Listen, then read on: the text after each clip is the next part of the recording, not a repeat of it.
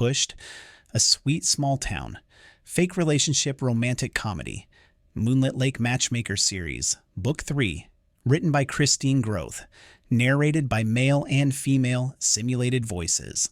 Chapter 1. Jasper's point of view. Present day.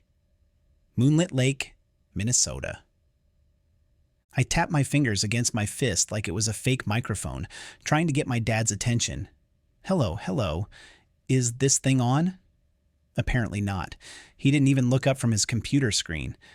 I wondered where I could get a hold of a ventriloquist dummy. If I were ventriloquizing my argument, I'm sure that's a word, maybe Dad would think my ideas were coming from someone else and would take them seriously, or would at least listen and pay attention to what I was saying. Gritting my teeth, I took a deep breath and counted to 5. Then 10. Flying off the handle was not the way to gain my dad's support. Will you at least take a peek at my business plan, Dad? Please. I'm sure your plan is fine, Jasper. You have a solid head for business, even though I'm not convinced a farm-to-table restaurant would be a good fit for this town. I just can't deal with this right now. He waved me off and turned his attention back to his computer screen. My dad's body was muscular from years of working the farm. Only a few specks of gray dotted his dark hair, but his tanned face had lines carved from both worry and laughter, our family history etched into his face. Harvest is over now. There'll never be a better time to talk about it. Besides, I'm not asking you to take anything else on. I've told you 1,000 times. This would help the farm, not hurt it. Seriously, I'd begun to feel like a hamster trapped in a wheel, trying to move forward but always sprinting in the same place.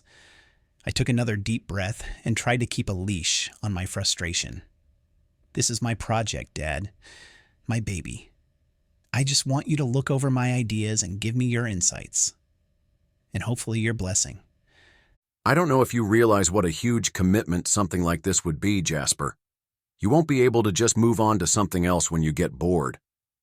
The phone rang, and Dad reached to pick it up. I bet that's Pablo calling to confirm his order for this week.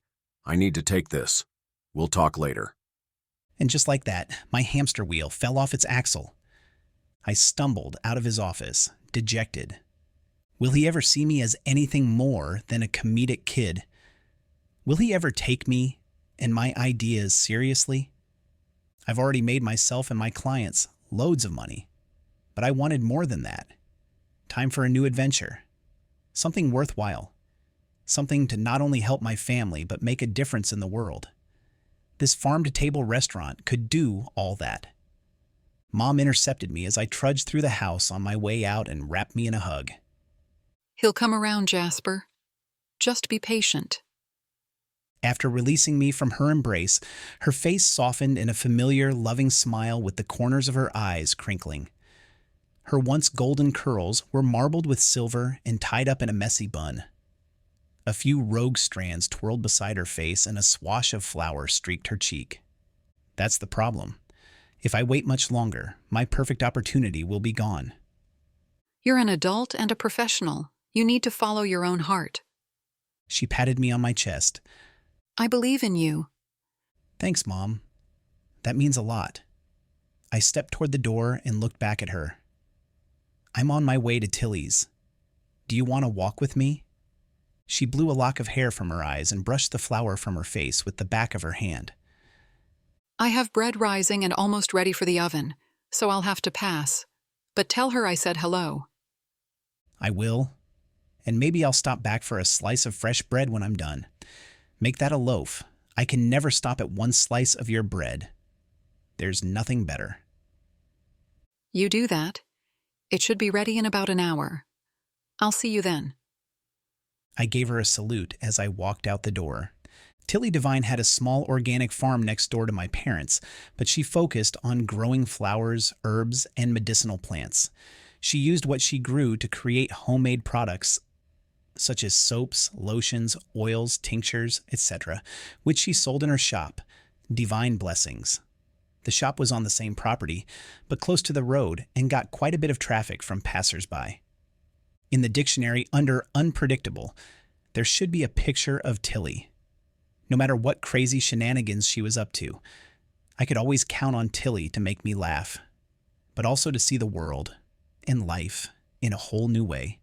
The well-worn path between our farm and hers was littered with newly fallen leaves, and each of my steps crunched. The sun peeking through the clouds made me shield my eyes, but the air held a biting chill, especially when the sun disappeared.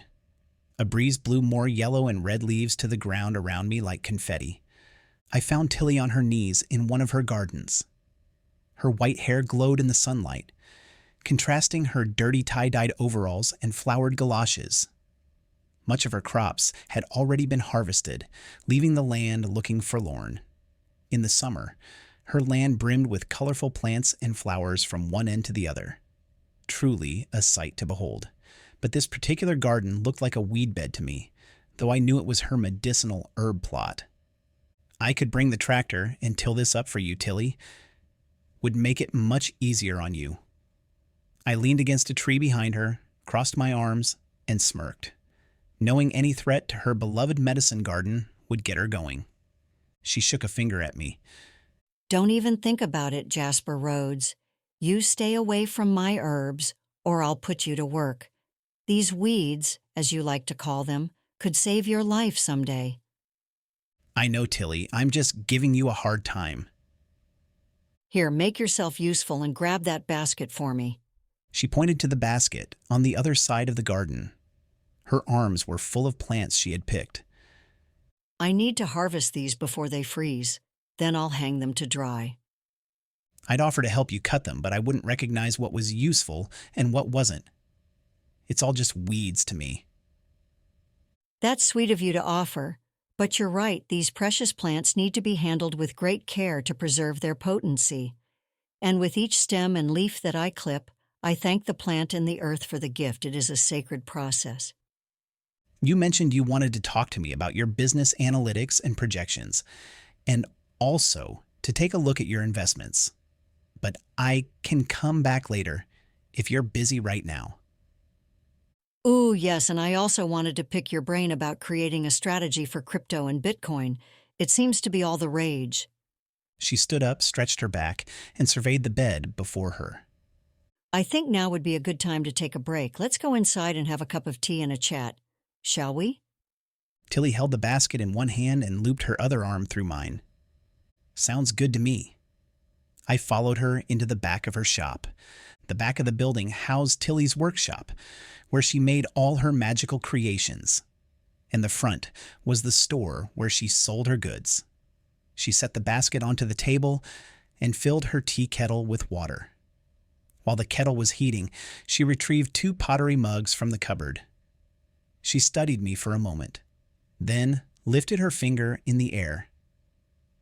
I have the perfect blend for what you need today. And what is it you sense that I need? First of all, you need something to calm your frustrations. You're practically drowning in them, but you also need an open heart for your next steps. You're right on about the frustration. Dad still won't give me 2 minutes to talk about my ideas and plans for opening a farm-to-table restaurant in town. But I don't know what an open heart has to do with that. Let's see if my cards can clarify that a little bit more. I didn't miss the glimmer of mischief in her eyes. I raised a hand to stop her. That's okay, Tilly. I'll figure it out. I recalled what happened when Tilly drew cards for 2 of my siblings. She might seem like an innocent old lady on the outside, but I knew better. While she managed to match Rowan and Raven with their soulmates, and they were all disgustingly happy, I was nowhere near ready for that. Oh, come now, Jasper. You're not afraid of a few little cards, are you? Just humor an old lady. What could I say to that? I sighed and followed her to a small table cluttered with candles and crystals. She lit a candle, picked up a deck of cards, then began shuffling the cards. As she was shuffling them, a card popped out of the deck. She turned it face up in front of the candle. Sleight of hand. Isn't that an interesting card? I wonder what that means. She paused for a moment. Something isn't what it seems, or there is some kind of trickery going on. She clapped her hands in front of her chest. Oh, isn't this exciting? A thrill a minute. She elbowed me. All right, show me the next one. Maybe that one will make sense? Not that I believed in any of this, but Tilly sure did. She shuffled the deck again, and this time a card flew up and almost hit me in the face. I caught it and placed it on the table next to the other one. Unexpected partnership? I rubbed the scruff on my jaw with my finger and thumb. Could this mean I need to find someone else to work with me on this restaurant project? My chest tightened at the prospect of circumventing my dad and finding someone else. She shrugged, but her eyes still twinkled and her lips formed a sly smile. Be open to all possibilities. She shuffled again. Okay, Jasper, your last card is Love's Sacrifice. Sorry, Tilly. These were not helpful at all. There's no way I'm sacrificing anything for love. Besides, I have absolutely no interest in love right now anyway. My focus lies solely on making this restaurant a reality. Not everything goes according to plan, especially not love. It's likely to knock you upside the head when you least expect it. Just don't resist it, because when you're open to love and all that comes with it, that's when the magic really happens. Along with love comes opportunities you never dreamed of that will manifest right in front of your eyes. All right, I'm open to whatever magical opportunities are coming my way, as long as they'll help me get what I want and won't get in my way. I have to say, I'm so excited for what is coming your way. She slipped her arm around my waist and hugged me from the side. When the tea kettle whistled, she rushed over to turn it off and fill our cups. Oh, that reminds me, an old friend of mine sent me a free ticket to a charity gala to fight world hunger. A wonderful cause. I believe there'll be lots of bigwigs from the restaurant industry there. She looked at me out of the corner of her eye, her brow lifted. Would you like to go? Are you asking me on a date, Tilly? I'm flattered. She slapped me on the arm and laughed. Certainly not, you scoundrel. It's just one ticket. I believe the event sold out, and the tickets are highly sought after. She rummaged through a pile of papers on her desk. Here it is. I can't think of a better person to gift this to than you, my boy. Please say you'll go. I took the ticket from her hand. Wow. I can't believe someone gave this to you. These tickets were at least $500 apiece. I actually wanted to go, but it sold out before I got around to it. Thanks, Tilly. I'd be happy to go in your place. See, the magical opportunities are opening up for you already. A chill ran down my spine and goosebumps rose on my skin, but I didn't want to think about what that might mean. Maybe you're right. Now let's see if I can bring some of that magic to your portfolio. Chapter 2. AJ, a point of view. The wild rice and morel mushroom soup had been simmering for hours. Lifting the lid, I breathed in the tantalizing aroma. Yes. After weeks of perfecting my recipe, the spices were just right. I ladled it into a bowl for my boss. The pan-seared walleye with herb-infused butter, wild rice peel-off, and asparagus was already plated and ready to go. Taking a steadying, deep breath, I carried the dishes to his table. I'd been the head chef at Moonstruck Steakhouse for several months and hadn't been allowed to make any changes to the menu. But if Mr. Quint liked this soup, that could all change. I held my breath as I approached his table and set the soup down. This was it, my moment of truth. Here you are, Mr. Quint. I've been working on some new recipes that I think you're going to love. These look and smell delicious. The stocky man leaned over the bowl, his round belly pressing into the table as he wafted the steam toward his face. His eyes closed with a deep inhale. Thank you, Chef Scott. I'll let you eat in peace, and we'll check back with you in a little bit. Is there anything else that you need? No, this is fantastic, thank you. I fled to the safety of the kitchen but kept peeking out at the dining room. From where he was sitting, I could see him eating, but I couldn't see the expression on his face. Couldn't tell if he liked it or not. He mustn't think it's too bad if he's eating it all. Before he finished his meal, I dished up dessert and carried it out to him. How are you enjoying the meal so far? It's absolutely delicious.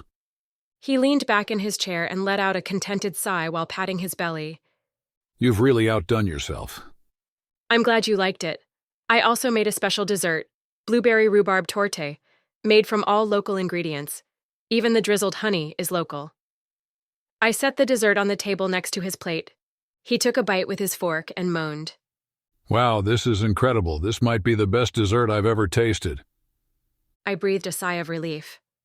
I was hoping to add these items to our menu as seasonal specials. They would appeal to the tourists and the locals as well. The joyful smile fell from his face. He set down his fork, his head slowly swiveling side to side. As good as these are, the menu is staying the way it is. My wife, God rest her soul, perfected this menu over the years. She put her heart and soul into this place. I owe it to her memory to keep her legacy the way she created it. The air rushed out of me like I'd been sucker punched in the gut. He loved my food but rejected my ideas. Again. And I'm supposed to accept that? He might as well have patted me on the head and told me to go back to the kitchen like a good little girl. It probably wouldn't do me any good, but I had to fight for what I wanted and at least talk him into a compromise. How about just some daily specials then? The menu will stay the same, but we can offer a few daily specials like this for people who want to try something different. It's a win-win. He shook his head. This restaurant and its menu have worked just fine the way they are for 43 years. I see no reason to change it now. But sir, I'm sure we could bring in more guests and increase our profits if we tried out a few of my ideas. I hired you to cook Myrna's recipes, and you promised me that you could do them justice, and you have. But if that's not enough for you, and you want to do something different, maybe I need to find a new chef. I pressed my lips closed and steeled my spine to keep my emotions in check as I gathered his dishes. That won't be necessary, sir. I'm happy to continue making your wife's creations and doing her proud. I was hoping you'd say that. Now be sure to leave the dessert. I'm not ready to let that go yet. I might even lick the plate. He winked at me, as if he hadn't just given me an ultimatum. Certainly. Take your time. I rushed back into the kitchen, deposited the dishes into a bin, and leaned my hands against the counter. Ah! I groaned and pounded my fist against the smooth metal surface. He's never going to give me any creative control in this kitchen. What am I even doing here? You're trying to prove yourself, remember? That takes time. Right. He loved the dishes I made. That's something. I'll just have to hold on to that. My time will come. As I was prepping for the evening, my sous chef and second-in-command, Eric, came in the back door carrying what looked like a box of vegetables. A tiny white-haired lady followed on his heels. "What's all this?" I asked, with a little more bark than I intended. The old woman smiled. I brought you some fresh herbs from my garden. Thought you might be able to put them to good use. I wasn't sure what to say. Was it okay to accept the goods of a stranger and use it in the restaurant? I wasn't sure what the policy was. I'm Tilly. I was an old friend of Myrna's, and I used to bring her herbs all the time. So Ted shouldn't have a problem with you using them. You can use them here, or bring it all home with you. Completely up to you. Thank you. That's very generous of you. I understand you're new in town, but that's the way we do things around here. We try to help each other out whenever we can. Oh, and I have something else for you. An extra ticket to a fundraising gala this week. It's to raise money to fight world hunger. A lot of restaurateurs and vintners will be there. When I was trying to figure out who to give this ticket to, I thought a chef would be the perfect recipient. The tickets are quite expensive and very sought after. I understand the event is sold out. I'd love for you to go in my place. We can't let this ticket go to waste. Please say you'll take it. She handed me an envelope. A buzz of excitement moved through me as I opened it and pulled out the gold-embossed ticket. This event would be the perfect opportunity to network with other chefs and restaurateurs. I bet some of them would appreciate my skills and creativity and be grateful to have me. Maybe my luck was finally changing. But why would this woman I'd never met give this to me? There had to be a catch. I tried to pass the envelope back to her. Are you sure you don't want to go? Oh, I'm positive. I've been to this before and had a wonderful time. Met some very handsome men, too. She waggled her eyebrows and winked at me. But now it's time to pass the torch to the younger generation and see what changes they can create. She reached out and touched my hand, looking me straight in the eye. Sometimes dreams change, but other times they just manifest in a different form than we expected. Don't give up. I have no idea what you're talking about. The knot in the pit of my stomach said differently. It'll come to you when the time is right, but for now just promise me you won't let this ticket go to waste. It's very important that you go. Why? Why what, dear? Why is it important that I go? Have you ever heard of a pivotal moment where everything in your life changes based on one event or decision? I nodded. This gala just might be that moment for you. Should I be scared? Not in the least. Your dreams are about to come true. She smiled and her eyes lit her entire face. Then she danced out the back door, humming as she went. I looked over at Eric. What was that all about? He burst out laughing. You're officially a part of Moonlit Lake, now that you've encountered Hurricane Tilly. Why would she give me this ticket? It's probably worth hundreds of dollars, and she doesn't even know me. That's Tilly, and it's best not to go against what she says. Even if it doesn't make sense, the woman just knows things. What do you mean, like she's psychic? Goosebumps rose on my arms. Something like that. All I know is that when Tilly advises you to do something, it is wise to do as she says. If she says your dreams will come true at this event, you better be there. My dream was shriveling and dying in the hands of Mr. Quint's, so what did I have to lose? All right, I guess I'm going to a gala. Can you cover my shift Thursday night? I'll get everything ready for you before I go. I guess so. Far be it from me to stand between you and your dreams, whatever those may be. Then you better get chopping. Right now, my dream is having everything ready before the rush so our night goes smoothly. Get a move on. In the privacy of the back office, I pulled the ticket out again to get a better look at it. My hand shook when I saw my given name, a name I never used, much less shared, printed on the ticket. It's not like I was in the witness protection or anything. I just preferred to have everyone call me AJ or Chef Scott, but this strange woman showed up here and said she had an extra ticket, a ticket that already had my given name printed on it. It didn't make sense. How did Tilly know? Chapter 3. Jasper. On the drive back to my apartment in the city, my phone buzzed with incoming group text messages. Using the hands-free feature, my car read the messages to me from my siblings. Junie. Hey guys, Dad just yelled at me for breathing too loudly when I came in from a run. Normally, Dad was the one to champion my little sister and her desire to overcome her asthma by running. Mom was the overprotective and hovering one, but I'd never heard Dad criticize Junie about her breathing, or even raise his voice at her about anything, ever. Sky. Yeah, something's going on with him. I was telling him about the projects I was working on, and how excited I was about the new legislation we were pushing for environmental sustainability in housing. He said I should focus on my job and stop wasting so much time on stuff I couldn't change. Whoa. Dad was all about saving the environment. That was why he bought an organic farm in the first place.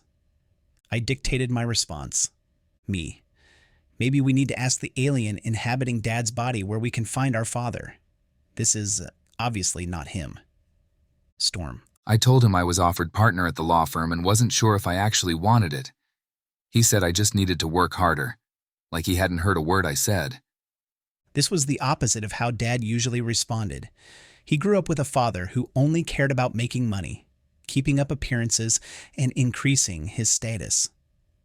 Grandfather tried to force Dad to become a lawyer and take over the family law firm, but Dad defied him and bought this farm. While we were growing up, Dad did whatever he could to be supportive of whatever we wanted to do or be, vowing he'd never be like his father. Something was definitely going on. Me? He's been too busy to give me even 30 seconds to talk about my proposal. Now I don't feel so bad. Rowan. He's been really short with me when I call to see how everything's going. I'm worried about him. But every time I bring up the fact that he's working too hard, he just shuts me down. Me. I've offered to help too, but he won't listen to me either. Rowan. I told him you could take over the business end, Jasper, or at least help with it, but he said you were too busy. Me. He keeps saying that, but it's not true. I make my own schedule and can work from anywhere now. I've actually been thinking of delegating some of my other projects to free up time for the restaurant I want to open. I could move home and be able to help Dad more, but he won't even talk about it. Junie. I've noticed he seems more tired and out of breath than usual, but he insists he's fine. Raven. Mom said she's worried about him too. He's stressed and exhausted, but feels like this is his farm and his problem to figure out. Rowan. Maybe I need to move home. He wasn't like this when I was there to manage the farm. Storm. Don't be ridiculous, Rowan. If he could let you manage it, why can't he let someone else? Sky. Didn't he hire a farm manager to take your place, Rowan? Rowan. Yes, her name is Tara. She seemed very capable. But it doesn't sound like he's letting her have any control. He's constantly micromanaging her.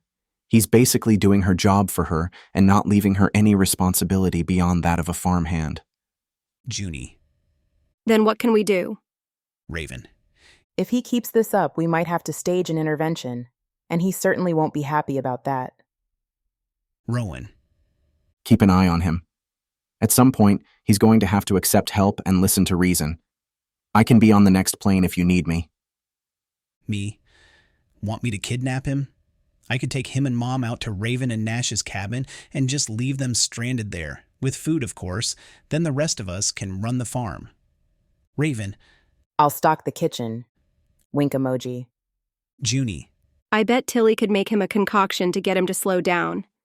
Me. Or knock him out. That would make the abduction a whole lot easier. Sky. I'm sure Tilly could come up with something. Getting him to take it will be another story. Junie. I'll talk to her and see if she has any suggestions. Me. Wouldn't be that hard to slip something into his coffee. Rowan. Did Mom have any ideas? Raven. No, she's just as concerned as we are and doesn't know how to get through to him. I'm with Jasper on the drugging and abducting idea. He's too stubborn for anything more civilized. Me. Thanks, Rave. Fist bump. Raven. Maybe this weekend? Me. Might need a little more time to get everything arranged. I have a gala tomorrow night, but then I'll be back on Friday or Saturday. Let's get together when I'm home, this weekend. If I was going to take over running the farm business along with my other work, I would need time to get my ducks in a row. While I could work from anywhere, I still needed to get some things done and in place to make it happen. I'd call my assistant as soon as I got home. Olivia was magical when it came to organization. Rowan. Make sure Mom is on board with whatever you plan. She's the one who'll have to deal with the fallout of whatever you do. Sky. I'll talk to Mom and see what she thinks. If nothing else, they could both use some time away. I'll call it a surprise romantic getaway. Raven. I guess that does sound better than kidnapping or abduction. Me. But not near as much fun. Raven is. Shows how long it's been since you've had any romance in your life. Me. Who has time for all that nonsense? Junie. And now we know why. Me. I go on plenty of dates. No problem in that department, I assure you. Junie. Dates, yes, nothing beyond that. Okay, enough of that. The last thing I needed in my life was romance, and I sure didn't need to debate that fact with my sisters. I turned my phone off and set it aside. It wasn't that I was anti-love. It just wasn't very high on my priority list. I spent most of my time working, and when I wasn't, I was chasing some kind of adventure. Bungee jumping over a waterfall in New Zealand or mountain biking through the Costa Rican jungle. That's what made life interesting for me, not romance. As I'd told my siblings, I'd been on plenty of dates. I just hadn't met a woman who interested me enough to bother with more than a couple of casual outings. I had better things to do with my time. My mind whirled with all that I needed to get done, including preparing a proposal to purchase the Moonstruck Steakhouse. Mr. Quince might not think he's ready to sell. It was my job to show him that he was, and in such a way that he begs me to make a deal. It might seem like an impossible feat, but this was where I shined. Winning over Mr. Quince would be easy. My father would be the harder sell, but with the rest of my family helping, we should be able to get him to come around. I had a whole plan for revamping the farm business, making it more streamlined and profitable, and that meant expansion. I already had the farm. I just needed the table.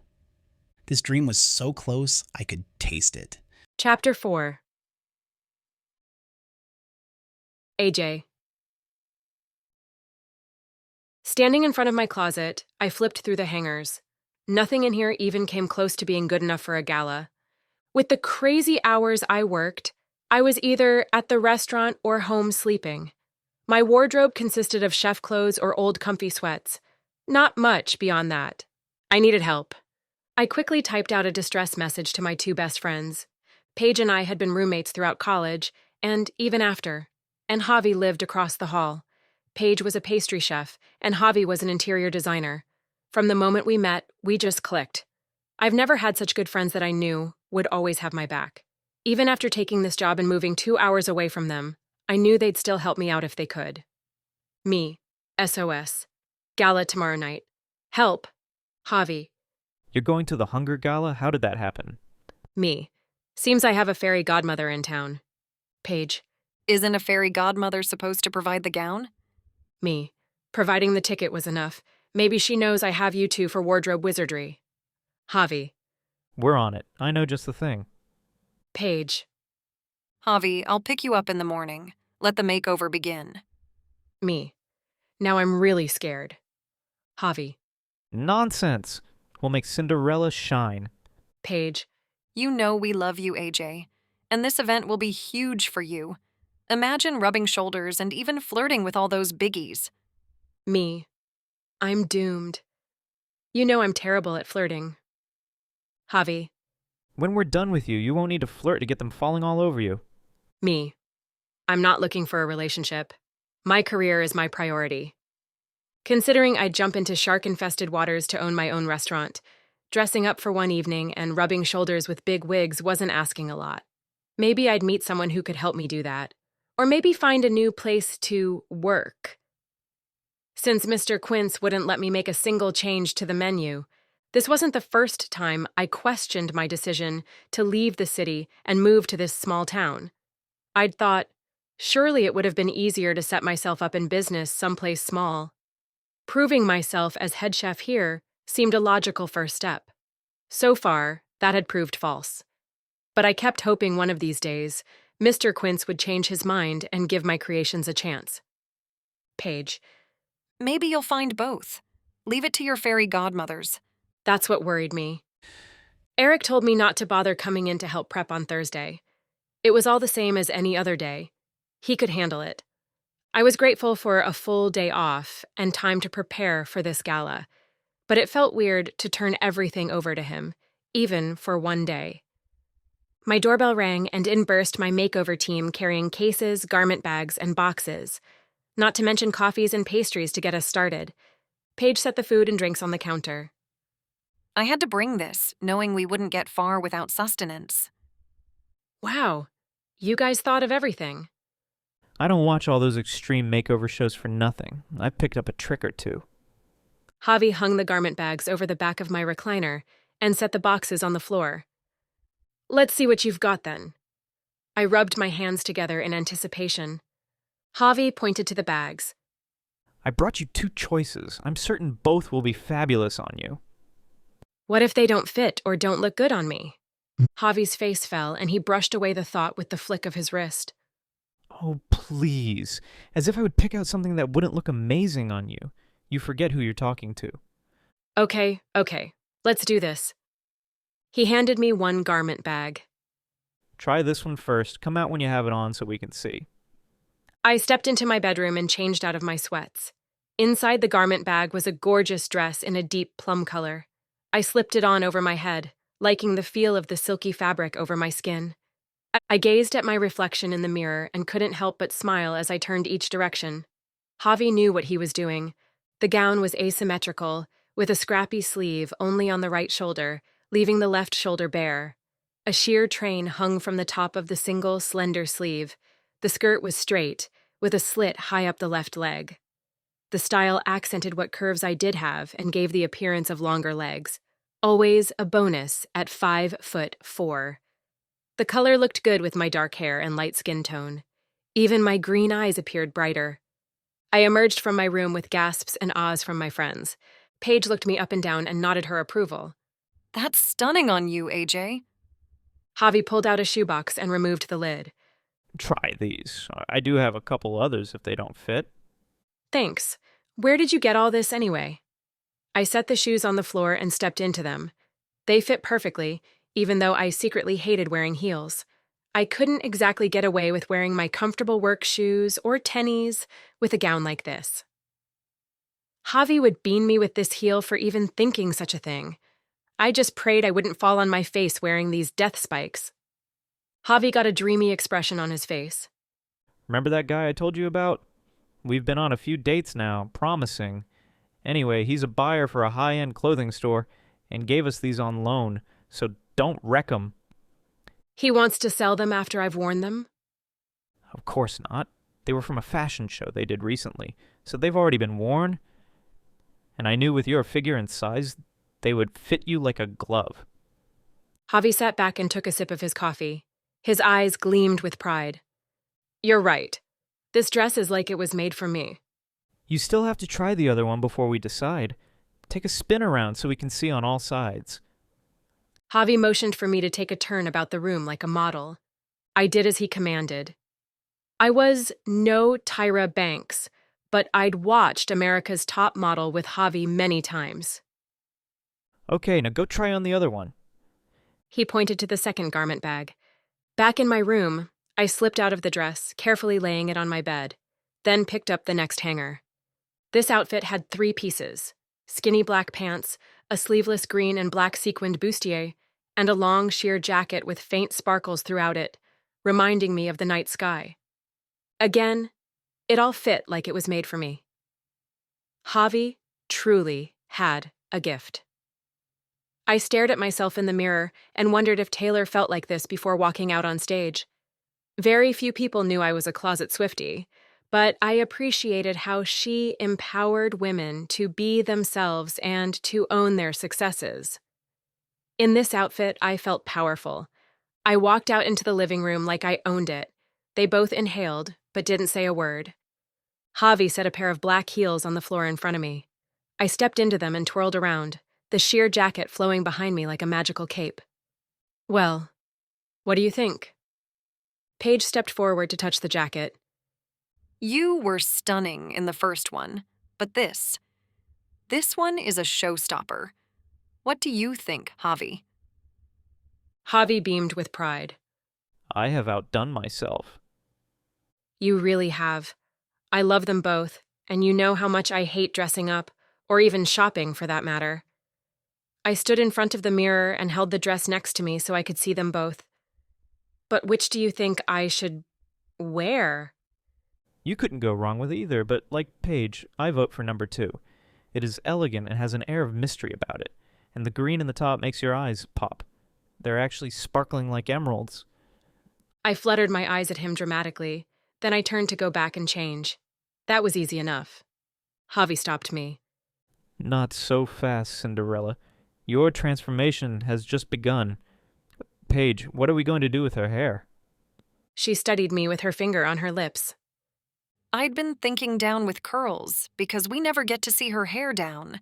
But with this outfit, an updo would be much more elegant. I agree. Something a little loose and messy, but sophisticated, with a wisp hanging down by her ears. Yes, that's exactly what I had in mind. Sit down here, AJ, so I can get to work. I did as I was told and let them work their magic. By the afternoon, I'd been completely transformed from head to toe. They even gave me a mani and pedi. Thank you both so much. I don't know how I can ever repay you. When you meet your Prince Charming, you can introduce me to his brother. Paige said with a wink. Or me. Javi suggested, waggling his brows. Hey, I thought you'd already met yours, my fairy godfather, clothier. Javi shrugged and tipped his head. Maybe. But it's early days. I need to keep my options open. Well, you both know I don't believe in fairy tales, and I don't need a man to make my dreams come true, or get in the way of them. All right, so you don't need to marry Prince Charming? Paige lifted an eyebrow and smirked. But you can still have some fun with him while you're at the ball. I tossed a towel at her, and it hit her in the face. She balled it up and was about to throw it back at me when Javi stopped her. Don't you dare mess up our fine work. Paige put her arm around Javi's shoulders and looked at me. Look, Javi, our baby's all grown up and going to prom. Oops, I mean the ball. Javi wiped a fake tear from his cheek.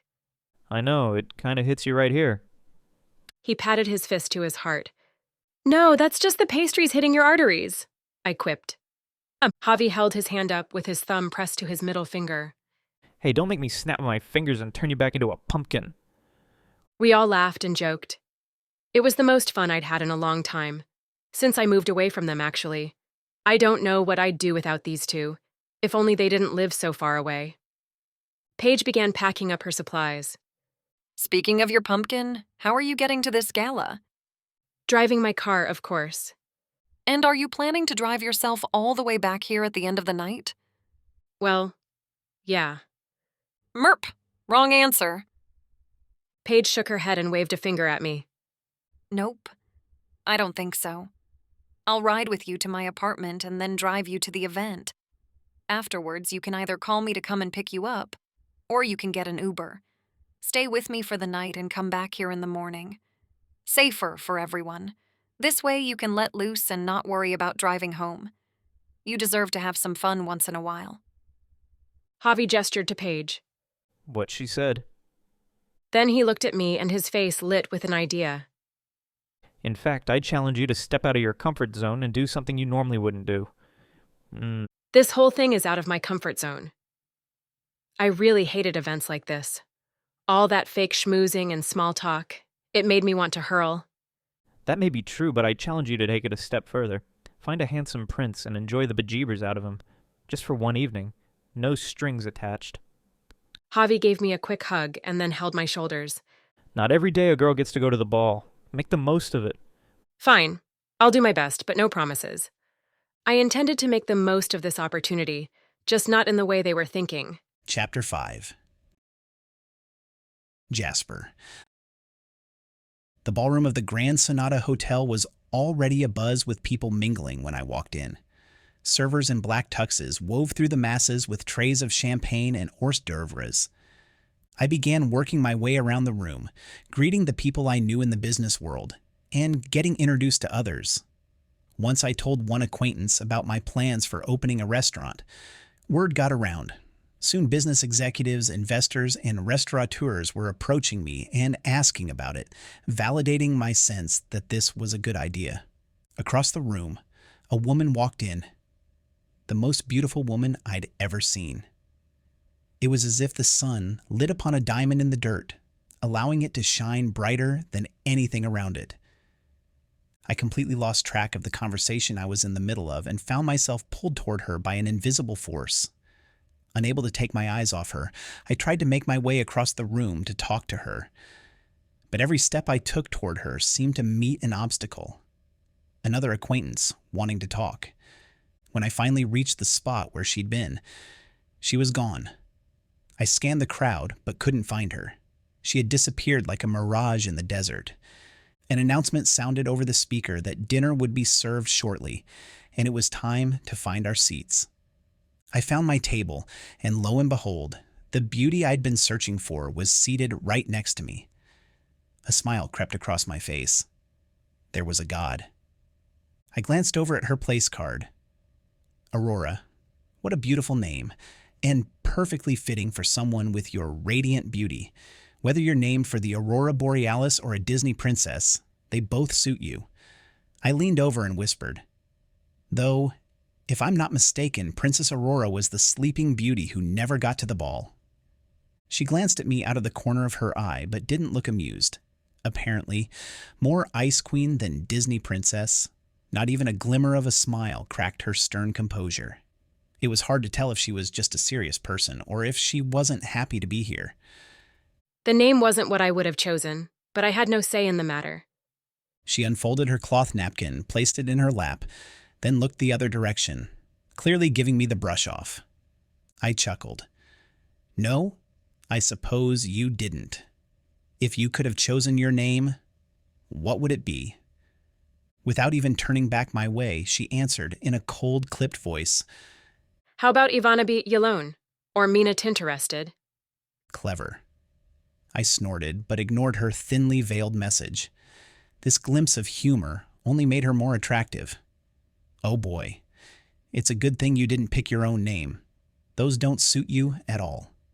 Let me see if I can do better.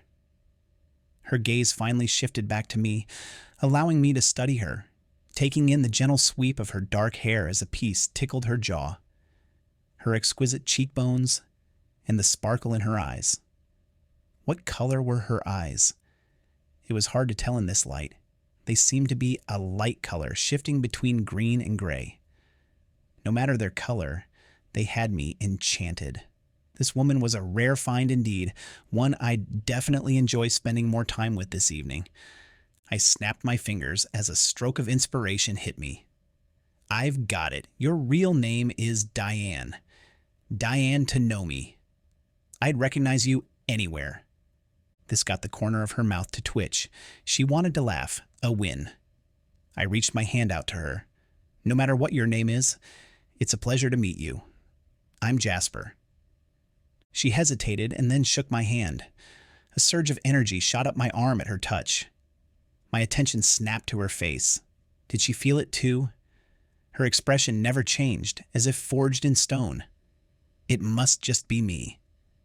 Ah, Jasper, a colorful rock, she said with a flicker of mischief in her eyes, but still didn't crack a smile. Or a mutated court jester. Ha! Can't say I haven't heard anything like that before. Even though I didn't have a say in choosing my name either, I can't say it doesn't suit me, or that I would want to change it.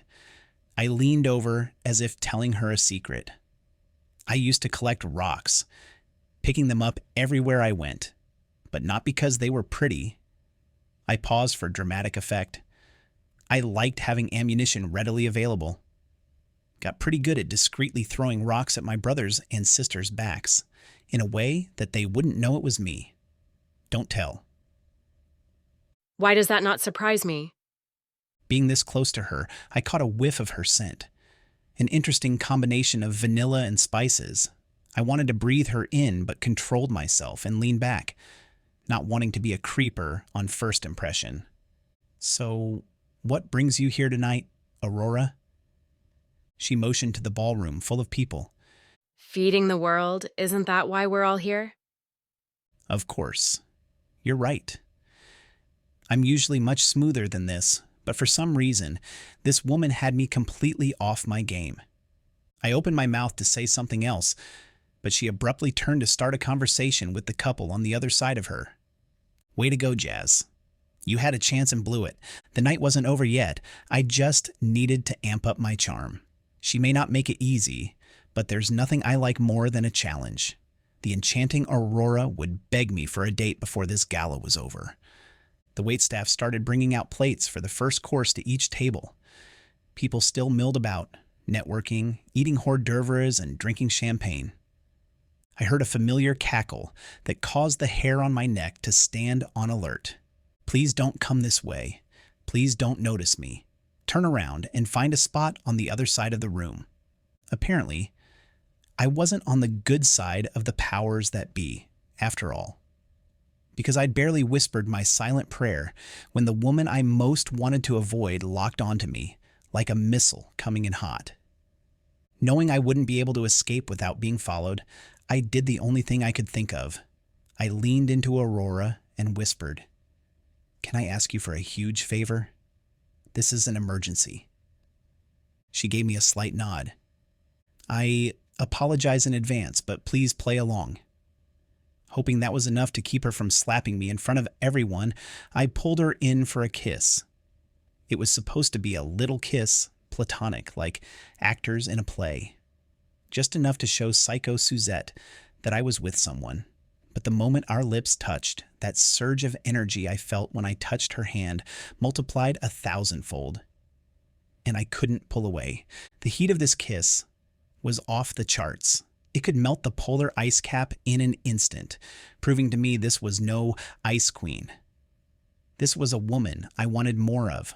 One kiss, especially one as potent as this, would never be enough. When we finally broke apart, I reached up and pushed a piece of hair away from her face. Fire flickered in her green eyes. Yes, I could finally see what color they were, and they were stunning. "Thank you. I'll explain later," I whispered. Darn right you will. She muttered under her breath. Well, well, Jasper Rhodes, I see you found a lovely piece of arm candy for tonight. My entire body shuddered at the shrill voice. Psycho Suzette, as I referred to her, stood at our table with a hand on her hip and her cleavage on full display. Any attractiveness she possessed, with her blonde, perfectly styled hair and all the plastic surgery money could buy, was offset by the feral look in her eyes that made me want to hide under the table with my thumb in my mouth. And that was even before she began stalking me. Oh, Aurora's more than arm candy. I'm a lucky man. Don't tell me you're finally settling down. I don't believe it. I picked up Aurora's hand, raised it to my mouth, and placed a soft kiss to her knuckles while my eyes held hers. Just waiting for my princess to pick a date. I winked at Aurora. She was seething beneath her icy exterior. I might have pushed it a bit too far. Suzette sucked in a breath and brought her hand to her chest. I never thought I'd see the day when Romeo Rhodes traded in his little black book for a wedding planner. She moved in closer and ran a finger down my arm. With a seductive tone, she purred in my ear. Well, when you're ready for an upgrade, you know where to find me. Then she sauntered away to a table across the room. I let out a relieved exhale and turned to Aurora. Thank you so much for playing along. I owe you one. And I'll make you pay. You can count on it. Servers arrived at our table with plates of soup and salad. The food was incredible, but I barely noticed. My attention was consumed by the woman next to me. She tried to ignore me, but I caught her looking at me out of the corner of my eye, but then quickly returned her focus back to her meal. She was at least intrigued by me, if not interested. There was hope. My siblings would tease me mercilessly for saying so recently that I didn't want romance, but I didn't care. A man could change his mind, should change his mind when confronting destiny. I could live with their harassment. But strange as it was after this one magical moment, I wasn't sure I could live without kissing her again. That kiss had definitely not been platonic or fake. Not even the best actor could fake that kind of heat. There was something between us. Something more powerful than anything I'd ever experienced. I had a feeling this connection was special and not to be ignored. By the end of the evening, I intended to make sure she realized it too, and melt away more of her ice while I was at it. Who knew my next big adventure would have piercing green eyes and stilettos? Chapter 6. AJ. As I told Paige and Javi, I wasn't looking for a relationship or even a fling. My career was my top priority. Jasper may have been pretty to look at and had certainly made this event interesting, but that's all it was. I couldn't forget that. What about that kiss? Yes, the man sure knew how to kiss. The moment his lips touched mine, I felt like a flambéed bananas Foster with fiery passion about to burn me to a crisp. I'm surprised my hair didn't catch fire. Phew. It was probably just because I was so caught off guard. That had to be why it was so powerful. Yeah, right. If that's the case, kiss him again to test your theory. No big deal. I snuck a glance at the gorgeous man sitting next to me. His sandy light brown hair had fallen in his eyes. It was tempting to reach up and push it back from his face so I could see his eyes again. They were the color of my creamy bourbon caramel sauce, and just as addicting. He brought a spoonful of soup to his mouth, and as lips closed around it, I swallowed hard. I'd love more than anything to kiss those lips again. No, that couldn't happen. If I wouldn't look crazy, I'd slap myself across the face to snap out of this. As much as I enjoyed that kiss, I would not allow any man to use or control me like that. There was nothing I hated more. Then take control, show him who's boss. And what? Just plant one on him? Not my style. Not at all. Paige's advice and Javi's challenge flashed through my mind. Maybe I could have fun with this Prince Charming during the ball. As long as I made the rules. It's not like I'd ever see him again. An idea sparked in my head. Jasper was so charismatic and charming, not someone I would ever consider for a relationship, even if I was open to the idea, which I wasn't. But for a fun evening out, with no attachment or expectation, he'd be perfect. What if I went along with his charade, but on my terms? It was time for me to take control of this situation. I stomped on his foot under the table. He flinched, but bit back a response, not wanting to draw more attention from those around us, and still trying to sell the happy couple image. Sweetheart, why don't we go see what's on the silent auction table? I plastered on my best fake smile and stood. He wiped his mouth with the cloth napkin and pushed away from the table, then placed a hand on my low back, and led me to the back of the room, away from prying eyes and ears. When we were safely out of range, I hissed, "What was that all about?" I'm so sorry. I'm sure I deserve the broken foot you just inflicted, but let me explain. He closed his eyes for a moment, took a deep breath, and leaned in. I met that woman at a charity event like this a year ago, and she has it in her head that we belong together. We've never gone on a single date. I swear, I've never shown her a bit of attention to encourage her. But for some reason, she is obsessed with me, approaching stalker territory. If I had been planning to attend this event, I would have brought a date as a buffer. But this ticket was gifted to me at the last minute, so I had to take my chances. What? Someone gave him a ticket too? That was either an interesting coincidence or I was being played. His eyes seemed sincere and apologetic, though. Thanks for your help. And I'm sorry again for taking liberties I had no right to take. But I was desperate. If I hadn't kissed you, she would have glued herself to my side for the rest of the evening and might have even tried to follow me home. As charismatic as he was, it was easy to see how anyone he talked to would assume he really cared and was interested. He may believe he'd done nothing to encourage her, but one flash of his smile is all it would take. I placed my arms across my chest and leaned back, giving him the stink eye. So now that we're engaged, your problem should be solved, right? He cringed. Yeah, sorry about that too. It just kind of slipped out. Hopefully, it's sunk into her head that I'm not available and she can move on to some other poor schmuck. The opportunity to spend an evening on the arm of the best-looking man I'd ever seen was in front of me. He was clearly a flirt, and probably a player. Definitely not relationship material. Not that it mattered, because I wasn't either. But I'd bet he could show a girl a good time. My friend said I didn't remember how to have fun anymore. Maybe he could remind me. Did I have the guts to go for it? Paige and Javi would never let me hear the end of it if I let this pass me by. Not that they'd have to know. But maybe if I pretended I was someone else just for a few hours, I would have an impressive story to tell them tomorrow. Do it. Be bold. Go after what you want for once. But what about my career? That's why I'm here. Who says you can't network while on Jasper's arm? And have fun while you're at it. Fine, I'll do it. At least I made a few good contacts before I met Jasper, so the evening wouldn't be a complete bust. But if this all went in the toilet, I'd only have my bossy self to blame. Channeling my inner Swiftie, I leaned in as if sharing a secret with Jasper. I have a feeling it's going to take more than that to convince her. Another couple approached the table where we stood.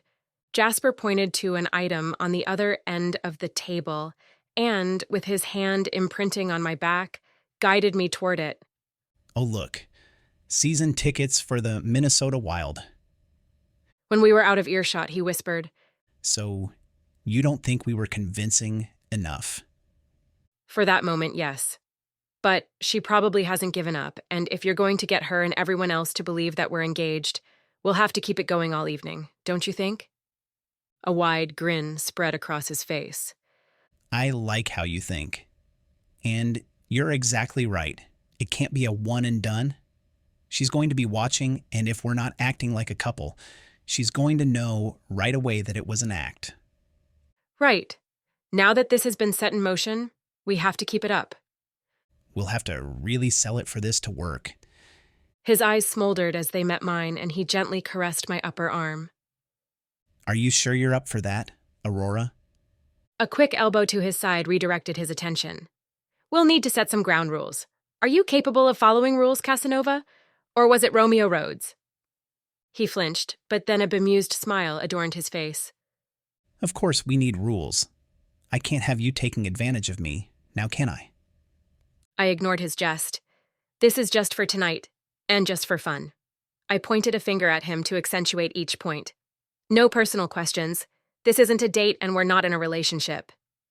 He studied me for a moment, giving me the impression he was going to object. Then he nodded once. Agreed. And no falling in love with me. Pfft. Do you need a rule for something that's not going to happen? I flicked my hand and continued. And once this event is over, we'll have no contact with each other. What happens in this ballroom stays in this ballroom. But what if you have so much fun that you're dying to see me again? I shook my head. Not a chance. I have no time or interest in a relationship. If that's not acceptable, I'll leave you to your psycho admirer over there. I'm sure she'd be happy to have you all to herself. I walked back to our table, sat down, and took a sip of wine. Jasper followed right behind me and reclaimed his seat. Under his breath, he muttered, Geez. Remind me to never get on your bad side. He turned toward me, our eyes met, and an understanding passed between us. I accept your terms.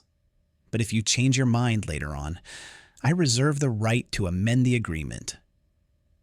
We'd both have to agree, and I can tell you right now, that's not going to happen. I reached out my hand to shake his. The moment his skin touched mine, a zing of awareness shot through my body. Apparently, it wasn't just his kiss that was combustible. He looked down at our joined hands and lifted my knuckles to his lips while holding my gaze. If this one evening is all we have, Aurora, I intend to make the most of it. He winked and held my hand for what felt like minutes. I yanked it back as if I'd been burned, then rubbed it on my lap to get the normal sensation back.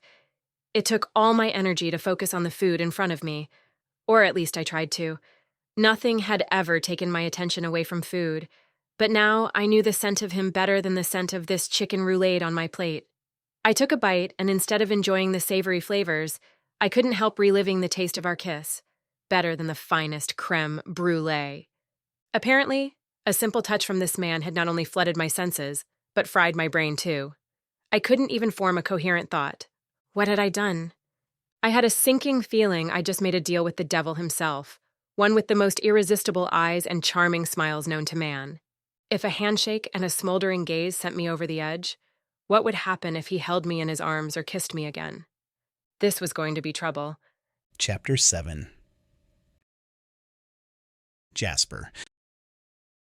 When the last course was finished and the tables were being cleared, I leaned over and whispered in her ear. Come on, princess, let's eliminate any doubt. I stood and held out my hand to Aurora. She looked at me with her brows raised. First, stop calling me princess. She withheld her hand, her chin lifted in defiance. That wasn't in the rules. I glanced over at the band playing. I believe they're playing our song. She paused for a moment, listening to the music. It was an orchestral rendition of Dancing Queen. Her eyes flashed with amusement, but she remained in her chair. If not my princess, will you be my dancing queen? I teased. She rolled her eyes, and I sensed she needed just a little push and she'd give in. Come on, Aurora. I'm dying to show off my dance moves with my dear, sweet fiancé. She sighed, knowing she couldn't argue with that. The dance floor would be the perfect stage for our act. I guess it's showtime. She allowed me to lead her to the dance floor with a pained expression on her face. You never know. You just might like it. I might like singing in the shower, but that doesn't mean I'll quit my day job to join American Idol. Maybe not, but if you need a judge, I'd be happy to volunteer. I lifted my brows, flirtatiously. You're incorrigible. She playfully smacked me on the arm. Don't push it, Casanova. I'm already doing you a huge favor. Placing one hand on her upper back, behind her shoulder, and the other clasping her hand, I spun her around and led her in a cha-cha. We moved as one, keeping the appropriate distance between us and maintaining eye contact throughout the entire dance. When the dance ended, she looked up at me with her eyes sparkling and her face flushed.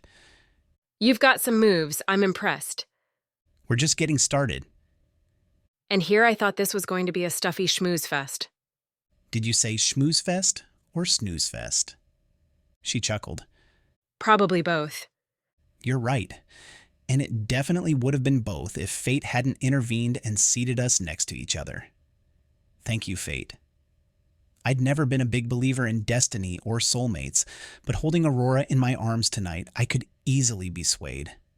She pointed a finger in my face. Don't forget our deal.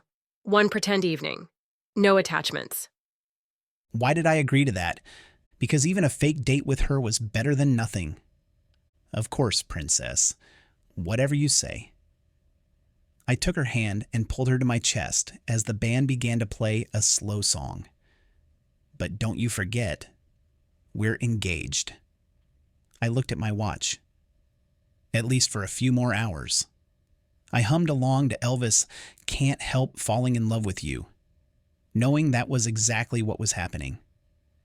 Even though the music was slower and we were barely moving, my heart rate didn't settle. In fact, it raced, holding her to my chest, smelling the sweet fragrance of her hair, and feeling her warmth and softness beneath my hands. There was something about this woman. And I definitely need more than a few hours to figure out what it was.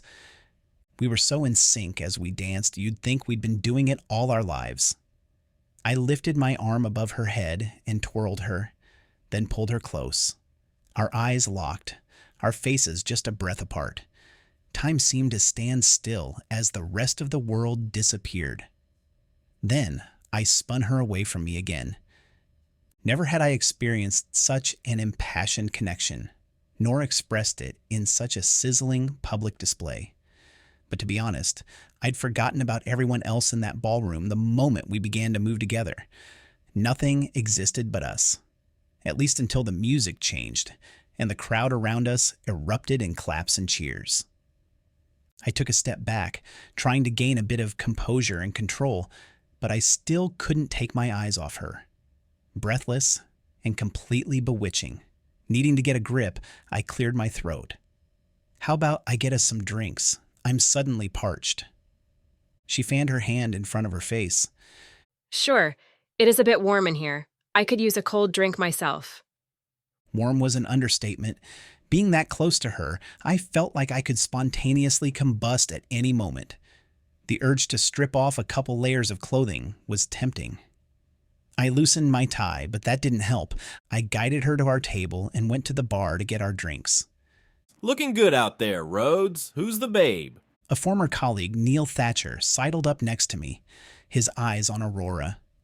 My body tensed with a sudden protective and possessive caveman urge to carry her out of here so no other men could so much as look at her.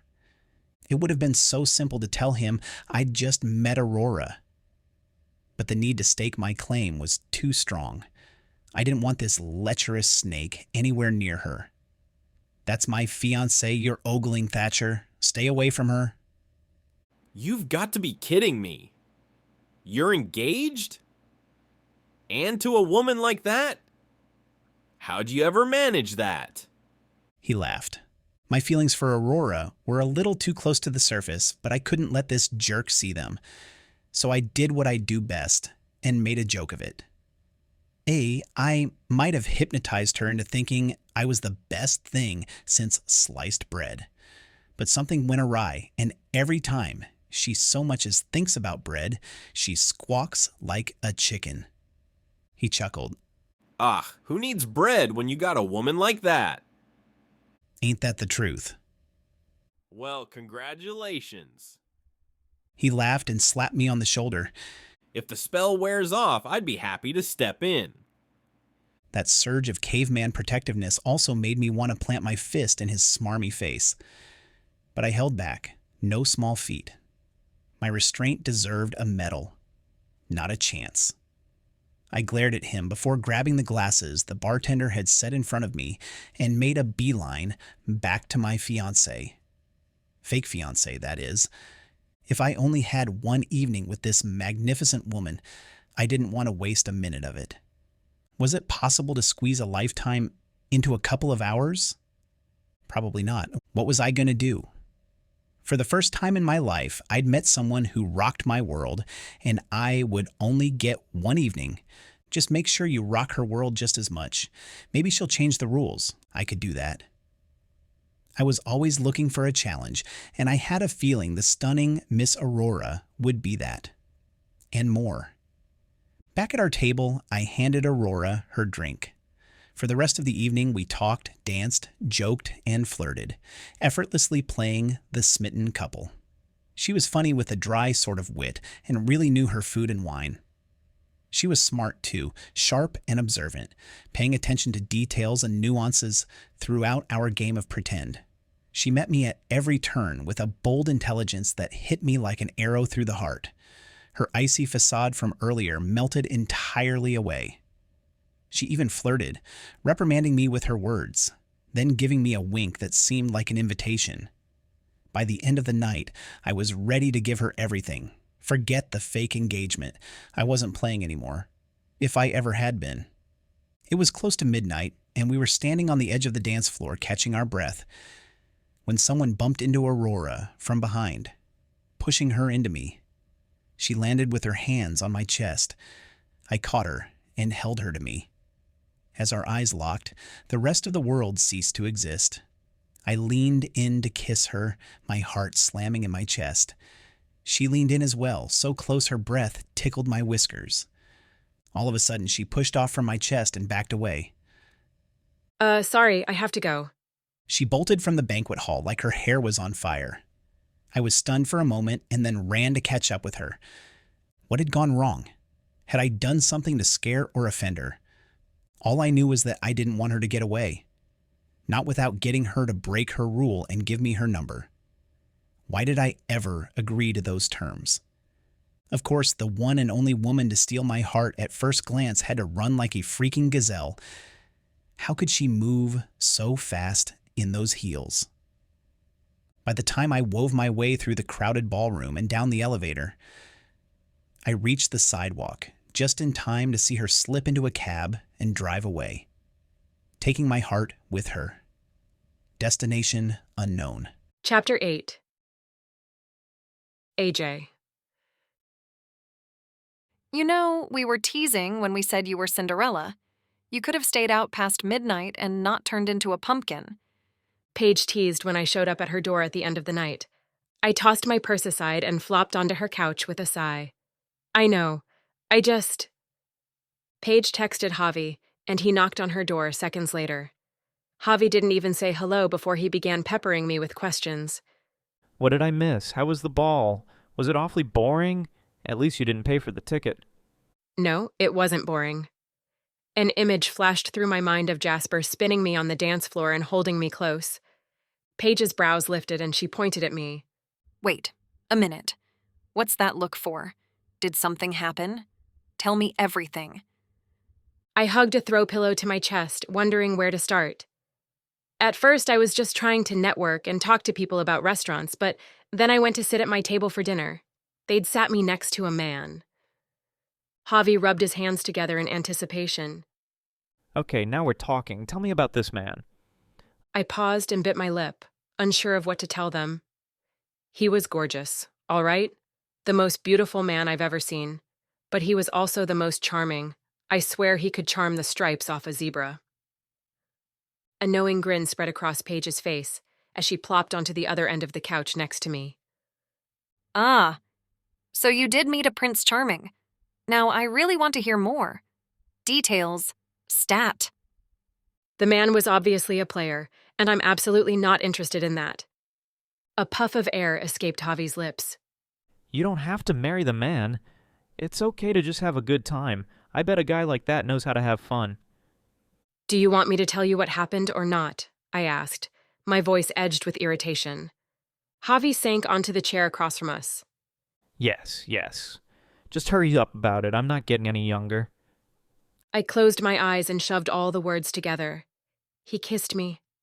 Paige gasped, and her hand covered her mouth. This gorgeous stranger kissed you? Like a quick peck?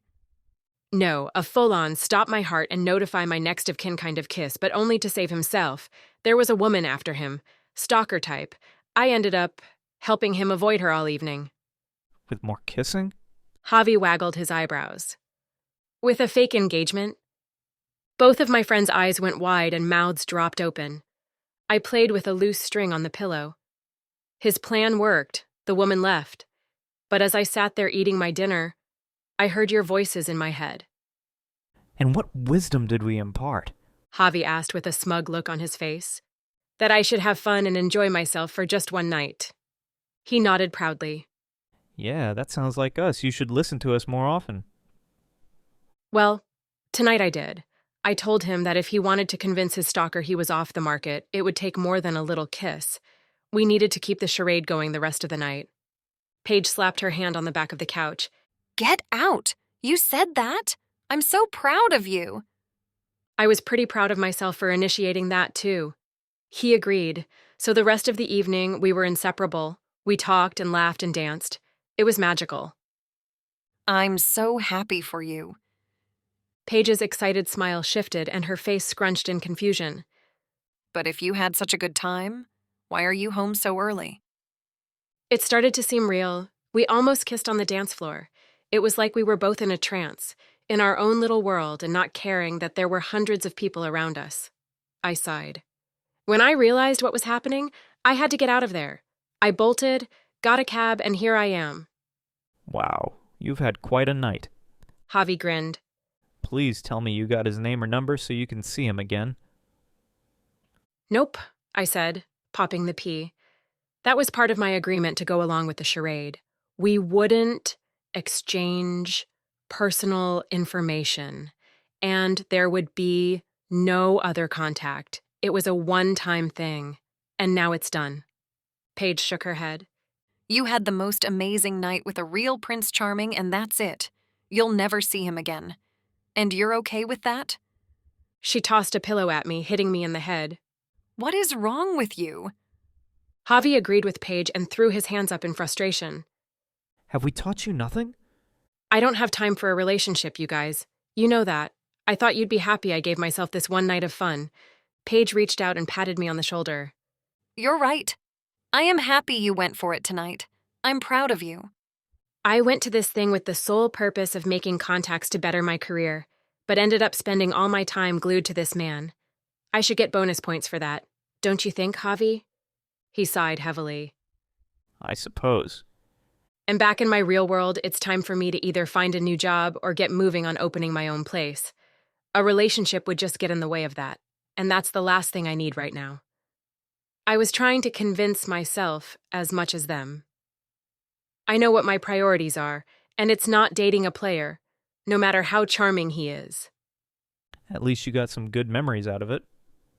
Javi got up to leave, and Paige locked the door behind him.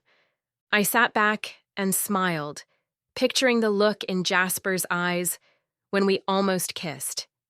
These memories would fuel me for a long time to come, which was a good thing, because who knew how long it would be before I had time for anything like that again? If ever. Chapter 9. Jasper.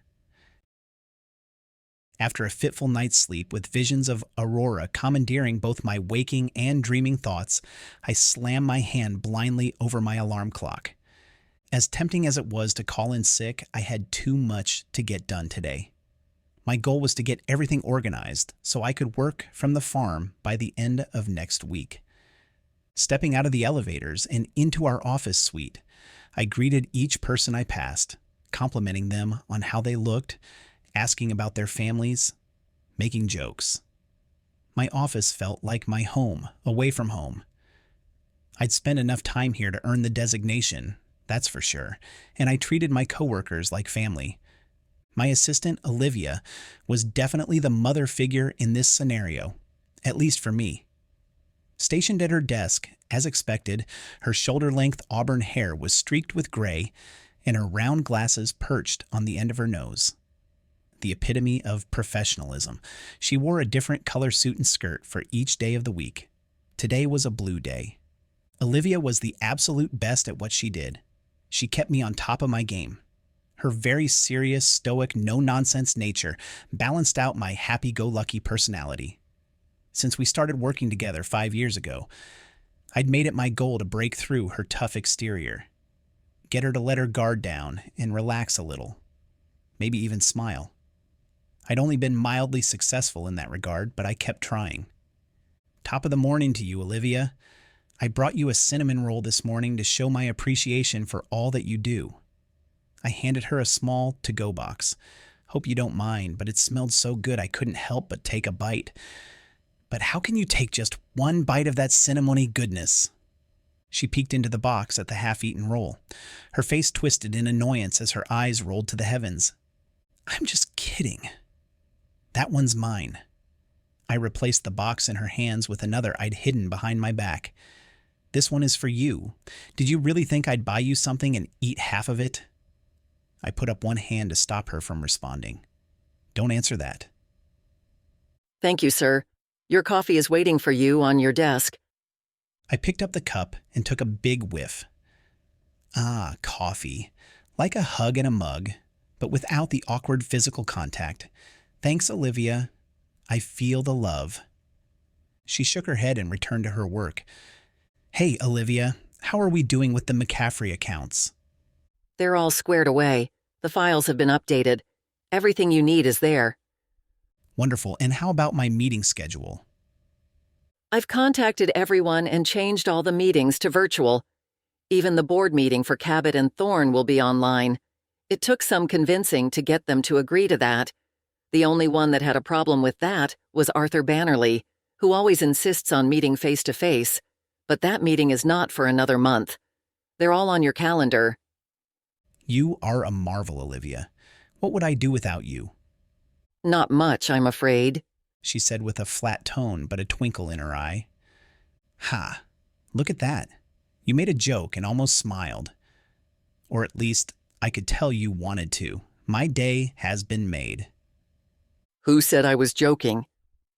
Her voice remained stoic, but I felt the love anyway. She would miss me when I was gone. I'll still be here in the office keeping everything in order for you. I'm so grateful for that. Truly, I am. I flipped through the files Olivia had stacked neatly on my desk. It was all there and perfectly organized as usual. Is there anything I need to be here for this coming week? I wasn't sure how things were going with your dad, so I got all your accounts, files, and calendar organized so you can begin working remotely whenever you like. You know, if I didn't know better, I'd think you were trying to get rid of me. You don't have some other hot young thing lined up to take my place as soon as I walk out the door, do you? She looked at me like I was insane, a look I knew well. I laughed. All right. Then I'll start this week. If anything comes up, I can still come back for it, but I think it'll be good to have a physical presence at the farm right now.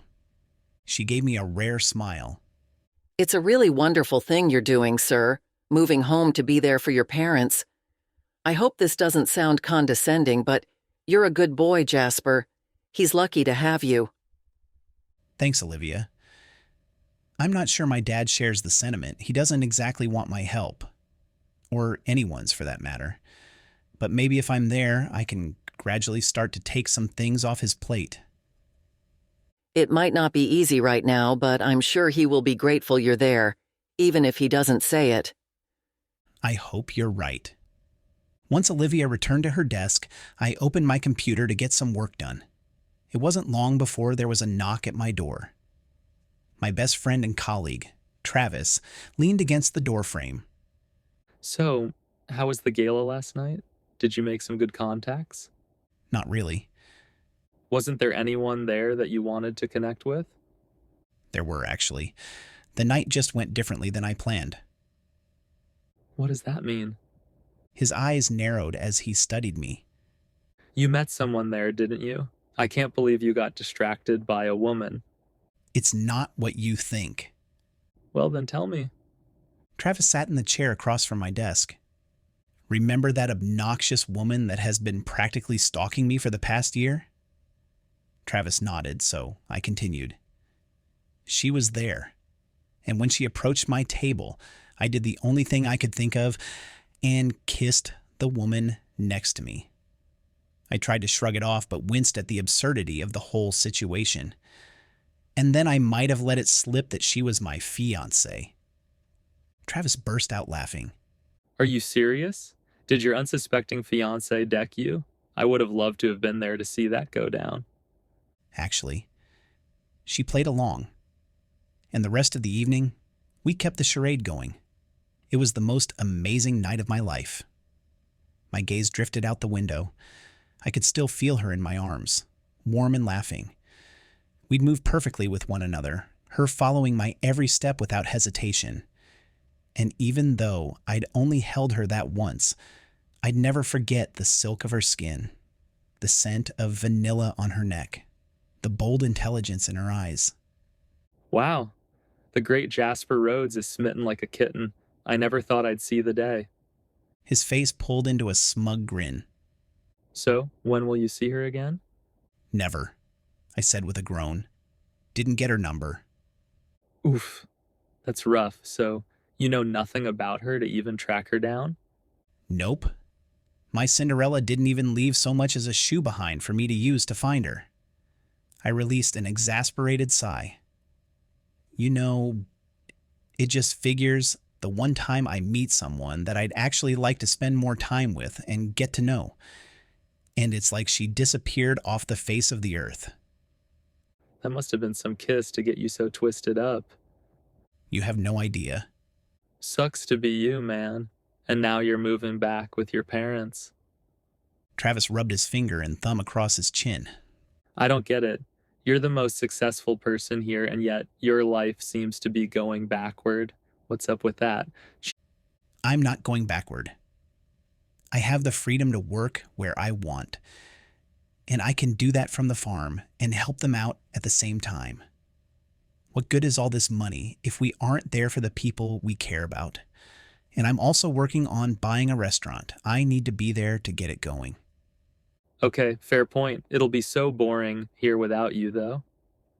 You can FaceTime me and walk me around the office so I can give everyone a hard time. Or maybe I can pass my fun torch to someone else while I'm gone. He shook his head. Nobody else could pull it off like you can? I can do it virtually then. Even though we were joking, I was touched by what he implied. He would miss me. I would miss being here too. But this was only temporary. I'm not dying, you know. I'll still be around. And I'll have to come in once in a while for meetings. I guess. You can always come visit me on the farm, and you have to come to my restaurant when it opens. I definitely wouldn't want to miss that. You can count on it. After he left, I sank back in my chair with a heavy exhale and gazed at the ceiling. Was I making the right decision moving back home? I sure hoped so. This new arrangement didn't have to be forever. I could always come back here if things didn't work out in Moonlit Lake. This was the right move to make right now. My family needed me, and I wanted to be there to help. I'd always thought of life as a series of adventures, and it was time for me to move on to my next one. Mom always teased me about being in perpetual motion. It was true. I liked variety, and I needed to mix things up once in a while, or I got bored. I texted my family to update them on my plans. Me. Hey guys, my amazing assistant got everything arranged for me to work from the farm from now on. Dad. That's not really necessary, Jasper. Me. If I want to start a restaurant there, it is. But I can also help out on the farm while I'm home. Mom. I'm so excited to have you back here. Will you be home for supper tonight? Me. I've got things to pack up from my apartment, so I won't make it for supper, but I'll be home later this evening. Junie. Yay, see you tonight. Storm. Do you need any help packing up or moving? Me. Sure. If you want to come and help. Storm. Never said I wanted to help, just wondered if you needed it. I'm sure Sky is available. Sky. Har har. Junie. Look at that. Stormy made a joke. Storm. I joke all the time. Sky. Don't confuse yourself with Jasper. He's the joker. Me. I can't blame you for wanting to be more like me, Storm. Might even help your love life. Storm. I assure you I need no help in that department. Especially not from you, Jazzwipe. Me. Hey, maybe we can all meet up and continue this fun when I'm home. Junie. Sounds good. Mom. See you tonight, Jasper. I'll make up your bed for you. Me. Thanks, Mom. At the end of the day, I gathered everything I'd need from my office and headed back to my apartment to pack up my clothes and whatever else I'd need. I wasn't moving out completely. Not yet, but I wasn't sure when I would return. The lukewarm response I'd received from Dad wasn't a surprise, but it did make me wonder how this was going to go. I knew in my heart that this was the right thing to do, but Dad most likely wouldn't make it easy on me. And getting him to relinquish some of his work to me might take a miracle. Or an intervention. Chapter 10. AJ. Not even the chill of the walk-in fridge could remove the memory of Prince Charming's warm touch. And the next day, too. I'd thought for sure I'd forget the dreamy stranger after a good night's sleep, but he clung in my mind with more determination than peanut butter on the roof of my mouth. I shook my head, hoping to clear my thoughts. Let it go, AJ. You've got work to do. Eric burst into the kitchen in a rush. Sorry I'm late, Chef, but I have some news that will make up for it. Tell me while you chop these onions and mushrooms. We don't have time for chit-chat. He donned his white jacket, got out his knives, and began chopping. I got a phone call from my cousin who is a first responder as I was leaving my apartment to come to work. She wasn't on the call, but she heard on dispatch that Mr. Quint had a stroke early this morning and is in the hospital. She didn't know how bad it was. The basket of apples I was holding spilled, and apples rolled all over the counter and bounced to the floor. Oh no. Poor Mr. Quint. His poor family. Shock made my limbs go numb even as another part of my brain whirred like a spinning top. Had Mr. Quint made end-of-life decisions for the restaurant? Would his family take over? Would they sell? Eric, help me make sandwiches and snacks for the family. I'll bring it up to the hospital and be back before the rush starts. Good idea. Nobody likes hospital food. I'm sure they'll appreciate the gesture. We quickly assembled a dozen sandwiches, chips, and cookies and loaded them into a box. I gave Eric instructions for what else needed to be prepped so he could get it ready while I was gone. I'll be right back. Don't worry, I got this. When I arrived at the hospital, one of Mr. Quint's family members stood right outside the door.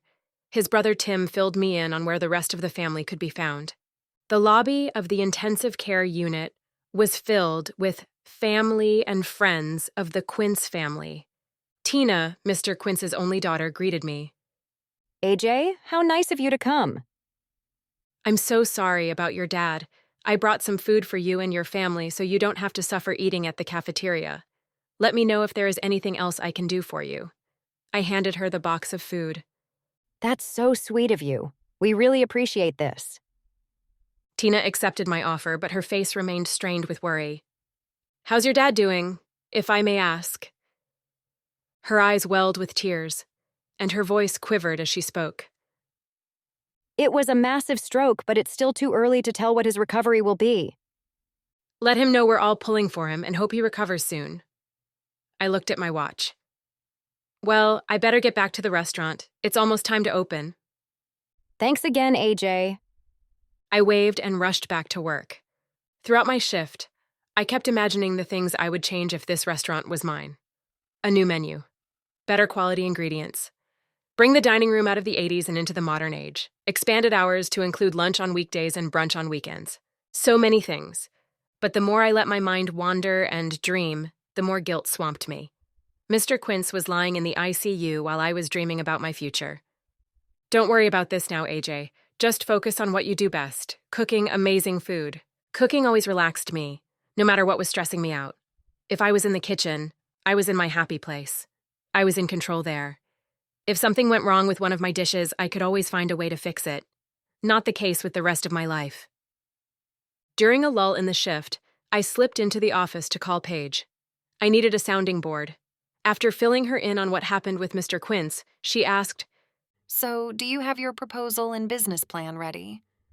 "What are you talking about?" "Come on. Don't tell me you haven't been thinking about what happens to the restaurant now that Mr. Quint is out of commission." I shrugged. Out of respect for Mr. Quint, I've been trying to focus on my work. "That's great. But you also need to be prepared for things to change. This could be your chance.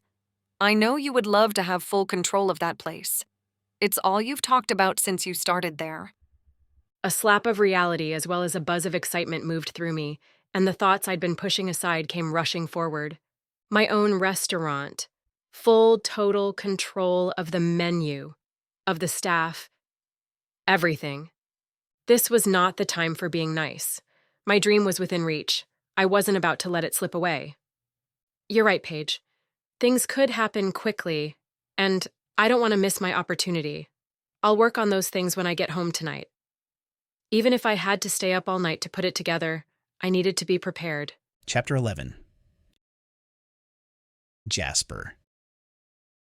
The comforting aroma of pancakes and coffee greeted me as I woke in my childhood bedroom. One good thing about being home again? Mom's cooking. It sure beat my typical bowl of peanut butter crunch. As I walked into the kitchen, Mom was sliding pancakes onto a plate. "Good morning, Mom. These smell scrumptious." I kissed her on the cheek before grabbing a cup of coffee. "It's so nice having you home, Jasper." She smiled sweetly as she continued cooking. I leaned against the counter, stole a strawberry she'd cut for the pancakes, and popped it into my mouth when she wasn't looking. Not that she'd care anymore, but some habits stuck with you. In a household of 6 kids, I'd always found a way to skirt the rules. Guess that hadn't changed. I hope now that I'm here all the time, maybe Dad will let me help a little. Yes, I hope so too. I realize you'll be working your job and also planning your restaurant, but it would be great if you could take a little off your dad's plate as well. She pointed her spatula at me. Oh, speaking of restaurants, I heard some news that might interest you. Ted Quint, who owns the Moonstruck Steakhouse, had a stroke in the night. He's in the hospital. They don't know if he'll recover enough to continue managing the restaurant. The family has been pressuring him to sell for a few years now, but he refused. Now he might not have a say in it anymore. Oof, what a delicate situation. I don't want to seem too eager to take advantage of Mr. Quint's health, but I want the family to know that I'm interested in the restaurant. My entire plan centered on purchasing that place. I'd been hoping to spend some time with Mr. Quint to show him how loyal I am to this town and how I want to help the restaurant grow, to continue the legacy he and his wife started. I can't very well do that with him in the hospital. You'll figure something out. I have no doubt. She handed me a plate of steaming pancakes and squeezed my shoulder. And in your own sweet and charming way. Thanks, Mom. Slathering butter and syrup on my pancakes, I asked, "Where is Dad, by the way?" She blew out a breath in frustration. He's out doing chores. There are plenty of workers to do that, but he still insists on helping out. Dad's entire life centered on helping others. He was always there to volunteer for whatever was needed, no matter what it was, but he refused to let anyone help him. He never wanted to be a burden to anyone. A light bulb lit in my head. Do you think if I talked to Dad about my taking on some of the farm business and make it seem like he would be doing me a favor and helping me learn the farm-to-table industry by letting me do it, that he would go for it? if I made sure to present it as a way for him to help me prepare for owning a restaurant. Her eyes lit up. You might be onto something there. He'd say no if it was to help him, but if it allowed him to help someone else, he'd probably say yes. We'll just have to figure out how to convince him that taking over some of these tasks would help you. No lie. If I'm going to open my own restaurant here, connecting with the other businesses in the area would strengthen my ties to the community and help me learn the ins and outs of farm to table. I'll ask if I can take over some of that for him to help me pave the way for the restaurant. That's a great idea. Honestly, it really would help us both. Win-win. I poured myself a glass of her homemade apple juice. I also think I'll go introduce myself to the chef at Moonstruck. I think his name is A.J. Scott. We know he's a fantastic chef from the times we've eaten there, but I've also heard he's kind of tyrannical. Runs the kitchen with an iron fist. I want to make sure I get on his good side so he'll want to stay on when I buy the place. She chuckled as she started cleaning up the kitchen. You never have been one to let any moss grow under your feet. When you get an idea or inspiration, you go for it with all you've got. I have no doubt you'll make this restaurant happen and you'll win over Chef Scott without breaking a sweat. I finished my breakfast and looked at the clock. I think I'll head over there now so I can talk to the chef before they get busy in the kitchen. Then I'll track Dad down when I get back. Good luck. Who needs luck? I winked at her on my way out the door. I just needed to become friends with Chef Scott and let him know that I wanted to keep him around when I took over the restaurant. Some people might think this was putting the cart before the horse, but I prefer to proactively line up my ducks to ensure a better outcome. Winning the support of Chef Scott would show the Quinces that I intended to continue their legacy. It would also help transition smoothly to new ownership. Walking into the Moonstruck Steakhouse, I looked around with new eyes. The place would definitely need updating. It looked like the 80s threw up in here. The paneling was a medium pine with a shiny finish. There were shelves in each corner filled with knickknacks. Brass sconces surrounded a matching mirror or frame print on each wall. Powder blue velvet curtains hung along the sides of the windows with lacy mauve valances across the top. Each dining table had matching chairs, but each set had a different style and color. The place was an interior decorator's dream, or nightmare, depending on how you looked at it. The dining room was empty since it wasn't actually open yet, but I heard activity in the kitchen. The murmur of voices over pop music, knives chopping, pots and pans clanging. So I proceeded in that direction. As I pushed open the door to the kitchen, a man in a chef uniform looked at me. This must be Chef Scott. I'm sorry, but we're not open yet. I know. I offered a bright smile and lifted my hand to show I didn't mean to interrupt. I don't want to take you away from your work, but I was hoping to talk to you for just a few minutes, Chef Scott. But I'm not... I'm Chef Scott. A female voice resounded from the other end of the kitchen. A voice that had haunted me since the gala. Aurora. Her eyes briefly widened, the only sign she recognized me. Chef A.J. Scott. She leaned her back against the counter and folded her arms across her chest, her Ice Queen mask firmly in place. What can I do for you, Mr. Rhodes? I blinked, my mouth gaping open, then snapping closed like a trout. But I thought Chef A.J. Scott was a man. I'm sorry. I feel like an idiot. I rubbed my hand over my face, but it didn't erase my embarrassment. Let me start over. Hello, Chef Scott. As you know, I'm Jasper Rhodes. It's good to see you again. I came here to introduce myself to you and the staff here. It is my sincere hope to buy this restaurant, and I wanted to let you know that I plan on keeping all the staff, so the transition will be smooth. You won't have anything to worry about. You came here to offer me a job at my own restaurant? Are you mad?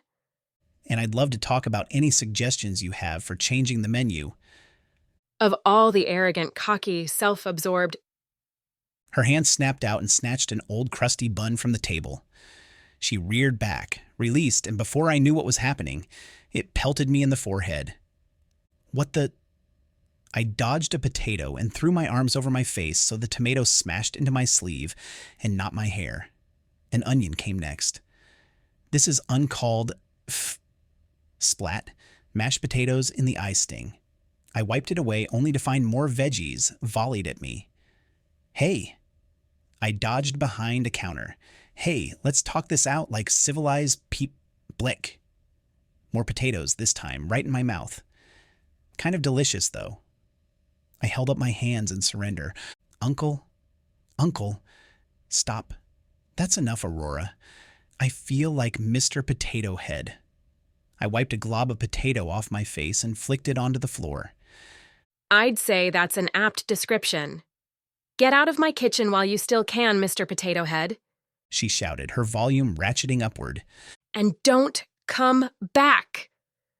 Eyeing the knives on the counter next to her, my adrenaline spiked. Fight or flight time. And it seemed I was clearly underprepared and outmatched for this round. I turned to leave, but slipped on mushy potatoes. My feet spun in place like Fred Flintstone, unable to get enough traction to actually move. I fell forward and caught myself on the counter before stumbling my way out the door. That was not how I envisioned that conversation going. Not with the chef, and certainly not with the woman from the gala. And now I'd blown it on both accounts. I had angered and insulted the chef, who, instead of becoming my friend, now hated me. And at the same time, I'd lost my chance with the woman I hadn't been able to stop thinking about. What is wrong with you, Jasper? I pounded my forehead with the heel of my hand. Maybe I had dodged a bullet with my Cinderella. Apparently she was more like the wicked witch of the kitchen. And now I had to talk my dad into letting me help. No, scratch that. I needed to convince my dad that it would be a big help to me if he let me take over some of the farm business. Initially, I had assumed that would be the most challenging part of my day. Choosing to go to the restaurant first, I'd hoped my success there could give me momentum and confidence to talk to Dad. Maybe I should just go back to bed and start this day over. Where was a good Groundhog Day or rewind button when you needed one? Chapter 12. AJ. Mashed potatoes everywhere, stuck to cabinets and dripping from the ceiling. Potatoes and onions littered the floor like empty bullet casings. Eric had been hit in friendly fire, his usually pristine white smock drenched in tomato juice. I may have overreacted. What was that all about? Eric asked, wiping the tomato remnants from his chest. I threw my hands up and groaned as I paced the kitchen, fueled by anger and adrenaline. Ack! Can you believe the nerve of that guy? Coming in here and telling me I'll soon be working for him. I can tell you right now, that's never going to happen. Do you know that guy? Eric stirred a sauce on the stove. He seemed to recognize you. A vision of us dancing and the heat in his eyes as he gazed down at me flashed through my mind. I'd been fantasizing about him for days, and he had the nerve to waltz in here and yank the rug right out from under me. A mix of anger, embarrassment, frustration, and betrayal pulsed through my veins. I should have known better than to trust someone like him, even for one night. He was too smooth and charming. This was my own fault. I let my guard down for a few hours, and now it all could come crashing down around me. Not really, I answered in response to Eric's question. We met once, but I knew nothing about him, other than his first name. I was sure I'd never see him again, but as my rotten luck would have it, not only did I see him, but he was trying to steal my dream. What are you going to do? I hung my head and pinched the bridge of my nose. Jasper had no idea I wanted to buy Moonstruck too. He wasn't declaring war. It just felt like it. I'm definitely not going to let this go without a fight. Jasper may not realize it, but coming here and saying what he said on my turf, he might as well have declared war. I pounded my fist against the counter, and that little food fight was just the beginning. I cleaned up my mess and went back to the office to take a few calming breaths, or 20. It was time to be proactive and bold. I wasn't about to wait around and let that aggravating ape in a designer suit hijack my restaurant. When I was a little more under control, I called Tina Quince. Hi, Tina. This is AJ Scott. I just wanted to check in to see how your dad is doing. Thanks, AJ. That's so sweet of you. He's doing better and is out of the ICU. He has right-sided weakness and will transfer to an inpatient rehab unit soon. We expect it'll be at least a few weeks before he can come home. It won't be easy, but it could have been a lot worse. We're grateful for that. How is he taking it? Grumpy as ever, but he is making a good effort in therapy. He's too stubborn to let this beat him. I chuckled. That sounds about right. Oh, I understand congratulations are in order on your engagement to Jasper Rhodes. He's quite a catch. Where on earth could she have heard that? I wanted to ask but didn't want to offend her. Thanks. It all happened so quickly. It doesn't seem quite real. Not real at all. This fake engagement was supposed to be a simple little ruse just for the gala. Nobody else was supposed to ever hear about it. How could this have followed me here, and to the one person who held my dreams in her hands? I know how that is. It doesn't seem real that Dad had a stroke either. Life seems to happen whether we're ready for it or not. She paused for a moment. Actually, I'm glad you called because I need to talk to you about the restaurant. I talked to my brother. He lives in Oregon, and we've decided to sell it. Neither of us wants to deal with the hassle of owning a restaurant. And even if my dad makes a full recovery, this has gotten to be too much for him. It's time to let it go. My hands shook so hard I almost dropped the phone. This was my chance. Time to be bold and speak up for what I wanted. You know I love working here at the Moonstruck Steakhouse, and I would like nothing more than to continue to grow this place and make your parents proud. I have a proposal all ready for you. I can send it to you as soon as we're off the phone. You've done a great job and are an exceptional chef. We would love to have you continue there. But it's also important to have someone involved who knows the business end, not just the kitchen. That's why most restaurants fail in the first year, you know. We don't want that to happen to the Moonstruck. But I've taken business classes. I swear to you, I'm ready for this. I've been working toward this my entire career. That's why this will be the perfect arrangement. I'm not sure I follow. We'd like to meet at the restaurant tomorrow to talk about it, if you're available. We've come up with the perfect solution that will help the restaurant continue into the next generation. But it will also capitalize on your strengths. It's a win-win for everyone. Everyone? Somehow, that simple word shivered a chill down my spine. Like opening a fortune cookie and finding the message, "You're next," inside, and nervously looking over your shoulder, expecting a serial killer to be waiting. Like that. Even though this was the opportunity I'd been waiting for, I had a sinking suspicion this was not the win I was hoping for. Not even close. Chapter 13. Jasper. Everywhere I went in Moonlit Lake, people were either whispering behind my back or congratulating me on my engagement. At first I tried to correct them and explain that it was a misunderstanding, but it was no use. This seemed to be the hottest news in town, and nobody wanted to let it go. A part of me was happy to let people believe it. A part of me wished it were true. But then I reminded myself of the food fight fiasco, and how insane she seemed, pelting me with veggies. No, I was better off remaining happily single. I rubbed my temples. This inner back and forth was making my head hurt. There had to be something seriously wrong with me, and how in the world did this news get back to my hometown anyway? The whole thing was getting out of hand. I knew I'd better explain everything to my family before my phone blew up with messages. And before Mom began planning my wedding. A simple text to the family group chat should take care of it. Me. Hey, a funny thing happened. You might have heard the rumors. Sky. The rumor I heard is that you're engaged. When Jojo told me that was the latest buzz in the cafe, I laughed my butt off. Jasper engaged. LOL. Storm. Jasper's engaged? Now that is funny. Me. I'm not engaged, but I kind of let people think I was. Mom. What are you talking about? What's going on, Jasper? I typed out an explanation of the night of the gala in as few words as possible, and Junie replied almost as soon as I hit send. Junie. You faked an engagement? How very rom-com of you. Me. It was just a ruse for the evening. What happens at the gala? Stays at the gala. Right? Never thought anyone else would hear about it. And never thought I'd see the woman again. No big deal. Mom. You'd never see your fiancé again? Or the stalker? Me. The fake fiancé. Would be nice if I never saw the stalker again, but I doubt I'll be that lucky. Junie.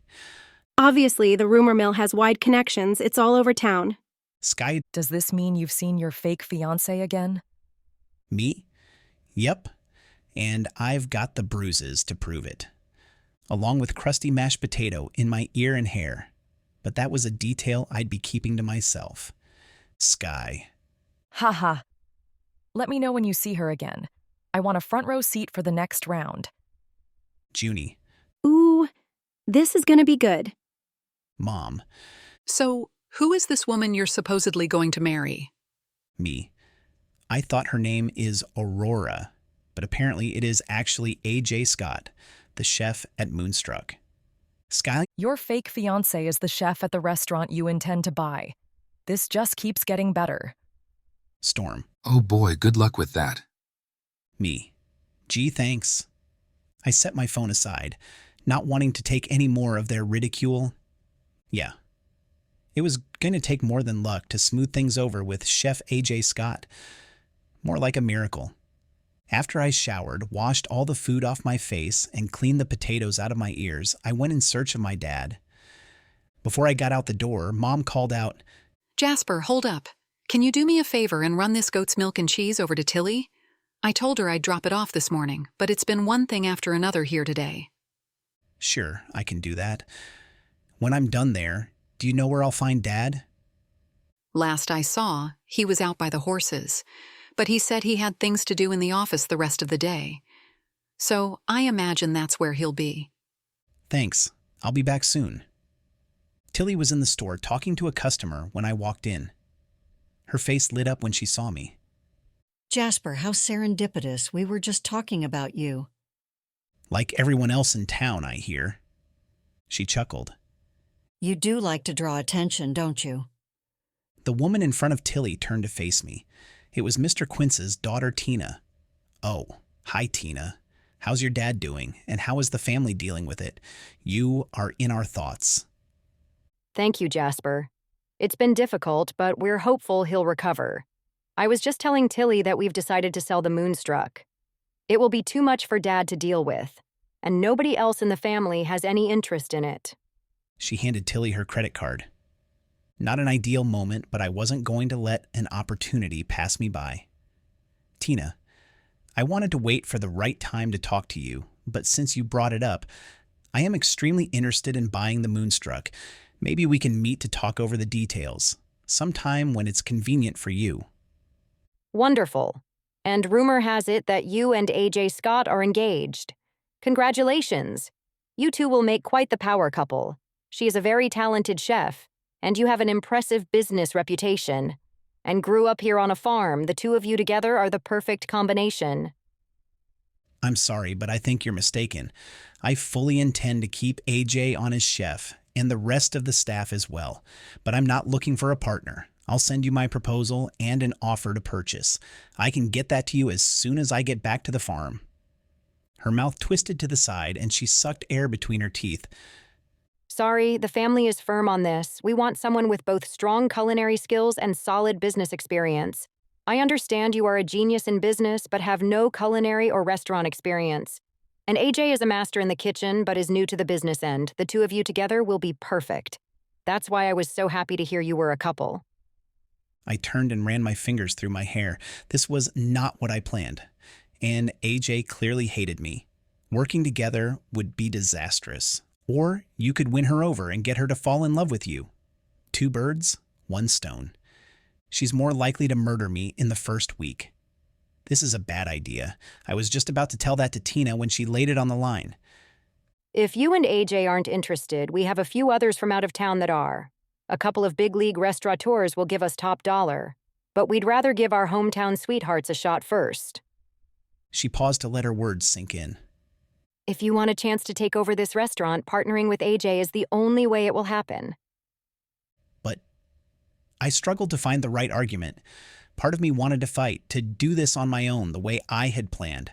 But there was something about partnering with AJ that pumped a surge of excitement through my veins. She'd never go for it. But I didn't want to be the one to say no. All right, if that's the way it has to be, I'll do it. Wonderful. She clapped excitedly. I'll have our attorney draw up papers for you both, and we can meet at the Moonstruck to go over the details.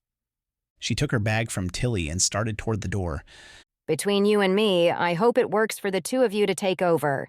It will be just like Mom and Dad. Mom was a magician with a whisk, and Dad took care of the business end. I can't think of a better way to continue their legacy. Tina waved goodbye. Thanks, Tilly. You always have the best ideas. And Jasper, I'll see you tomorrow. Once she was gone, Tilly gave me a mischievous side-eye. Isn't it interesting how things work out in ways we never would have imagined? It throws you a curveball, you mean? If I remember right, when you played baseball, you struggled to hit the curveball. You hated striking out, so you practiced every day, and by the end of the summer, you mastered it and hit it out of the park. She patted my cheek like she'd done since I was a boy. I have every faith you and AJ will hit this one out of the park, too. I hope you're right, Tilly. There's much more at stake than striking out or losing a game. Like losing my dream and my heart at the same time. Chapter 14. AJ. Standing in the kitchen the next morning, I ran my hand along the cool stainless steel countertop, hoping it would calm my nerves before the meeting. I glanced at the clock for the 100th time. The meeting with Tina would start in 5 minutes, and I had no idea what to expect or who would be there. I should be as giddy as a kid in a candy store for being included in this meeting, but instead, I'm as nervous as a souffle waiting to rise in a power outage. The opportunity to own my own place was finally here. But Tina's parting words kept spinning through my head. What perfect solution could she possibly have come up with? Instead of excitement, all I felt was dread. Like I'd been told I would receive a Michelin star, only to find out it was actually a plastic sheriff badge for catering a kid's cowboy party and serving the best hot dogs ever. The meeting was scheduled for the morning while the restaurant was empty. I made coffee and muffins for everyone, even though I had no idea who or how many people would be attending. Right on time, Tina walked in with 2 men in suits. Good morning, AJ. Something smells delicious. I made some pumpkin pecan muffins. There's also coffee and tea to drink. I gestured to the table. Help yourself. AJ, this is my husband, Rich, and our attorney, James Holden. We're waiting for one more person to join us. Is there anything else I can get anyone while we're waiting? This is great, AJ. I appreciate you doing this for us. They each took some coffee and a muffin and talked about how Mr. Quint was doing. Tina updated me while we waited. He's too stubborn to let this stop him, but he sure did give us a scare. Is he okay with selling this place? Mr. Holden pulled a stack of papers from his briefcase and set them on the table in front of him. He signed the papers giving Tina power of attorney and agrees it is time to let this go. I'm sure that was hard for him. I poured myself a cup of coffee and stirred in plenty of cream and sugar. Tina picked at her muffin. The stress of her dad's illness was apparent in the bags under her eyes and the pinch of her brow. It was, but if everything goes the way that I hope, I think he'll be happy in the long run. The door burst open, and in strolled my impending doom. Jasper. I should have known he'd try to weasel his way into this meeting. The conniving cad. Good morning, everyone. Jasper flashed his 1,000,000-watt smile. His charm was turned up so high this morning, I wished I'd brought shades. Sorry, I'm late. I had an urgent call I had to take on the drive over and had to wrap it up in the parking lot before I came in. I just moved my office to Moonlit Lake and have a few kinks to work out. He took off his jacket and hung it over the back of the chair. Tina rushed over to offer Jasper coffee and a muffin. The effects of his charm knew no bounds. We're so glad you could make it. This is my husband, Rich, our attorney, Mr. Holden, and, well, you know AJ, of course. Jasper greeted them all and sat down. I'm glad I didn't miss out on warm muffins. He grabbed a muffin and a cup of coffee and sat in a chair right next to me. It was all I could do not to scooch my chair away from him, but this was a business meeting, and I needed to keep my emotions in check. Tina placed her hands on the table. All right, let's get right to it. As you both know, we've decided to sell the Moonstruck and would love for it to go to someone who will keep my parents' legacy going. We want someone with strong culinary skills and also someone with a solid business background to give the place the best chance of thriving in this day and age. My stomach balled into a knot and made me queasy. I took a deep breath to try to settle my nerves. Puking at a business meeting was not a good omen, especially as the chef. Tina had already told me I didn't have everything she was looking for, but still insisted I come to this meeting. What was she thinking?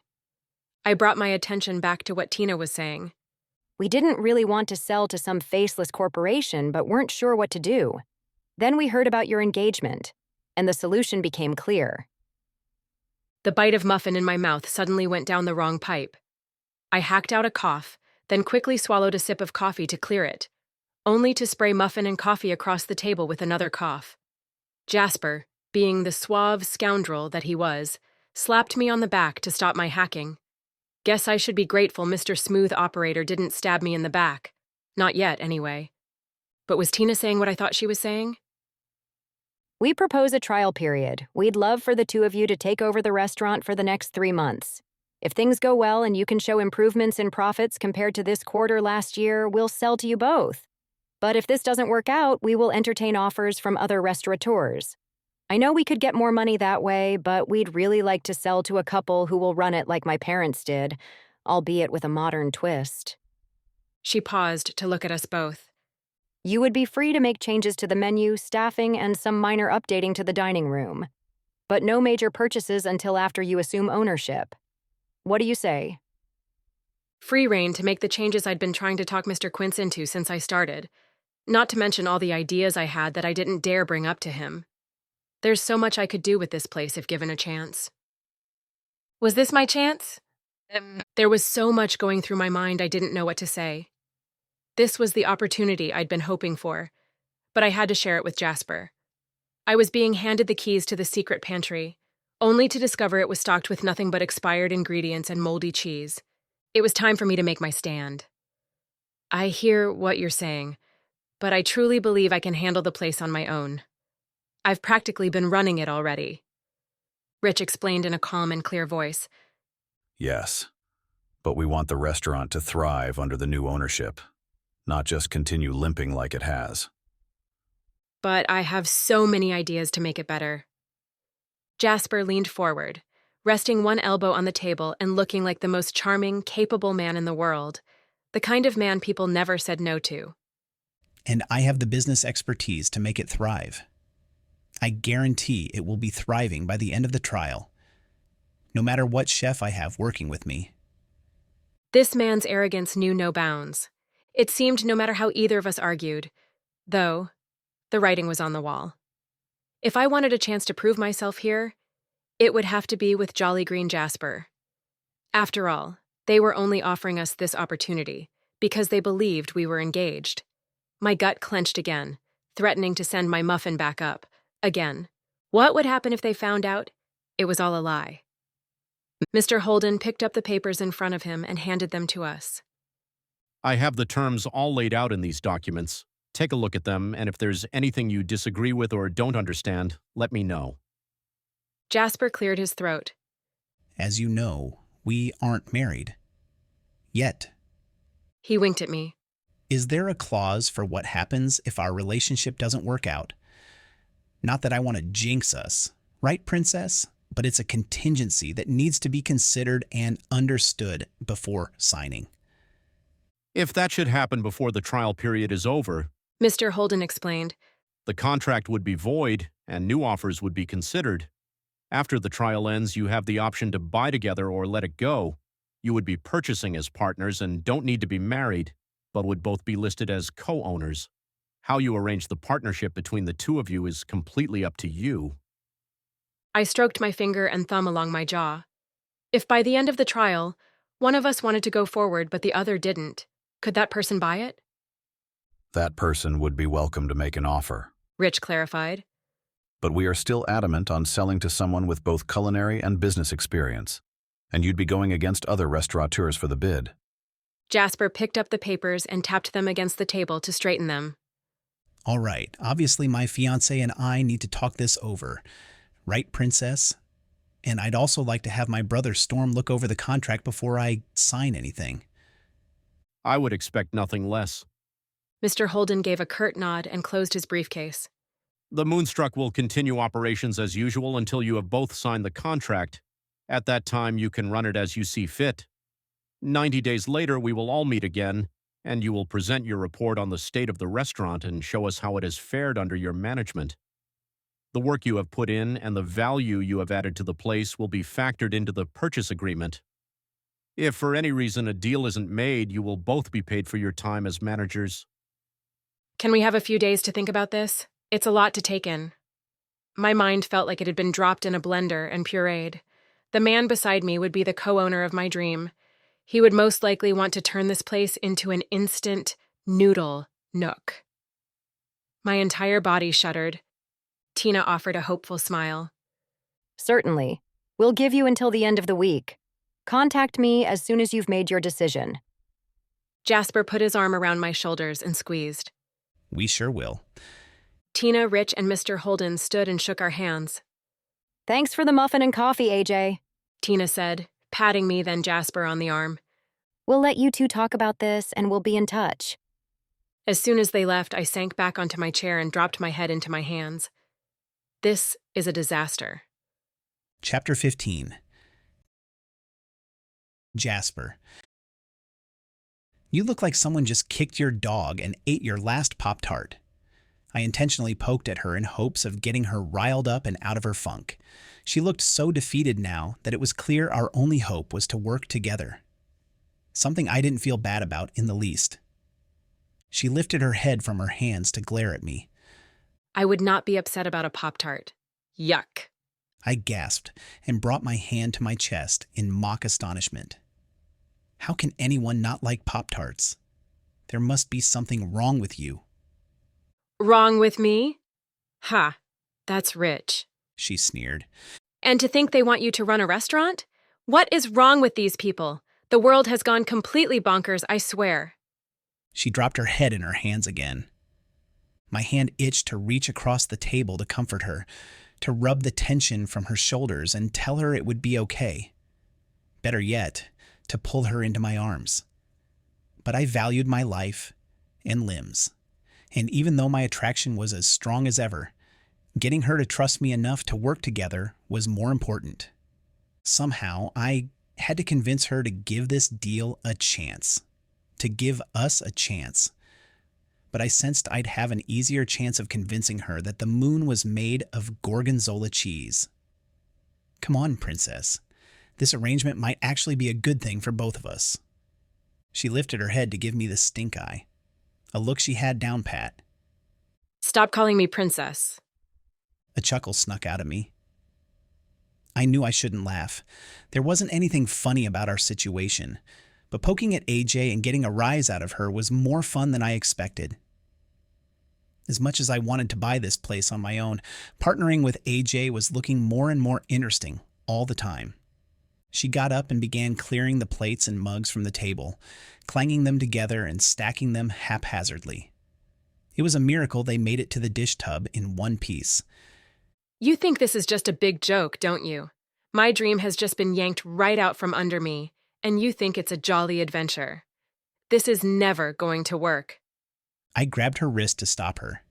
If the death glare she focused on the spot where my hand touched her had been a laser, she would have sawed my arm off.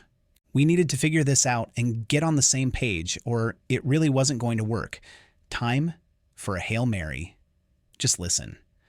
I already know you are an incredible chef, and you've done amazing things with the same tired old menu that has been in this place since before we were born. But I would venture to guess that you've been dying to expand, if not completely revamp the menu here. Am I right? She continued to glare at me. And knowing what a talented chef you are, I would love to have you continue cooking here. She bristled, her face growing redder by the second. Hold on. It wouldn't look good to the owners if you strangled me across the table, not before we've signed the agreement. She gritted her teeth and snarled. I'm sure I could make it look like an accident. But without me, they'd go to those other restaurateurs, and you'd be out of luck. She sighed heavily, and her shoulders sank, looking completely dejected. I grasped her shoulders to get her to look at me, but I had to crouch down to catch her gaze. Hear me out. This is not the end of the world. As I said, you're the best chef around. And what you may not realize is I am highly regarded in the business world and am really good at what I do. The two of us together could make this restaurant the best in the state. But I didn't want a partner. I don't want a partner. Neither did I, but after thinking about this, it might just be a blessing in disguise. Especially the part about continuing to fake an engagement to the most beautiful and beguiling woman I'd ever met. The woman I couldn't stop thinking about. But I wasn't about to mention that. And what will happen when they find out that it was all a lie, that we weren't really engaged? That's why I asked what I did earlier. All we have to do is keep this going until the end of the trial and buy the restaurant as partners. After that, we can break off the engagement and decide if we want to continue the partnership, or I can buy you out and we go our separate ways. Fire flared in AJ's eyes. You buy me out? No siree, Bob. If there's any moving on happening, it'll be you hitting the road, pal, not me. She punched my shoulder and stepped away. Man, she was gorgeous with anger in her eyes. It probably wasn't a good thing to enjoy riling up a potential business partner, but I couldn't help it. I winked at her and said, "We'll see about that." She pretended to ignore my wink and started stacking the dishes on the table. 3 months is a long time to fake this thing. You afraid you won't be able to keep your hands to yourself long enough to get your work done? She tossed a balled-up napkin at me. Could you be any more full of yourself? This is a disaster waiting to happen. It could be, but if we don't do this, neither of us will be considered as a potential buyer. Disaster or not, this is our only option. I guess you're right. She exhaled loudly and sank back onto her chair. Just don't get any ideas. This is a means to an end. It's just an act so we can both get what we want. Nothing more. It tickled me to think she was worried about it becoming more. Maybe she wasn't as resistant to me as she pretended to be, but there were better times to think about that. So let's talk about what we each envision for this place. I'm sure you have it already planned out. Of course, I was all ready to submit a proposal. Ever since I started working here, I've been making notes of the things I wanted to change to improve efficiency. And I have tons of menu ideas. I knew it. I pointed at her. I knew you'd be someone who had detailed plans at the ready for when you got the chance to take over. And I bet Mr. Quint didn't listen to a single one of your suggestions. Did he? She shook her head slowly. What about you? Why do you want this place? What's your plan? I grew up on a farm outside of town, Willowbrook Farm. You might have heard of it. Ours was the first organic farm in the area, and my dad's sells to restaurants all over. My goal is to have a farm-to-table restaurant that would utilize organic food from our farm and others in the area. Places like this do really well, especially in tourist areas, and there isn't another like this for at least 100 miles. All I need is a top-notch chef to create the menu with fresh ingredients available each season. Did you have a certain type of food in mind? I shook my head. Only that it uses fresh, organic ingredients. You will have free reign over the menu. I paused, hoping she would realize we wanted the same things. You mentioned efficiency in the kitchen and dining room. We could talk about changes you'd like to make. I'm all for making this place more efficient while still giving the customers the best possible experience. I'll handle the business side, including finances, marketing, and branding. But first, I'll need to dig into the books and see where we're at. I haven't seen the books, but I do know it hasn't been good. We could be a lot busier. I think the whole place, including the menu, needs to be overhauled. It's stale and outdated. A few changes and we could be bursting with business. Agreed. See, we are actually looking for the same thing. Our visions align perfectly. She sighed, apparently not convinced. I don't know. What aren't you sure about? She sat in silence, shredding the napkin in front of her, Her green eyes studied me for a moment, her brow furrowing as she bit her lower lip, taking my measure. It was obvious she didn't quite trust me. I couldn't blame her. This was a big deal, and we really didn't know much about each other. You know, if we try this and it doesn't work out, we're not out anything. We can walk away and let someone else step in.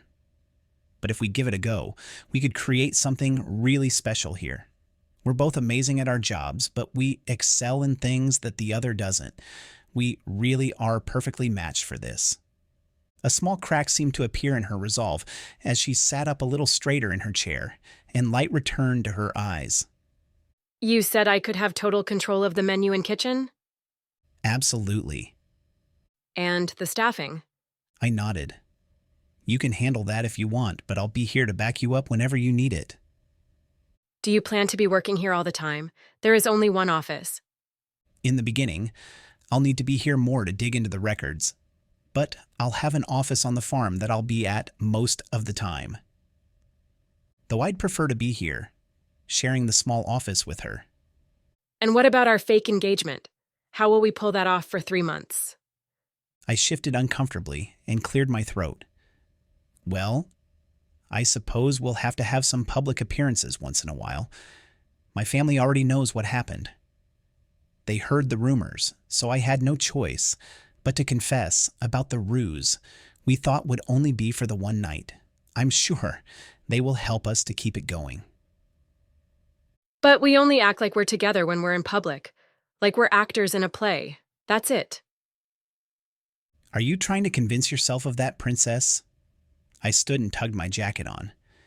We aren't going to be able to plan everything out. It'll have to be more like improv. We'll just need to wing it, but I have no doubt we'll be able to pull it off. She carried the dirty dishes to the bus tub. I don't like this, not one bit, but it seems like we don't really have a choice. Either we go along with this arrangement and continue our ruse, or we lose our opportunity. So what do you say, princess? Are you in? She sighed and tossed her hands in the air. Fine, I'll do it, but you better not get in my way and stay out of my kitchen. She pointed a finger at me and gave me an icy glare. If I see your face in my kitchen again, you'll have more than a food fight to worry about. I laughed. An idea popped into my head that fired me up, but I bit back my enthusiasm. Instead, I smiled and nodded at my new partner, fiancé. Of course. Anything for you, princess. Chapter 16. AJ. When I flipped on the lights in the kitchen 2 days later, the first thing I saw was Jasper's face. Scratch that. 50 or more copies of Jasper's face taped to every possible surface. Jasper! I growled, ripping the nearest photo off a cabinet door. The ink on the contract had barely dried. And he was already making this weird partnership more difficult than it had to be. How in the world were we ever going to pull it off? More specifically, how was I going to continue this charade and keep myself from murdering him and his cocky, sunshiny attitude in the process? 3 whole months? Ugh. If we each focused on our separate jobs and stayed away from each other, we could get through the trial period, and then I'd buy him out to have the place to myself. That was my plan anyway.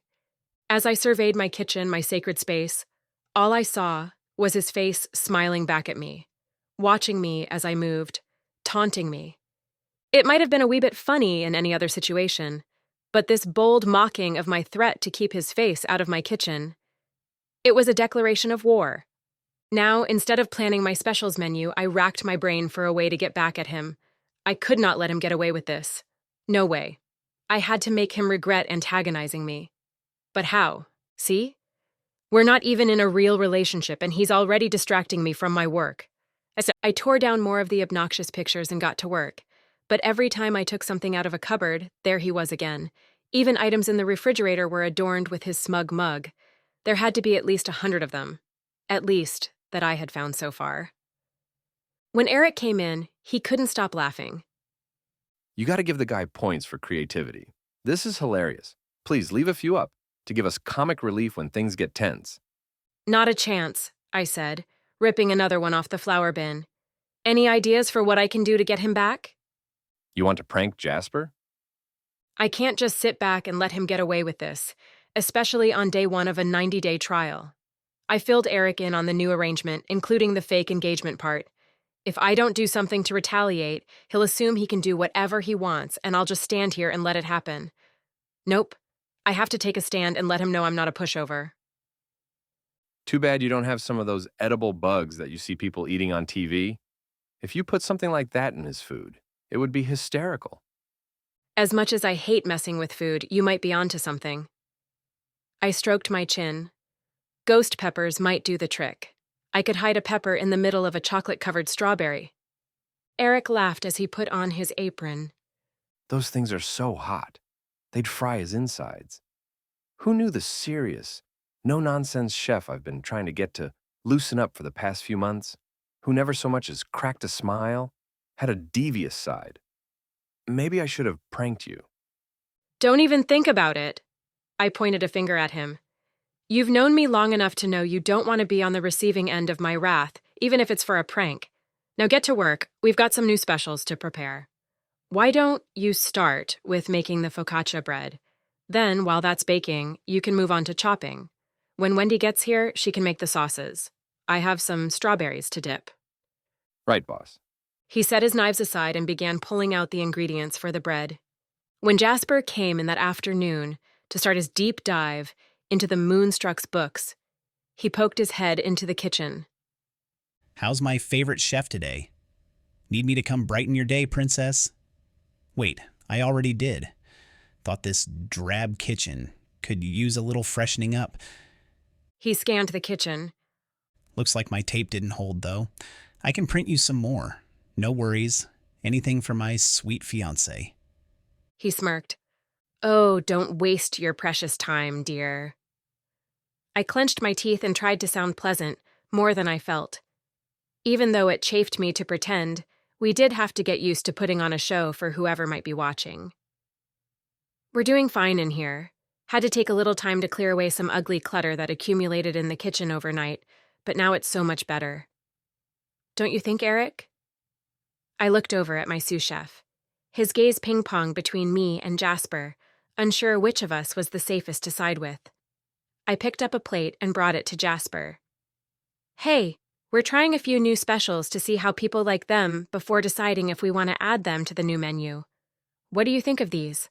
Don't they look scrumptious? They do. If you need a taste tester, my mouth is all yours.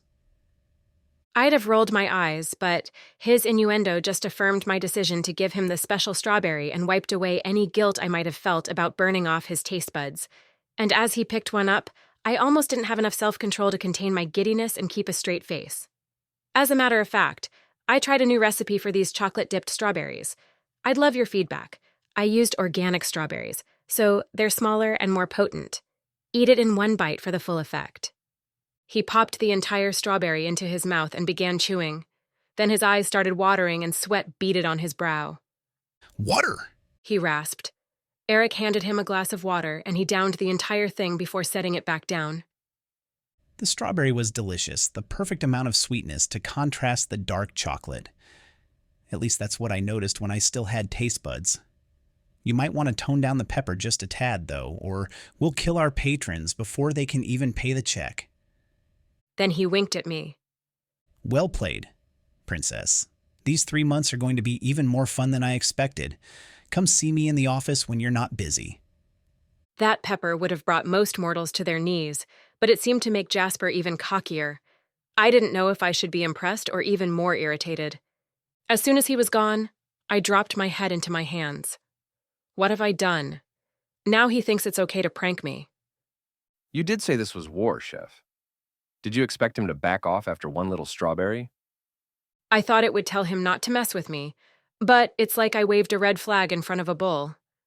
I huffed and pulled bowls of marinating meat from the fridge, and now, not only will I be distracted, but I'll have to constantly be on my guard for what he'll do next. I hate to say this, but I kind of agree with him. This place just got a whole lot more interesting to work at. I feel like I should make popcorn and enjoy the show. Don't forget who you work for. If you value your job, you'll keep that in mind. Yes, Chef, I better get this batch in the oven.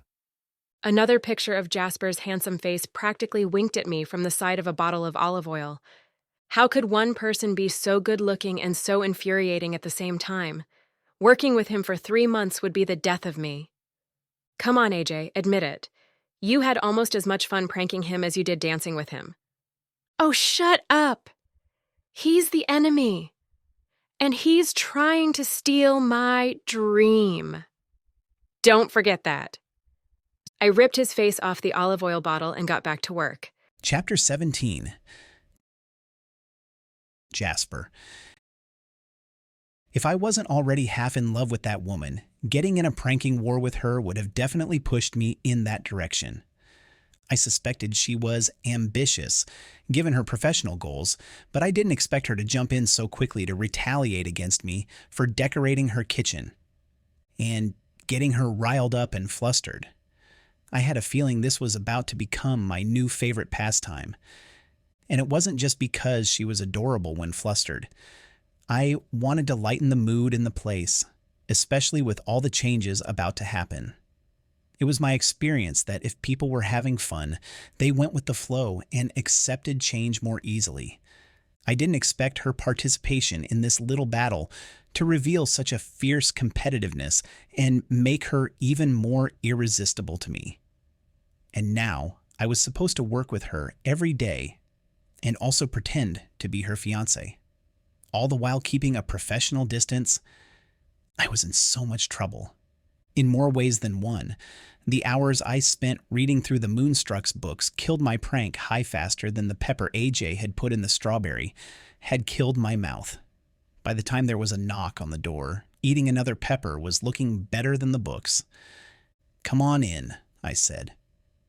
AJ poked her head in, and I waved her to a seat across the desk from me. "It's your office, too. You don't need to knock." I didn't want to disturb you if you were in the middle of something. Well, what I'm in the middle of is figuring out what to do with this mess. Apparently, Mr. Quint wasn't all that tech-savvy. Most of his books are still on paper, so it takes longer to put it all together. But I can already tell that you were right. The restaurant has been losing money for years. It got a little better after you started here, but not enough to save it. Had he continued this way, it would have gone out of business in less than a year. Her eyes widened, and she sucked in a breath. Do you think we can do much to save it in 3 months? It's hard to say. We give it our best shot and show that our methods are more profitable than what was done in the past. If he were to sell it right now, he wouldn't get much for it. I intend to use that as our starting point when it comes to purchasing it. That makes sense. She paused and settled deeper into her seat. So, how should we proceed? I'm putting together a new menu. Do you want to give any input on that? And is it okay to go ahead and make those changes now? I can give you a list of fresh ingredients that we have available now on the farm, and also a list of other farms we can contact for what Willowbrook doesn't have. Would you want the menu to always stay the same, or would you like to change with the seasons? I actually like the idea of changing with the seasons. There may be some items, like our signature dishes that we keep all year round, but the rest change depending on what we have available, whether it's seasonal or daily specials. That makes it fun for me, but also makes it more interesting for the customers. Hopefully, they will come in more often to try our new dishes. I like the way you think. I pulled up a spreadsheet and printed it for her. Here. This is a list of everything Willowbrook Farm has to offer, and approximately when it is available. Some vegetables won't be available in the winter, but others can be grown in greenhouses or preserved for use in the off-season. Most meats will be available year-round, so that shouldn't be a problem. Perfect. She scanned the paper. I'll use this to tweak my menu. I was also thinking of taking the most popular items on the current menu and improving them. This way, the people who are loyal customers can still get what they like, but it will be even better. Right. We don't want to shut down and start completely over, though there are benefits of doing that.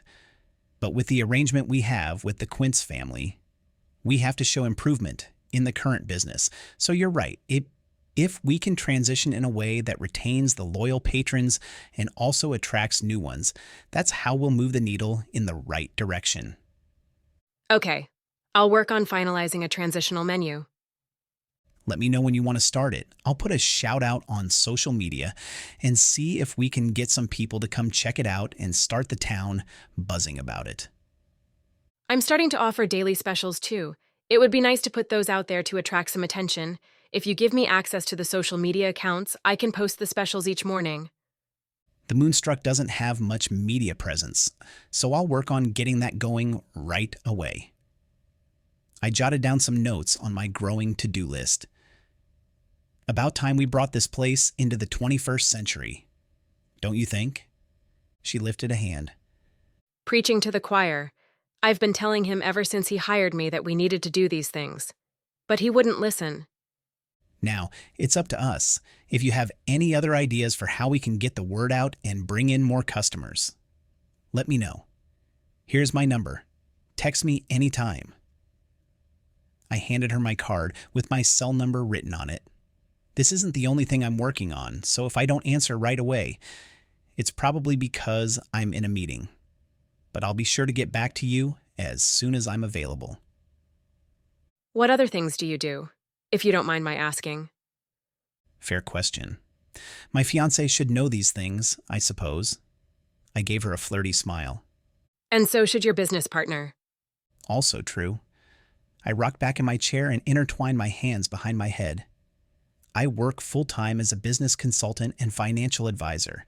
I've recently moved home with my parents on Willowbrook Farm and am working remotely from my regular job while trying to help my dad with some of the farm business to lighten his load a bit. Her mouth dropped open. How are you going to do all that and save this restaurant at the same time? You won't have time to sleep. I'm touched that you care. I tapped my heart. Then, downplaying how big a load it actually was, I flicked my hand away. It won't be so bad. Sleep is highly overrated anyway, but I'm efficient and have a good team working for me at my other job, so I can delegate a lot of that. It'll be fine. It does mean I won't be here all the time, though. I want you to understand that I am committed to this place. I just have other things to juggle at the same time.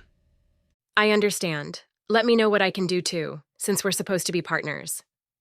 Well, like we talked about before, you'll be in charge of the day-to-day operations and I'll be more behind the scenes in the office. I think it'll balance out nicely and utilize both of our strengths. Well, between your schedule and mine, we shouldn't have to worry about explaining why we aren't seen in public together as an engaged couple. We simply don't have time, and that's the truth. Aw, is my snookums feeling neglected? You know I'll make time for you whenever you want. All you have to do is ask. I meant it as a joke, but the truth of those words rattled me. I really would drop everything if she wanted to see me. No doubt about it. Oh, and since we're supposed to be engaged, you really ought to have a ring, don't you think? I don't like to wear rings when I'm cooking, so that can be our excuse. I thought that might be the case, so I got a cheap ring and put it on a chain for you, just in case someone asks. Oh, okay. I guess that's a good idea. We should probably coordinate our stories too. Like, how did we meet, and how did you propose? Let's keep it as close to the truth as possible. We met at a charity event. It was love at first sight, and we've been inseparable ever since. I couldn't help but propose to lock you down and make sure nobody would steal you away from me. I guess as a twist on the truth, it could work. Do we admit that we only met a week ago? No, too close of a timeline. Nobody would believe we met and got engaged that quick. Let's say it was a few months ago. There was an event that raised money for homeless shelters in August. I attended it, and there were probably 1,000 people there. We could have easily met there. Funny thing is, I was actually at that event too. We might have walked right past each other and not known it. That's the perfect backstory. Fate must have been spinning its magic already then, so when we did meet, you wouldn't be able to resist me. If only fate would have given me a heads up, I'd have run the other way. She pushed my shoulder as she got up to leave. All right. Now that we kind of have a plan, I better get back to work. Look at that. We got through an entire meeting without fighting. Maybe there's hope for us yet. I wouldn't count on it. The day is young. You keep pushing my buttons and you'll have more than ghost peppers to worry about. Sounds like a challenge. I accept. She shook her head as she rose from her chair. Partnering with you, Jasper, is like a delicate reduction sauce. Slow to build, easy to overheat, and prone to separation. I better keep stirring the pot then, I quipped with a wink. She huffed before fleeing out the door. I sat at the desk, grinning. What would she come up with next? And how could I beat her at it? I hadn't been this excited about something in a long time. Chapter 18. AJ. After working all week testing different recipes, I finally had the new menu nailed down. I chose the most popular items from the old menu and added my own unique twist to make them better. There were also a bunch of new items I was sure people were going to love. Now it was time to show the new menu to Jasper. My stomach flipped with butterflies of excitement but also apprehension as I stood outside the office door. He'd said I could do whatever I wanted with the kitchen. But what if he hated what I'd chosen? It would be so much easier to make these decisions on my own and not have to run them by anyone. But we were both stuck with this partnership, at least for now. As much as it pained me, I decided to do my best to make it look like Jasper and I were a team and working well together. If the Quinces found out about our charade, we'd both lose our chance here. The stakes were high for both of us. It was probably just my ego talking, or maybe my own insecurity, but a part of me wanted him to be impressed. To think I was an amazing chef. I'd heard it from others, but for some reason, I wanted him to believe it too. The office door was open a crack. I peeked in and saw Jasper flipping through files on the desk and running his fingers through his hair in frustration. His hair stood on end with a freshly mussed look that made me want to run my fingers through it. I stuffed my hands into my pockets to avoid the temptation as I stepped inside and approached the desk. I don't envy you trying to wade through that mess. As much as Mr. Quince hated technology, I don't think he liked paper much better. Jasper shook his head and pushed the papers aside. I really don't know how he kept this place going with as unorganized as his record-keeping was. I've started sending some of these files to my assistant to enter the data into spreadsheets to get a better idea of what I'm looking at, but even that will take a while. I don't understand how anyone could run a business like this. It really is a nightmare. He blew an upward breath, blowing hair out of his eyes. He might as well have written this out on cocktail napkins. Wait. He bent over and sifted through the garbage can. He pulled out a balled-up napkin to look at it. I just had to make sure this wasn't one of the missing documents I've been looking for. If it was so bad Jasper was looking in trash cans for hope, maybe it was a good thing he was here? So I didn't have to make sense of the mess and could focus on what I did best, cooking. He was already aggravated. Was now the best time to show him my menu ideas? Maybe I should come back later. Was there something you wanted, Princess? I mean, Chef. He sat back in the chair and flashed me a smile that said he was happy to see me. It had to be the sexiest smile known to man. My stomach flipped and my heart fluttered, completely throwing me off. Not what I needed. Well, I came up with a tentative menu and was hoping you could look it over when you have time, but it looks like you have enough on your plate. I can come back later. Number, please. I'd love the distraction. Let me see what you got. I handed him the list I'd printed out. As we talked about, I included both old and new dishes to show how they would work together to make a cohesive menu. I bit my lip as he looked it over. What do you think? These look great. I do have one item I'd like to add. Of course he wants to take over, just like all men. He said I'd have total control of the kitchen and menu, but what he meant was I'd have control to make what he wants. I should have known. Jasper pulled a piece of paper from his briefcase. It's an old family favorite. I wrote down the recipe for you to try so you can see what you think. He handed me a piece of paper with a handwritten recipe on it. Criadillas. Isn't that bull testicles? Like rocky mountain oysters? I scanned the rest of the recipe. And you top it with melted Velveeta and grape nuts. You've got to be kidding me. They're much better than they sound, I assure you. We have it every holiday, and I think it would be something different we could add to the menu. Something unique that they won't get anywhere else. I searched Jasper's face for an explanation. His expression was serious while eyes pleaded with me like a puppy dog with just a glimmer of mischief. Wait a minute. This is a joke, isn't it? Jasper burst out laughing. Oh man, you don't understand how hard it was for me to keep a straight face with that one. That was begrudgingly funny, but I pressed my lips together, not wanting to give him the satisfaction of laughing at his joke. National parks had signs telling people not to feed the bears. I needed one that said, "Don't laugh at the Jasper." I sure didn't want to encourage him. There are plenty of 5-star restaurants that serve dishes like this all the time, but not with Velveeta sauce and grape nuts. That was your fatal flaw. I cracked myself up when I thought of putting grape nuts on testicles. He slapped his hand on his knee, roaring with laughter. Can you imagine if we had that on the menu? Hilarious. As annoying as he was, his laugh did something to me. My traitorous belly flipped at the sound. Anyone would find him adorable when he got that mischievous glint in his eye. Right? Keeping my expression flat, I rolled my eyes and huffed my annoyance.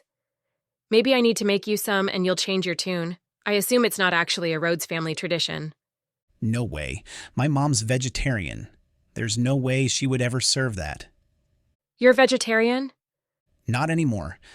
I don't eat meat with every meal, but there's not much that I won't eat as long as someone else cooks. Like Creadillas? I don't know if I'd go that far. Just thinking about it makes me want to cross my legs in protection. He squirmed uncomfortably in his chair.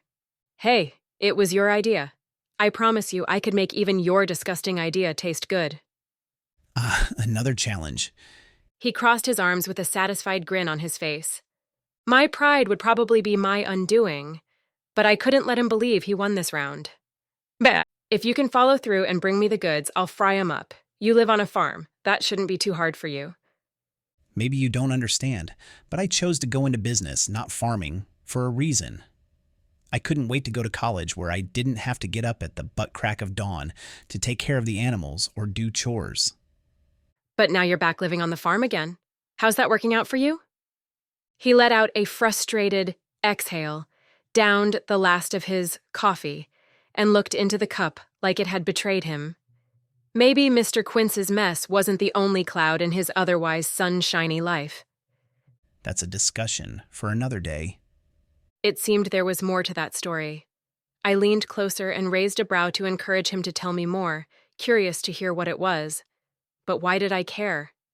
Jasper was my enemy. He would try to buy me out the first chance he got. I shouldn't be letting my guard down around him. I straightened my spine, cleared my throat, and tapped the menu against the desktop. So, are we a go for this menu? I was hoping to start it next week if you don't have any objections. Sounds great to me. We should post about it on social media to get people to come in and try it. Let me know what day you plan to start, and I'll get the word out. I nodded and returned to the kitchen to get back to work, but my mind kept circling back to the way Jasper laughed and how he got me to forget about all the stress we were facing, just for a moment. And that was the problem. Now was not the time for losing focus. I had to stay on the top of my game if I had any hope of taking over this place when our little charade was over. I had a lot riding on this. I could not let it slip away. Not even for the sexiest smile in recorded history. Especially not for that. Chapter 19. Jasper. Hey, Dad, any idea where I could get a hold of some bull testicles? Dad, who was intensely focused on bookkeeping at his desk, dropped his pen and looked at me like I'd lost my mind. I mean, procure some. I don't actually want to hold them. Ugh. You know what I mean. My hands gestured wildly as I tried to explain. It's for the restaurant. You want to serve bull testicles? his brows drawn together. He still obviously thought I was bonkers. Not sure that's the way to improve the menu or grow the business. No, not for the restaurant. The gauntlet has been dropped between me and the chef. If I can bring them to her, she promises to cook them so good I'll forget my own name.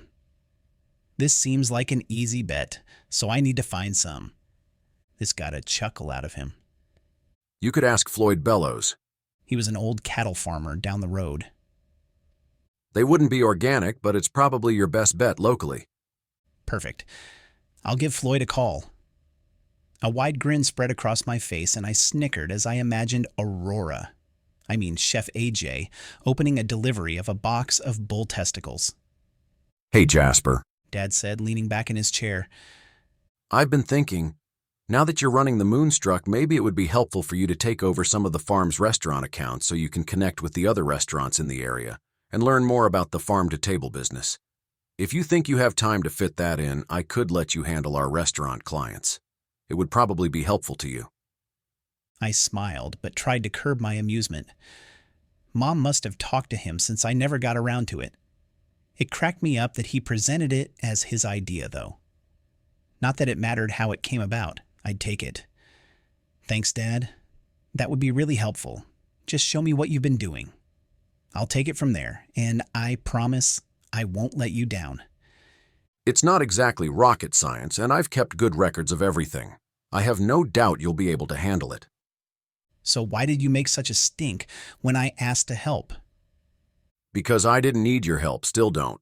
I can handle everything here just fine without you kids moving home to help me out. You've got your own lives.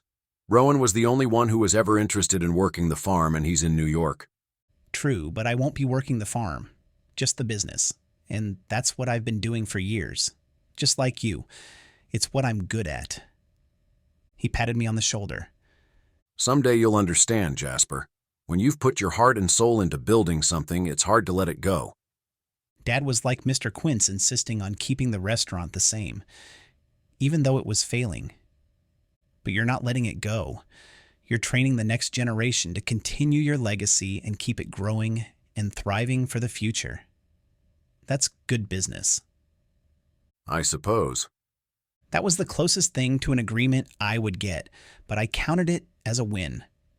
Dad showed me all the files and processes he used with the businesses, who had contracts with the farm.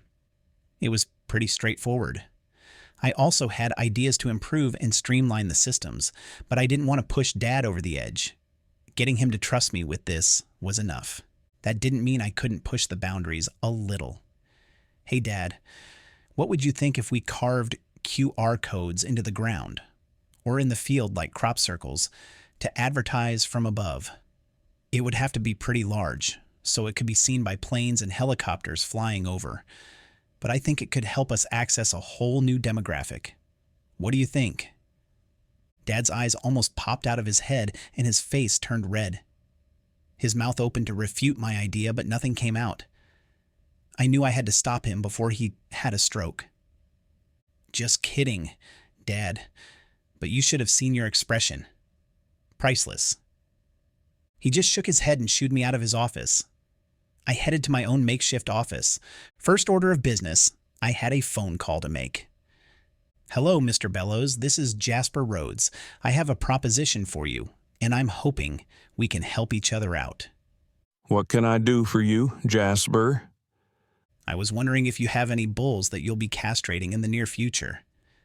As a matter of fact, I have one young bull that's been causing trouble, and was just telling my farmhand that we need to do something about him. Why do you ask? How would you like a full meal for your family at the Moonstruck Steakhouse on me, in exchange for your bull's gonads? I'd say you got yourself a deal, but why would you want that? Let's just say it will settle a dispute and challenge someone who keeps upping the ante with me. All right. I won't ask any more questions. I'll be happy to help you out. We should be able to take care of that tomorrow. Will that work for you? That's perfect. Oh, and congratulations on your engagement, by the way. The wife told me all about it when she got home from her knitting group. He chuckled into the phone. You know, bull's testicles are considered an aphrodisiac. Thanks, but I have no plans to eat them. You sure about that? The only thing I was sure of was being at the restaurant when this package was delivered. Sure, it would be the highlight of my week. Chapter 20. AJ. Ever since Jasper and I discussed the menu yesterday, I'd been trying to think up some way to get back at him. This new menu was going to be amazing. And no, it did not have criadillas or Rocky Mountain oysters on it. I just finished typing up all the items with descriptions into a document on the office computer when the restaurant phone rang. Moonstruck Steakhouse. How can I help you? Hello, this is Floyd Bellows. I was hoping to speak to Jasper. Is he in? No, he usually comes by in the afternoons.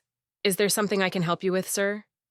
He called me about an order of bull testicles, but I forgot to get his number and one of my farm hands is out sick today, so it'll have to wait a day or so. That sneaky swine. He really was going to make sure I had to cook them. Well, two could play that game. Oh, yes. We talked about that just the other day. I know Jasper mentioned how interesting it would be to help with that, but he didn't want to be in the way. If he came over, would you be able to get it done today? Certainly. His help would be much appreciated. What time should I tell him to come by? After lunch, about 1 o'clock would be good. All right, I'll give him the message. I hung up the phone and chuckled. Jasper thought he was pulling one over on me, making me cook those disgusting things. But now he would have to actually help harvest them. This was better than anything I could have come up with, and it just fell into my lap. Just the thought of it made me smile. I sent a message to Jasper. Me. Message for you from some farmer that your order will be ready to pick up at 1 p.m. today. Does this make sense to you? Jasper. Yep, thanks. I'll take care of it. I was still giggling to myself as I prepped for the day. Eric walked in and tilted his head skeptically. Have you been sampling wild mushrooms again? What's got you so happy? Just a little something in the works for my buddy Jasper. It can't be anything good if it makes you so giddy. I cackled and rubbed my hands together. It's going to be epic. Just wait and see. You're not going to tell me what it is? Nope. Don't want to spoil the surprise, but I'm sure we'll hear about it by mid-afternoon. Eric's eyes lit with excitement. I'll get the popcorn ready. I have a feeling this is going to be entertaining. It will be, but rather than popcorn, I need you to get these specials ready. I handed him the specials list for today. Anyway, the real show is happening on a local farm right after lunch. I'd pay good money to be a fly on the wall, or have a hidden camera to watch it happen. I don't know what you're up to, but it sure sounds devious. All this time, we've worked together, and I never knew you had a scheming and conniving side to you. Neither did I, actually. You might complain about Jasper a lot, but you also smile more and seem to have more fun since he came along. I glared at my sous chef. But as much as I denied it, he was right. Jasper brought out a side of me I had thought long dead and gone. I had to keep reminding myself that this thing between us could never be anything more than play acting. If it became real, my dreams would become secondary to his, and he'd take over everything. I couldn't let that happen. Not again. My first job out of culinary school, I got involved with one of my co-workers. We were both fresh out of school. Outside of work, we practiced together and created new dishes we hoped to use when we had our own restaurant someday. That is, until he caught the attention of an agent for a cooking network and used my recipes to launch his own cooking show. No, I had to remember my partnership and fake engagement with Jasper was just a means to get what I wanted this time. I'd never let myself get used like that again. The memory had me chopping fiercely and with more force than necessary. Sorry, I overstepped. Eric lifted his hands in surrender. Do you want me to prep meats or make sauces, chef? Why don't you start with the sauces? With Taylor Swift playing in the background, we found our rhythm prepping for dinner. A few hours later, in the thick of the dinner rush, the back door flew open and Jasper stormed in. The rest of the staff gaped at him like spectators watching a circus act. He plopped a plastic bag onto the counter in front of me. Here, a fresh delivery from Farmer Floyd. Very fresh, it looks like. The plastic bag was steamy on the inside. I cringed just looking at it. Did he have it ready when you got there, or did you have to wait? No waiting whatsoever. In fact, he put me to work as soon as I stepped out of my car. You owe me new clothes and a new pair of shoes. Had I known what I was in for, I'd have dressed more appropriately. Imagine Floyd's surprise when I walked into his barn in my Italian leather dress shoes. Well, who wears those kind of shoes to help on a farm? And you call yourself a farm kid? Well, I didn't know I would be helping, did I? He said through gritted teeth. Then he pointed a finger at me. You win a point for that one. But this isn't over. Now you have to make good on your promise and cook these up. And I expect you to eat them. He stood in a solid stance with his arms folded across his chest, his muscular arms flexing beneath his rolled-up sleeves. It will probably be a long time before I go near beef again, if ever. Okay, I'll be sure to put these to good use. I jiggled the bag to make him squirm a bit more. Oh, no, you don't. In order for this to count, I need to witness you cooking them and eating them. He challenged me with that mischievous sparkle in his eyes, which seemed to be his trademark. If you can't do it, you have to acknowledge that I beat you. I am superior. That last part flipped a switch in me. No way was he going to get the best of me, and I would never concede that he was superior. Never. All right, you're on. But you need to taste what I make, or you won't know that it's the best thing you've ever eaten, I countered, crossing my arms to mimic his pose as we faced off. But it won't be today. I need some time to work on a recipe. That's probably for the best. I won't be able to stomach eating anything for a while, and especially not that. He stabbed a finger toward the bag and backed away like it was going to stab back. Just transporting it had me gagging. He turned away and mimicked barfing. I picked up the plastic bag, tied off at the end, and held it carefully with the tips of 2 fingers. A blob of bloody rare meat jiggled inside. It really was disgusting. I reminded myself it was just rare meat, set it in the refrigerator, and closed the door. Jasper seemed to relax now that it was no longer in sight. As long as you're here, can I show you the menu I typed up? It's in the office? Yeah, I can take a quick look. Then I need to go home and shower. He bent his head to sniff his shirt and his nose crinkled. So much for getting things done here today. I should apologize. Really, I should. But I didn't think I could pull off a genuine apology when I felt so smug about my small victory. Before leaving the kitchen, I turned to my staff. Show's over. Time to get back to work. I'll be back in a bit. My sous chef, line cooks, and wait staff had all halted their work to watch me and Jasper sparring. They immediately agreed and moved back into position to resume their duties. Jasper led the way back to the office and sat down in the desk chair. I leaned over him for the mouse to open the file on the computer. My shoulder brushed across his chest. I heard him inhale. Was he smelling me? It should be in this file right here. I tried hard to redirect my attention back to what I wanted to show him. His hand covered mine over the mouse. A zing of electricity moved up my arm. I turned to look at him, and our faces were almost touching. It would be so easy to kiss him. I glanced at his lips, and then back to his eyes, and my insides became as gooey as the caramel they reminded me of. Those eyes darkened with heat. He seemed to be thinking the same thing and licked his lips. I found myself leaning toward him, as if under a spell. The phone rang and I jumped back, spell broken. Jasper answered the phone as if nothing had happened, or almost happened. I escaped to the hallway and leaned against the wall, trying to calm my breathing. Jasper was my business partner. There would be no kissing.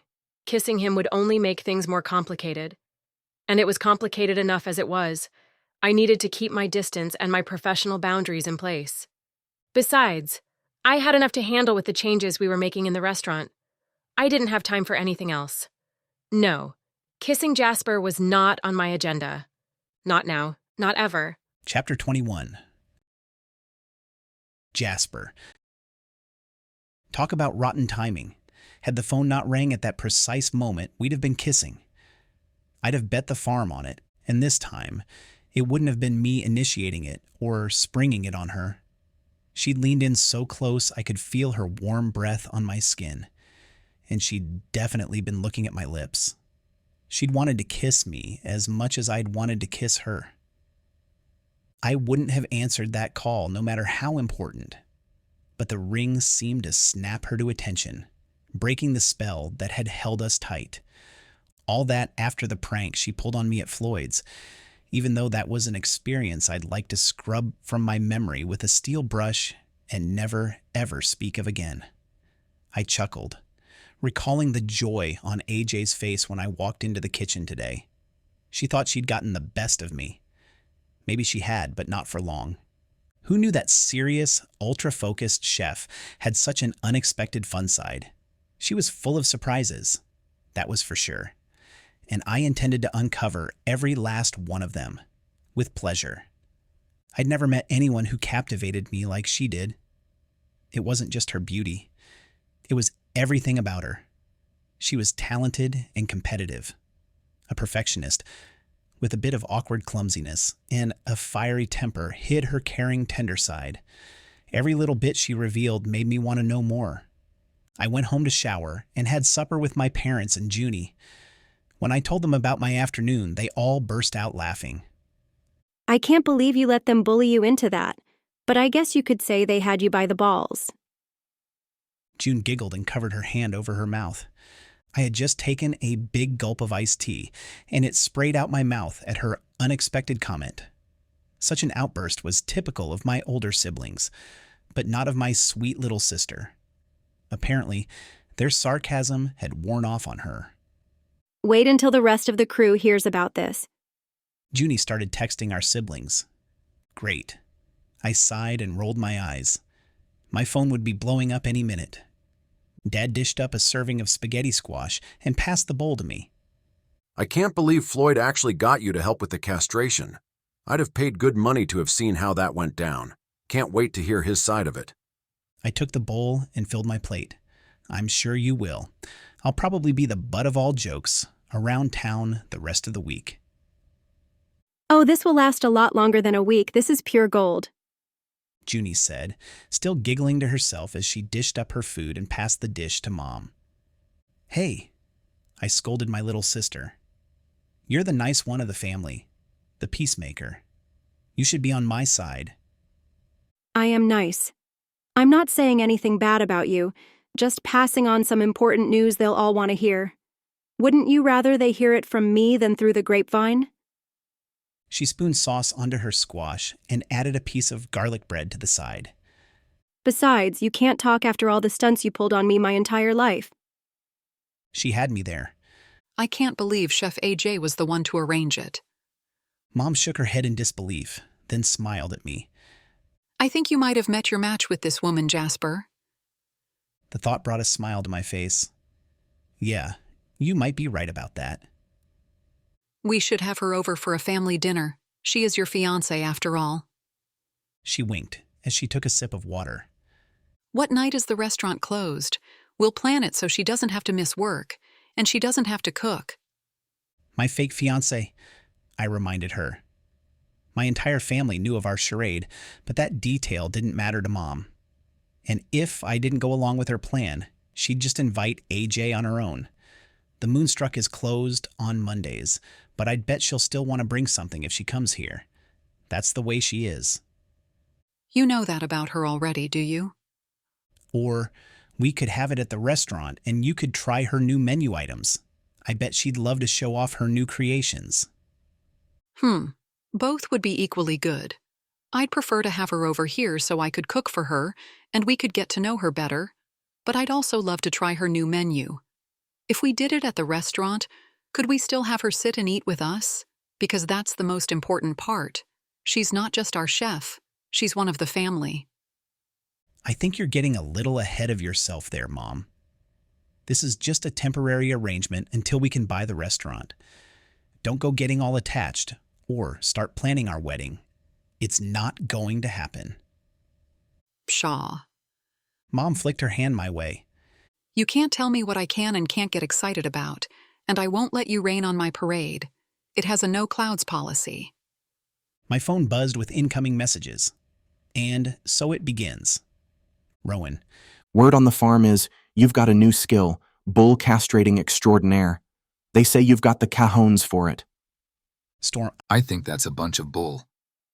Sky. Hey, I hear you're the new bull whisperer. Did you play some calming music during the procedure? Me? Very funny. I was tricked into this. Where's your compassion? I'm the victim here. Sky. I think the bull would disagree. Me. AJ turned my prank back on me. Raven. Would you say she's driving you nuts? Storm. I gotta say, that's pretty ballsy of her. Raven. Ha ha! I need to meet this woman. She rocks. Me. You guys are hilarious. Don't you care that I was traumatized? Sky. We're just kidding. Don't have a cow. Raven. Geez, Jazz. Getting kind of testy, aren't you? Rowan. I don't know about you guys, but anyone else covering their goods? Storm. I will when I'm around Jasper, that's for sure. I couldn't take any more of their abuse. With my phone silenced and tucked safely in my pocket, I finished my dinner in peace, and then headed back to the Moonstruck office armed with a full thermos of coffee. There was so much I needed to get done since AJ's prank had wasted my afternoon. The dinner rush was still going on, so I didn't get so much as a glimpse of AJ, which was fine. I wouldn't have gotten anything done around her. I got in a zone, pouring through the financials and spreadsheets. When I stopped to stretch and look at the clock, it was nearing midnight. I walked out to get a bottle of water, since my coffee was long gone, and saw lights still on in the kitchen. We'd closed quite a while ago. Who was still here? I peeked my head into the kitchen and saw AJ by the sink, dancing to the music playing from the speakers, her hips swaying to the beat. "What are you doing here?" She screamed, turned, and sprayed me with water from the sink sprayer. "Ah! You'll pay for that!" I grabbed a glass of water from the counter and tossed it in her face. She sputtered and sprayed me again. To her right, I spotted a full water pitcher amid the dirty dishes. I lunged for it and emptied the entire thing over her head. She shrieked and fired the sprayer at me full force. A water fight ensued, drenching us both from head to toe. When I was out of ammunition, I grasped her hand and wrenched away the sprayer, allowing it to fall back in the sink. We laughed so hard we were breathless. Holding her arms to keep her from picking up the sprayer again, we stood only inches apart. Electricity arced between us as, chests heaving, we tried to catch our breath. I should have been cold, standing there soaking wet, but the cold water didn't come close to cooling the fire coursing through my veins. I wiped her dripping hair from her face, and her green eyes met mine. My fingers lingered on the side of her head as I pushed the hair behind her ear. Then I ran my thumb across her cheek. She sucked in a breath. My gaze traced a line to her lips. She licked them, and my heart thumped so loudly I thought it might explode. If I didn't kiss her, it just might. I leaned forward, and she giggled nervously and pushed away from me, turning back to her sink full of dishes. "What are you doing here, Jasper?" "I believe I already asked you that. Why are you doing dishes this late?" She sighed loudly. "There's this dishwasher, Adam. He's a terrible worker, always late and then spends more time on his phone than working. I told Mr. Quint I wanted to fire him months ago, but he said Adam was the grandson of his wife's best friend, so he wouldn't let me do it. Tonight he was an hour late and said he needed to leave early and does a terrible job of washing the pots and pans anyway. So I told him to go home and not bother coming back." She dipped a dirty pan in the water and began taking her frustration out on the pan as she scrubbed. Sounds like a good decision. It felt good, but since we had nobody to wash dishes, they piled up, so here I am. I can help. Tell me what you want me to do. Thanks, I'll keep washing, but if you could rinse and set them on the drying rack, that would be helpful. The area was small, and we bumped into each other every time I reached for the hose to rinse. A surge of energy shot through me with each touch. When the last dish was clean and in the drying rack, I turned and stopped her before she could brush by me again. Our eyes met, and the energy between us could have started a fire. If we hadn't already been soaking wet, The need to kiss her had only intensified as we'd worked side by side. I searched her eyes for any indication she felt the same. The heat in her eyes gave me the validation I needed.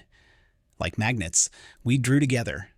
Just as the gap between us was about to close in a long-awaited kiss, my phone rang. Chapter 22.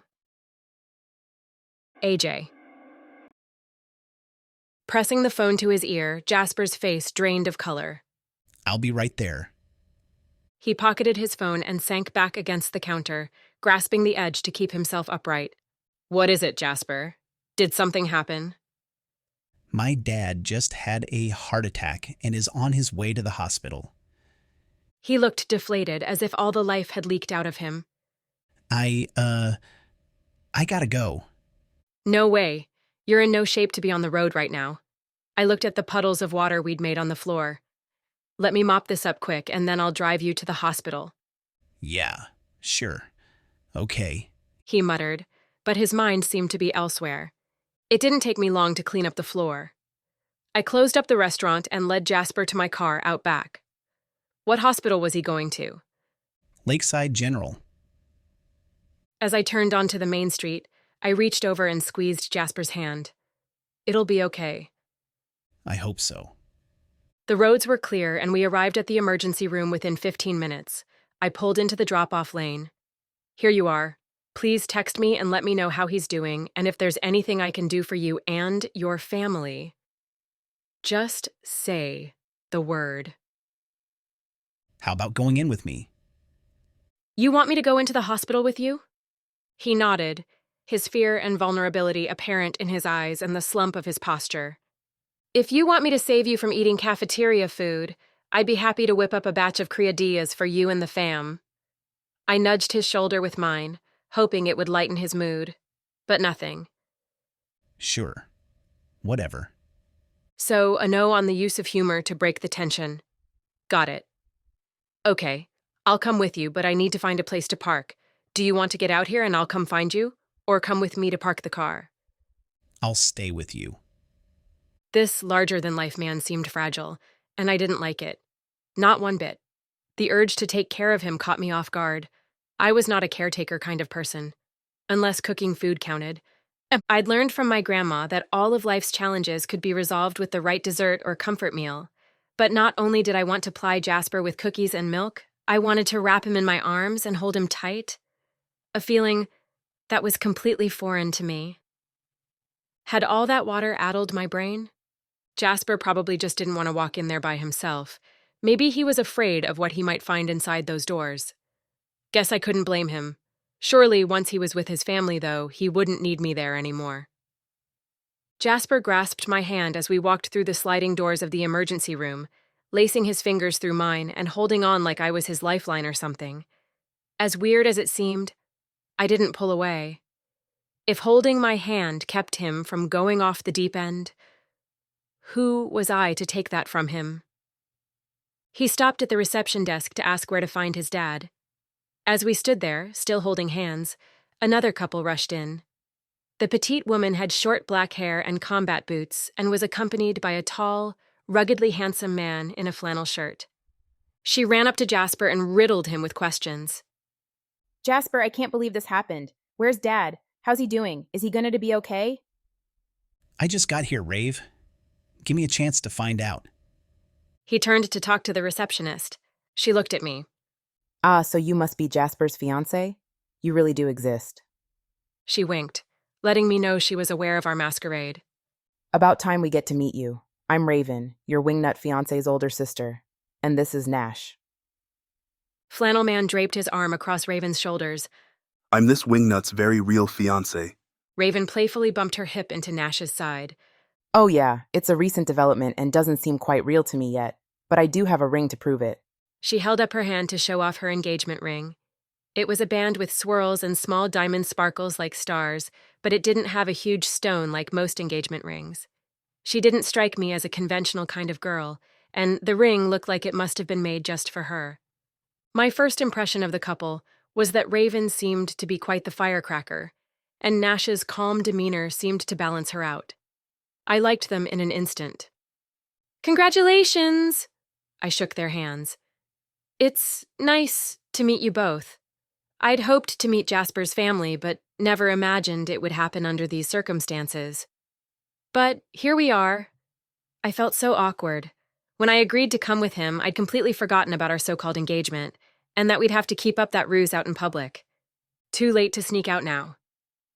Raven looked between Jasper and me. What in the world happened to you two? Why are you soaking wet at this time of night? I cringed and looked at our clinging wet clothes. Would you believe a little black rain cloud followed us here, soaked us the minute we stepped outside? I couldn't believe we'd been in such a rush to get here that we completely forgot about the water fight. Could have at least grabbed a towel or threw on a sweatshirt. I self-consciously pulled my wet shirt away from my chest. We looked like drowned rats. And this was how I had to meet his family? Ugh. Yeah, right. She looked at us skeptically, then lifted a hand up. Maybe I don't want to know. She elbowed Jasper in the side, and they shared a look I didn't understand. Being around Raven seemed to bring Jasper back to life. What happens in the kitchen stays in the kitchen. Right, princess? He winked and pulled me to his side. Then he cleared his throat, his mood becoming serious again. Apparently Dad's getting some tests done, but Mom and Junie are in the waiting room. We can join them there. Okay, lead on, little bro. Raven sidled up to Nash, and he wrapped his arm around her. Jasper took my hand again and led us through a door to the ER waiting room. A beautiful woman with long silver hair sat with a young woman on the other side of the room. Raven ran over and flung her arms around them. Mom, I'm so scared. Please tell me he'll be okay. What happened, Mom? Jasper asked. I noticed he was holding his left arm like it was hurting him. I asked him if he did something to injure his shoulder. He said no and didn't know why it was hurting so much all of a sudden, but he was sure it would go away. He was going to lie down on the couch for a bit, but before he got there, he fell over, clutching his chest. I figured he must be having a heart attack or stroke, so I called 911. They got there in about 8 minutes. He never lost consciousness, so that's a good thing. Jasper muttered under his breath. I knew we should have kidnapped him. His mom shook her head. Don't think that way. It probably would have happened anyway, and this way he got to the hospital quicker than if he'd have been anywhere else. Jasper accepted her answer, but worry still seemed to weigh him down. I guess that's true. Tears welled in his mom's eyes. Tilly brought over an herbal remedy for Rob yesterday. She said it was very important that he take it. Thank goodness he listened. It probably saved his life. Nash led Raven to a chair next to her mom, taking the seat next to Raven to keep her glued to his side. He leaned forward to speak to the mom. Let me know if there's anything I can do for you all. She reached over and squeezed Nash's hand. Thanks, sweetie. We appreciate that. I'm sure we'll need to take you up on that offer before long. She noticed me standing next to Jasper, still holding his hand. And who is this lovely lady? Jasper let go of my hand for the first time and slung his arm around my shoulders. Mom, this is AJ Scott. She's the chef at the Moonstruck. Of course, your fiancé. So lovely to finally meet you, AJ. I'm Honey, but you're welcome to call me Mom like everyone else. She got up from her chair and wrapped her arms around me in a warm hug. You'll have to come out to the farm for a family dinner soon. Jasper's been hiding you away for too long. Even amidst this trying time, she seemed kind and accepting. This should have been an awkward meeting. A complete stranger had showed up at the worst possible time, attached to her son, and that stranger's entire connection to the family was a lie. But by Honey's reaction, you'd think I'd set up an all-you-can-eat chocolate fountain in the lobby. If only I'd have had time to bring food. I felt so naked. Jasper's mom had to have noticed my wet clothes when she hugged me, but she didn't mention it. Not one word, look, or flinch. I shuddered to think how awful we must look with our hair and clothes still damp. She looked at me expectantly, like she was waiting for an answer. What was the question? Oh, yeah, something about a family dinner. Oh, that's not really necessary. Besides, I work most evenings. Don't worry. She patted my arm. We'll work around your schedule. If you have an evening off or even a Sunday brunch, we can eat any time. Or we could even do it at the restaurant, but I'd prefer to be at the farm because I love to cook, especially for my loved ones. I'm sure you know what I mean. I do. That sounds wonderful, but I insist on bringing something. Obviously, I love to cook, too. Hopefully, my acceptance of Honey's offer wasn't overstepping the boundaries of this fake relationship, but Jasper didn't seem to object. I would love that. Honey's eyes were all kindness. As soon as Rob is out of the hospital and on his feet again, we'll set it up. Then she reached for my hand and gave it a squeeze, just like she did for Nash. It's good to have you in the family, AJ. She winked, showing me she understood our charade. But at the same time, she made me feel like I was accepted into the fold. And as much as I hated to admit it, it felt good. Jasper's hand seemed to magnetically reattach to mine as soon as it was by my side. He put his free arm around his mom to give her a half hug. How are you holding up, Mom? She leaned into him and looked around at all who had gathered.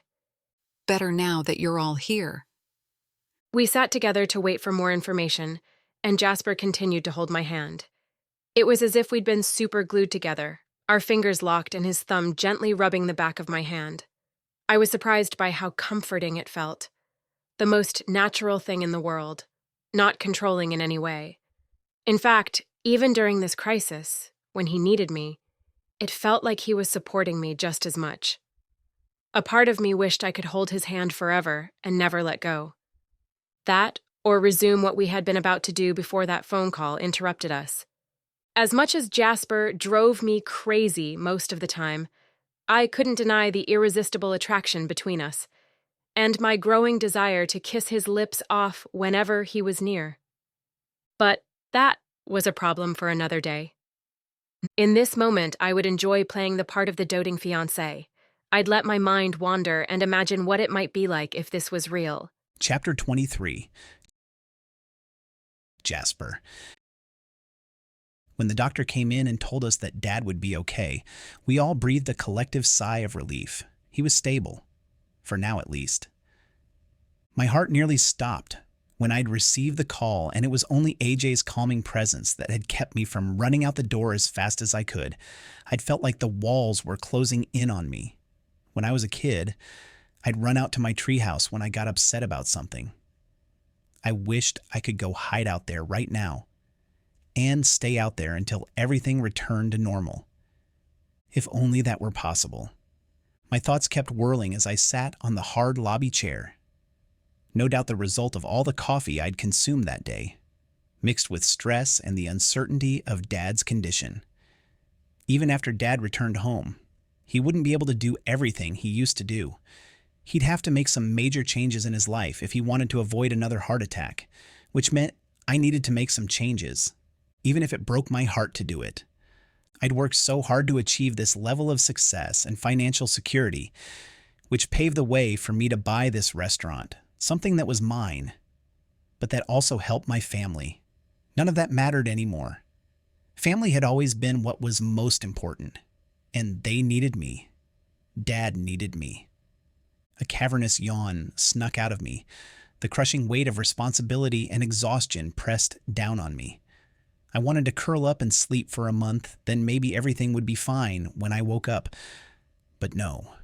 It was time for me to step up, to show them I was more than a thrill-seeking jokester, that they could count on me. When I was in high school, I couldn't wait to go to college and leave the farm. I hadn't wanted to be stuck living a small-town life. I'd had big dreams, big goals, a whole world to explore. But here I was, 10 years later, back home.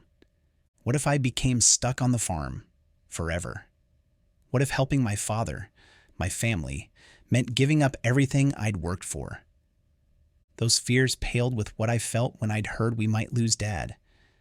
And maybe, just maybe, if I kept the farm alive, it might keep Dad alive too. The farm was in his blood, his heart and soul.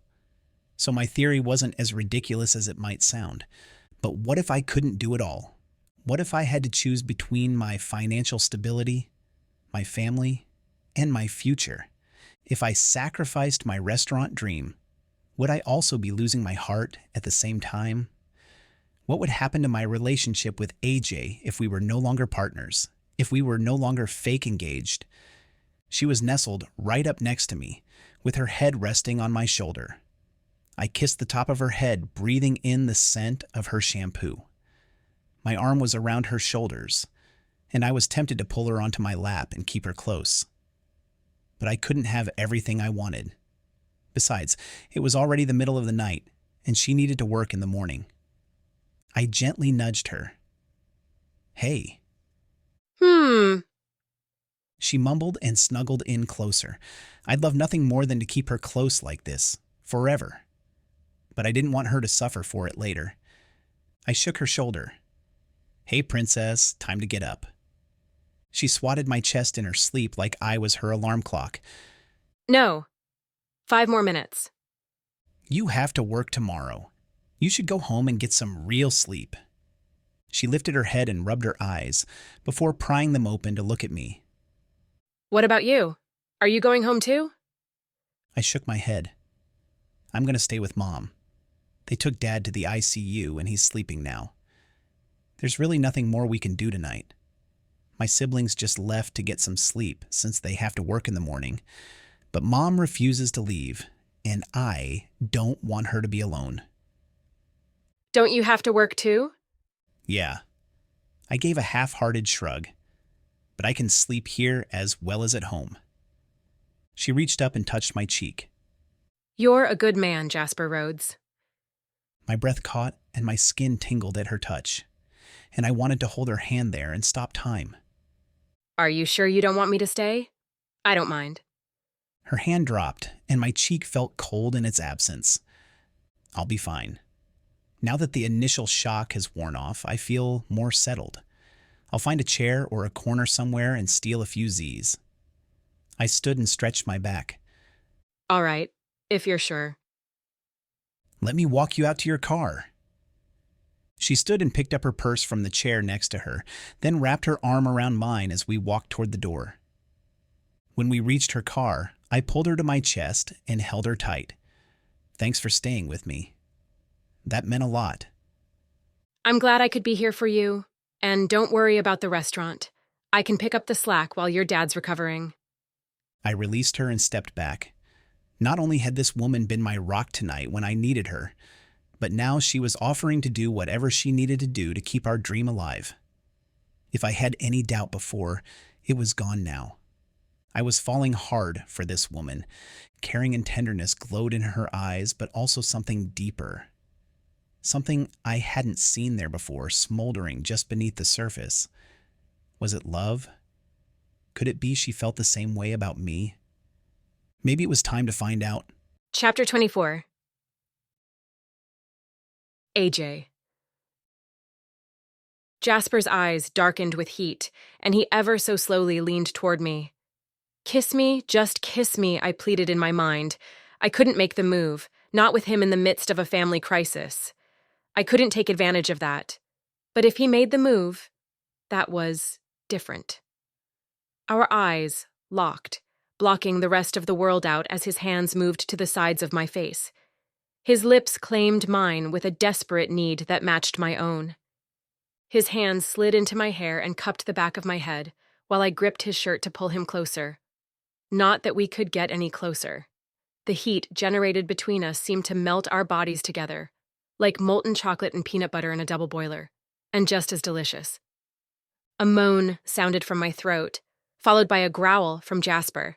My hands slid over his shoulders and around his neck, while one of his hands moved down my spine to my low back.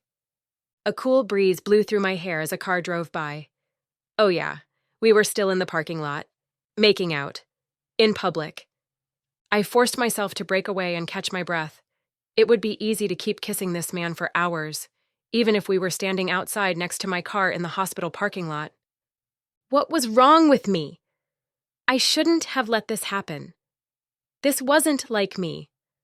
I don't ever lose control like that. Jasper ran his fingers along my cheek in a gentle caress, his eyes glazed with tenderness and adoration. Then he sighed and rested his forehead against mine. As much as I want to keep you here, you need to get home and get some sleep. Are you awake enough to drive? I am now. I opened the car door and slid behind the wheel. Call me later, all right? He nodded and closed the door for me. Drive safe.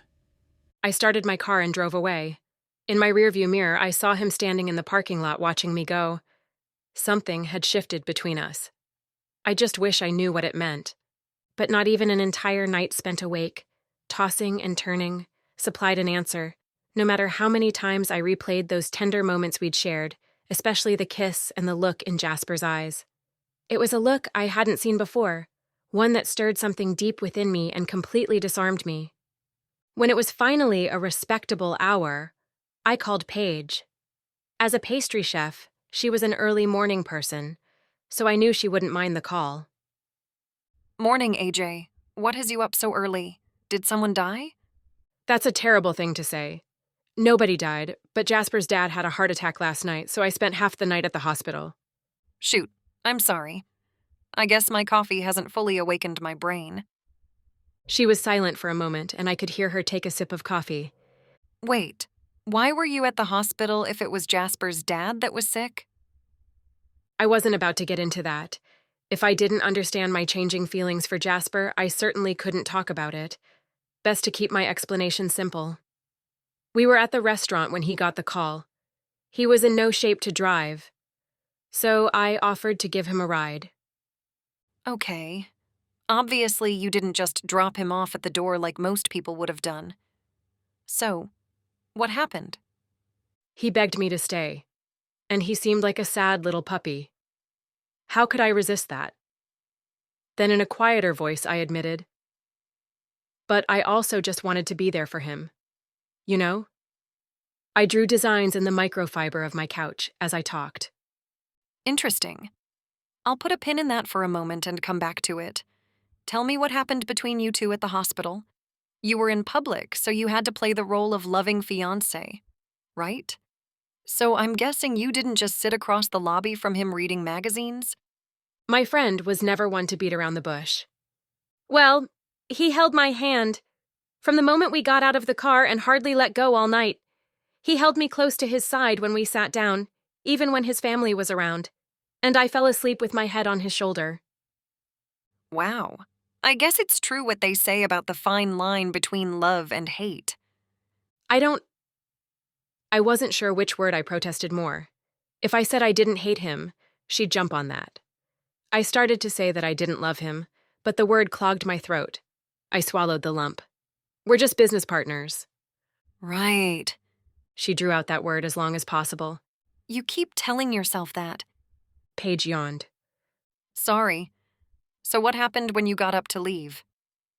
He walked me out to my car. Thinking about our time in the parking lot made my face hot, and I fanned myself with my hand. And he gave me the best kiss of my life. All right? You happy now? Yep, very.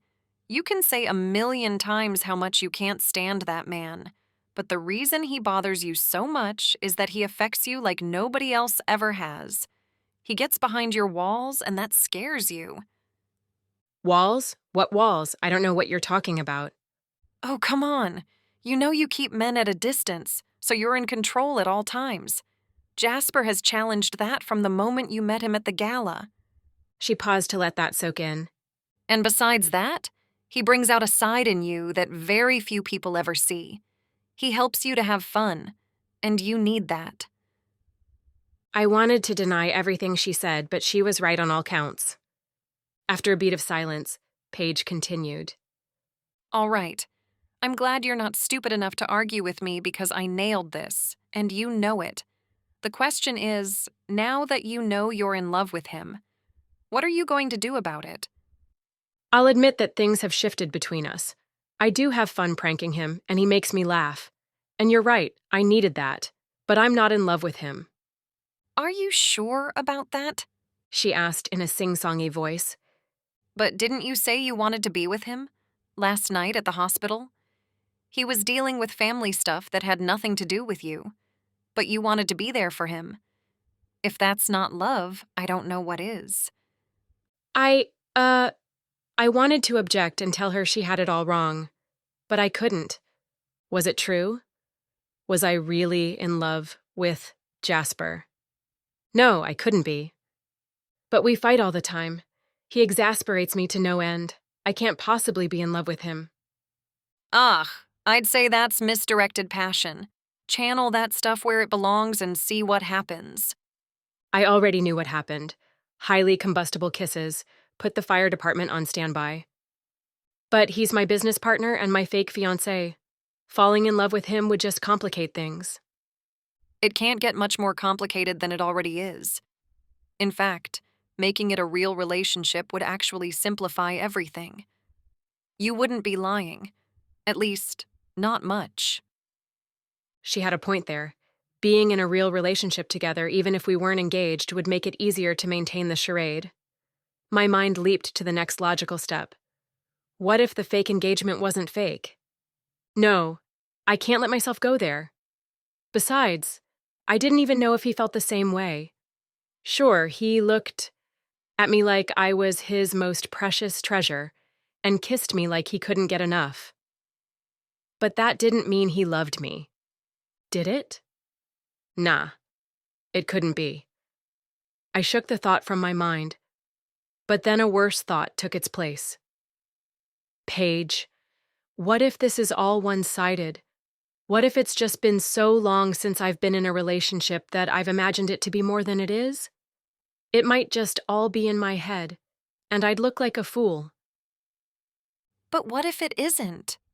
Do you really want to let this amazing man go because you don't have the guts to tell him how you feel and find out if it's mutual? I thought you were someone who fought for what she wanted. Oof. Right for the jugular. But I couldn't argue with her. I was a fighter, and I didn't let my fears stop me from what I wanted. But could I go for it now when the stakes were so much higher? I had to try. Chapter 25. Jasper. The next morning, Dad's condition had improved, and he was moved out of ICU and into a regular room. He would be undergoing some more tests as well as cardiac rehab before he'd be cleared to come home. I stood up from the uncomfortable plastic chair in Dad's room and stretched my back. Each vertebrae popped and cracked, so loud I was sure it would wake everyone up. The annoying sound of beeping machines and nurses rushing up and down the hall had kept me awake most of the night. On the other side of the room, Mom was curled up on a too-small couch covered by a starched white sheet which boldly contrasted the dark circles under her eyes. She yawned and stretched before sitting up. Guess I wasn't the only one who hadn't slept. Mom, how about if we go home and shower and maybe rest a bit? Then you can come back later. I leaned over and sniffed her, then waved my hand in front of my nose. Yeah, you definitely need a shower. I do not smell, you big goof. She shoved my shoulder, then returned to Dad and held his hand. But I don't want to leave. Honey, I'll be fine. Dad patted her hand and smiled, trying to reassure her. I don't need you hovering over me all day like a hen. Go on home for a little while. Mom tipped her head and raised a brow at him. And you promise you'll behave while I'm gone? He brought his hand to his chest and gave her an offended look that said he couldn't believe she would even think such a thing. I placed a hand on her shoulder. Come on, Mom. If we go together, you can drop me off at the restaurant to get my car. Oh, all right. I'm sure some of the kids will be coming by soon. She turned and gave Dad a brief kiss. Call me if anything changes. I'll be back in a couple of hours. Take your time. I'm not going anywhere. Dad grumbled and adjusted his pillow. Sure can't wait to get back home to my own bed. Sleeping in the barn would be more comfortable than this. Do what they tell you and you'll be home before you know it. If you don't cooperate, sleeping in the barn can be arranged. I started for the door, but then turned back to Dad. Hey, is there anything pressing that I should be sure to do today with the farm? Yeah, it's all listed on the calendar on my computer. Call me if you need me to explain anything. Okay, I'll take care of it. Don't worry about a thing, Dad. After we left the hospital, Mom drove me to the restaurant where I'd left my car the night before. She parked her car next to mine and grasped my hand before I could open my door. Fatigue and worry bloomed bags under her eyes, making her look older and more fragile than I'd ever seen her. Sweetie, I hope you learn from your dad's mistakes. Don't work yourself into an early grave. That's not what life's all about. Make sure you save time for what matters most. Don't worry, Mom. I can handle it, and I know what I'm doing. All right. See you at home, she said as I stepped out of the car. I stood next to my vehicle and stared at AJ's apartment above the restaurant, looking for signs of life. And an excuse to go up and see her. The windows appeared dark. She must be sleeping. After such a long night, I couldn't blame her and wasn't about to wake her up. My body begged to go back to bed, too, but my days would be a whole lot busier now that I was handling all the farm business for Dad, in addition to all my other jobs. My plan was to prioritize and get to everything that was urgent and hope that I didn't miss anything important. Sleep would have to wait. Ironically, this operation was so simple compared to what I did in my regular job. I could probably do this in my sleep. I sat down in Dad's desk chair, stretched my back and neck, and was ready to dive in. A chimpanzee could do this job. I just had to prove to Dad that I could too. If I couldn't handle it, he'd probably be happy to trade me in for a chimp and send me to the zoo. Hanging out in a tree all day eating bananas didn't sound too bad to me. Storm called as I was just logging into Dad's computer. Hey, Storm. Hey, are you still at the hospital? Nope, just got home. Dad's stable and feisty as ever. We talked Mom into coming home with me to shower and rest for a bit. That's good to hear. I'm due to be in court in an hour, so there's no way I can come out until later. No worries. Come when you can. The girls each said they'd be going to see Dad sometime today. Big family comes in handy in times like these. I sure wish I were closer. This really makes me question my choices. How so? I asked, leaning back in the office chair. Storm sighed into the phone. Well, I told you they offered me partner. I still haven't given them an answer. With all the stress I've been under with this case, and now Dad, a quiet small-town law practice is sounding better all the time. You'd seriously give up being partner to move back here? Whoa, is that a pig flying by my window? Very funny. I admit a couple years ago I'd have told you there was no way I'd ever give this up to move home to Moonlit Lake. But, well, things change. I know exactly what you mean. Between AJ, the restaurant, and my family, everything I needed was right here. I couldn't imagine being anywhere else. Are you planning to stay there for good? My thoughts returned to AJ and our kiss in the parking lot. Yep, I definitely wanted more of that. Every day if I had anything to say about it. Seems that way. I gotta go, but keep me posted on how things are going there. Will do. I was about to hang up the phone and get back to work, but something stopped me. Hey, Storm. Good luck today. Remember, the key to winning is not just knowing the law. It's knowing how to rock a killer power suit. It's in the bag, then. Storm chuckled and ended the call. I opened Dad's calendar to see what needed to get done today, then made lists prioritizing the tasks. Before I dug into my work, I sent a quick text to AJ. Me. Good morning, Princess. Hope you slept well. About an hour later, my phone dinged with a response. AJ. Like a baby, but with some really great dreams. Me. You've got my attention. Was I in them? AJ. Wouldn't you like to know? I smiled the rest of the morning. I slogged through orders and invoices and made phone calls. Everything was going smoothly until I got a call from Paradiso's restaurant. They were waiting for their delivery, which was supposed to have come 2 hours ago, but didn't. They needed the produce before the lunch rush started. A quick glance at the clock showed I had less than an hour to get it to them. This wasn't on Dad's calendar, so who was supposed to make the delivery? I called Tara, the farm manager. Hey, Tara, it's Jasper. Do you know anything about a delivery that was supposed to go to Paradiso's today? Your dad handled that. I don't know much about it other than the days he'd be making the deliveries. Who boxes up the produce? Your dad brings the order to Tommy, the farmhand, in the morning for him to box up and usually delivers it by 10 in the morning. That's all I know. Okay. I'll see if I can find it and take care of this today. In the future. Would this be something you'd be able to take on? Dad's going to have to slow down. And I'll be taking over the farm business, at least for now. I've heard he had a hard time giving you the freedom you needed to do your job. Is that correct? That's a good way to put it. Well, you'll be getting it now. Your opportunity to shine. I hoped she'd be able to step up and take more of this load, for me and for Dad. If not, we'd need to hire more help. When you have time to come to my office, we should talk about what that looks like. I can do that, thanks, Jasper. It took some digging, but I managed to find the order. I ran it out to Tommy, and we boxed it up together. I made the delivery in the nick of time.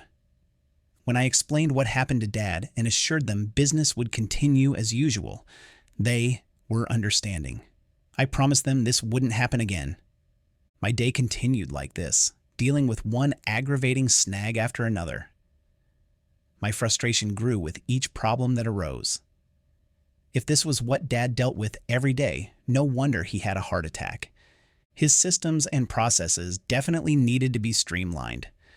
This could be so much simpler than the way it was set up right now. Could I get it all straightened out before Dad got out of the hospital? And would that show him I could handle things, or would it make everything worse? Just as I was about to scream and pull out my hair, the doorbell rang. A young guy stood on the step with a paper bag in his hands. I accepted the delivery, brought it inside, and set it on the kitchen counter. The bag had Moonstruck Steakhouse stamped on the front. I opened it and pulled out 2 takeout boxes labeled lunch and dessert. A piece of paper with AJ's handwriting was sandwiched between the boxes, and it read, "Thought you might want to sample today's special." No, it's not Criadillas del Toro or Rocky Mountain oysters. Those need to be witnessed in person. I looked at the clock. It was already 2 o'clock in the afternoon. How did she know I'd forget to eat?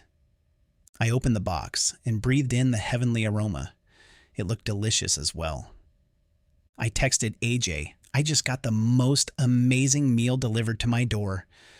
AJ. I took a chance that you might have been too busy to eat. Me. You got that right. What am I eating? AJ. Chicken shawarma sandwich and chocolate lasagna for dessert.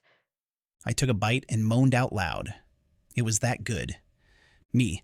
Oh my God, this is incredible. I bet it's a big hit. AJ. It's been really popular today. People are raving about it. Me. I'm not surprised. Great job, chef. AJ. My pleasure. Me. Everything going okay there? AJ. Yep, got it under control. No worries. Me. I appreciate you taking on the extra load for me, and thanks for making my day with this lunch. How can I return the favor? AJ. You already are. Me. How about if I come by later, when I'm done with work, and thank you in person? Kissy face emoji. AJ. I wouldn't say no to that. Me. Great. Can't wait. AJ. Now eat your lunch and get back to work. Me. Yes, ma'am. This gave me the motivation to fly through my endless to-do list. Knowing I'd get to see her at the end of the day made it all worthwhile. Chapter 26. Jasper. On my way out the door at the end of the evening, I plucked a sunflower from Mom's garden for AJ. The flower shop would be closed by now, and I didn't want to show up empty-handed. Not when I hoped this would be the start of a new phase in our relationship. A real one, this time. My heart thundered in my chest as I waited for her to open the door. Would it be awkward? Did she regret our parking lot kiss? Our texts throughout the day gave me hope, but I wouldn't know until I saw her. She opened the door and all my anxiety melted away. Her smile glowed like the moon above us. Hey, about time you get here. Come on in. What do you mean about time? Didn't you just get off work? Yeah, but it took you forever to get here. Or it seemed like it anyway. Ah, so you missed me. I leaned in and placed a gentle kiss on her lips. I missed you too. And this is for you. I handed her the flower. I love sunflowers. Thanks for thinking of me. Thinking of you is easy, Princess. Stopping those thoughts is the challenge. It's a miracle I got anything done. She smiled shyly and brought the flower to the kitchen.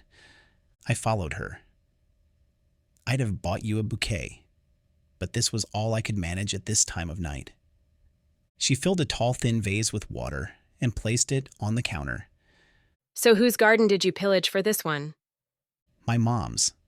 She would gladly have donated it and all the other blooms in her garden if she knew I was bringing it to you. You made quite an impression staying with me at the hospital like you did. She's your biggest fan now. Tell her I said thank you. The sunflower is beautiful. She pulled a pot from her cupboard, placed it on the stove, and added some oil to it. I was just about to make some Parmesan herb popcorn. Thought it would make a good late-night snack. You want in on that? After the lunch you sent me today, count me in on whatever you're cooking. I'll remember you said that. Too bad that bag from Farmer Floyd is down in the Moonstruck fridge. She smiled cheekily before pouring seeds into the hot pan. Want to watch a movie once this is done? Sure. Whatever you want to do. Honestly, I was happy to simply be in her presence. It didn't matter what we did, we could sit and stare at each other for all I cared.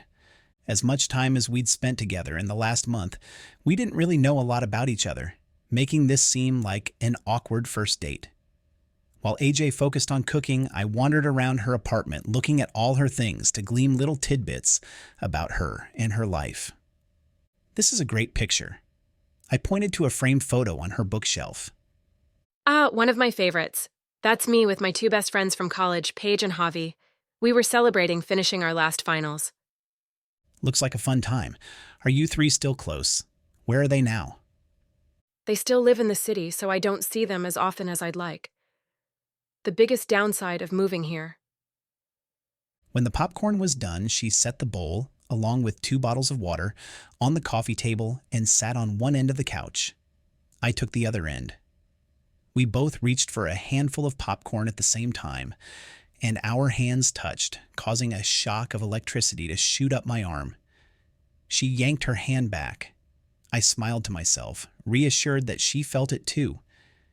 With a handful of popcorn, I sat back. Hey, princess, how good are you at catching things in your mouth? Fair, as long as the toss is on target. All right, let's see how you do. We faced each other, and I tossed a piece of popcorn in an arc toward her. She opened her mouth, leaned forward, and caught it. Yes! She raised her hands in victory. Okay, it's your turn. I opened my mouth to give her a target. She tossed a piece, and it hit me in the eye. Almost. Try again. She launched another, and it bounced off my forehead.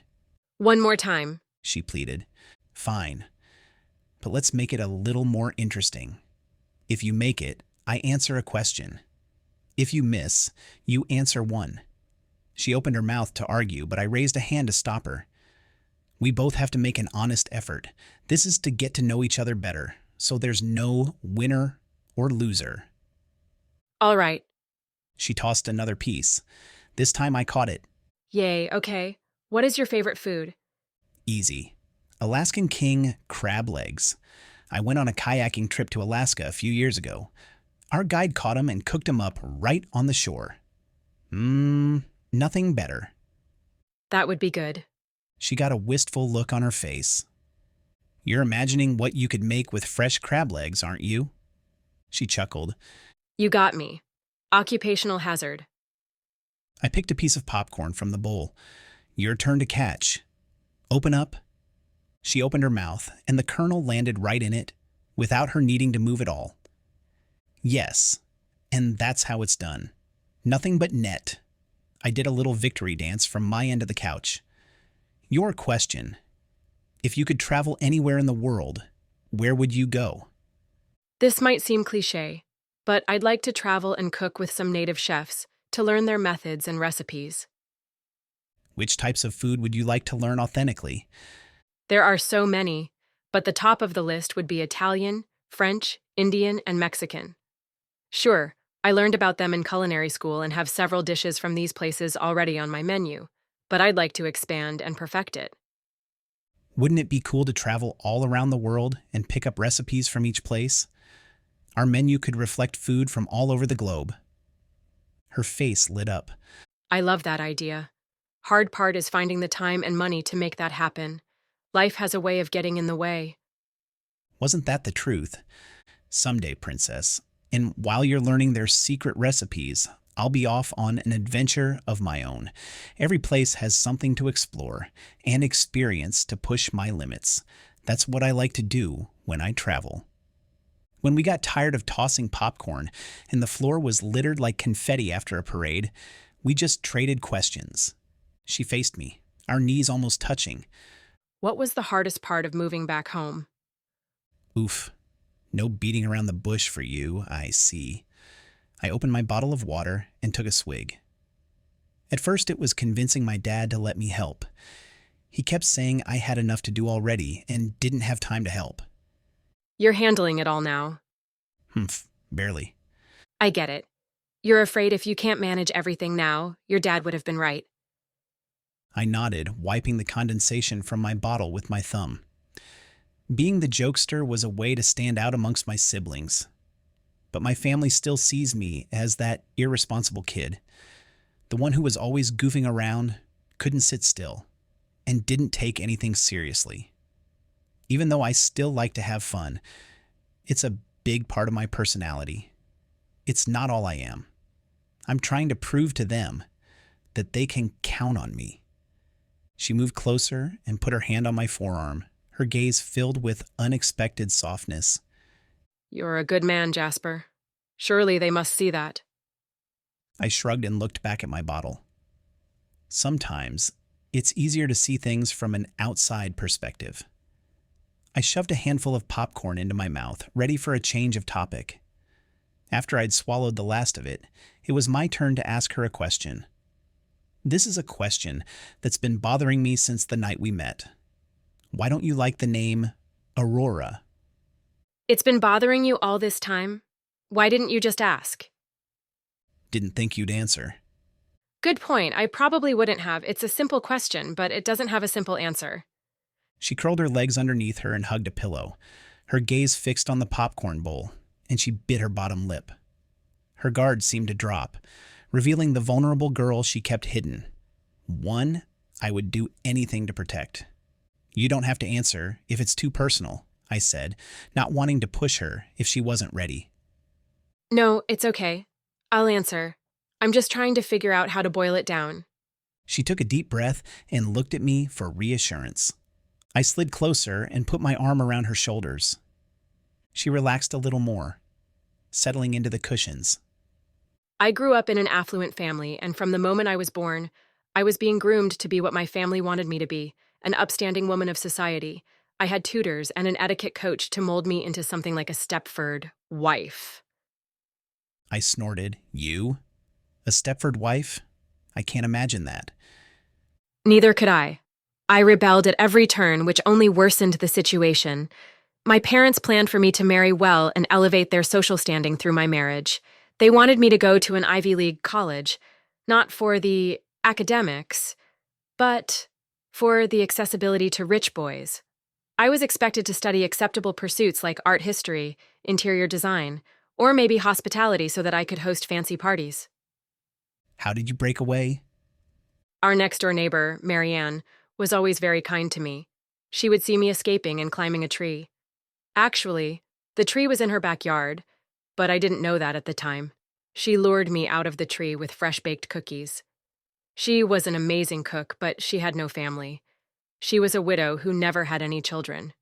Guess we kind of adopted each other. Is she the one who taught you to cook? Uh-huh. And told me I could be whatever I wanted to be, that my life was mine and nobody else's, so I needed to live a life that made me happy. She wiped a tear from her eye. I owe everything I am to Marianne. Without her, I shudder to think what I would have become. I'm so glad you had her. She leaned into my shoulder and laced her fingers with mine. She passed away my junior year of high school and left me everything. I was completely shocked, and so were my parents. Her will explicitly stated that I would gain full control of all assets upon my 18th birthday. But my parents were not to touch it. I was to use some of the money to attend the college of my choice. She also included brochures from several of the top culinary schools. When I told my parents about my plan to go to culinary school, they were livid and said they would disown me if I disobeyed them. As soon as I got my high school diploma, I moved out, changed my name to A.J. Scott. That was Marianne's last name. I've never looked back. So Aurora was the name your parents gave you? Yeah. She laughed. Guess I got so caught up in telling my story that I forgot your initial question. I haven't been called Aurora since I left home.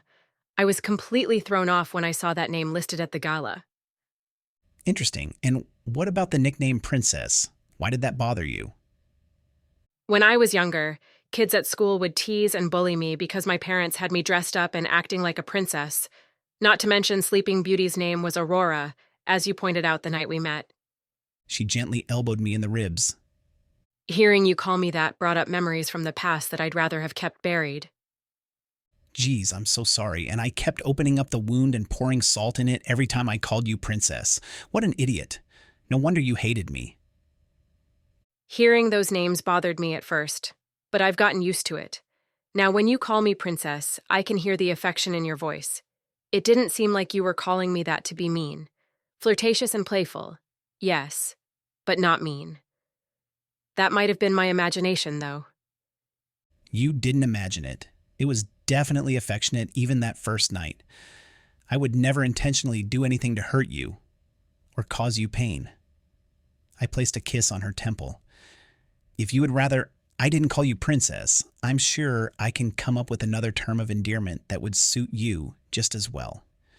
Sharing this deeper level of trust and connection with her and knowing the challenges she'd face to get where she was only intensified my feelings for her. I knew I'd do whatever I could to make her smile and shield her from pain. I was all in. She placed her hand on my chest and her eyes met mine. No, hearing you call me Princess and even Aurora has changed how I feel about both names.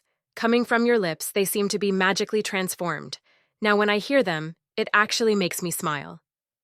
I can think of other magic my lips would be more than happy to provide. She playfully smacked my chest. That was cheesy even for you. Then she grasped my shirt and pulled me toward her. But who am I to turn away magic lips? Our lips touched, and it was magic indeed. Chapter 27. AJ. A week later, I sat at the office desk and gazed out the window. My thoughts drifted to Jasper and the time we spent together after the restaurant closed the night before. Sigh. Since Jasper had taken over for his dad, he came to my place late every night. It had quickly become my favorite time of day and the only way we could spend time together with our crazy schedules. Sometimes he would help me clean up, and then we'd go upstairs and cuddle on my couch watching a movie. Or I'd cook one of my new creations for him to try. Other nights, we'd go for a late-night stroll in the moonlight, holding hands and talking as we walked. Then he would give me a soul-searing kiss at my door before saying goodnight. Is it hot in here? I fanned my face. Daydreaming was much more enjoyable than trying to figure out what to do with the bookkeeping. I didn't want to be embarrassed and have the office be a complete mess when Jasper returned, but now I knew there was a reason I avoided accounting like the plague. It wasn't just because I was more comfortable in the kitchen. Nope. These spreadsheets hated me. Why did I ever think I could handle everything Jasper was doing here? I'd only been covering for him a little over a week, and I was already out of my mind. I'm pretty sure the numbers on the screen were laughing at me, shoving their thumbs in their ears and shouting, "Neener, neener." Handling a dinner rush with half the staff out sick? No problem. Juggling flaming pans and weaving through a chaotic kitchen on a sprained ankle? Child's play. Facing hangry customers with nothing but a spatula and a smile? My superpower. But ask me to decipher profit margins and expense reports, and suddenly I'm lost in a maze of numbers, like it's a bad horror movie. If I didn't know better, I'd think Jasper had rearranged the numbers and documents to push my buttons.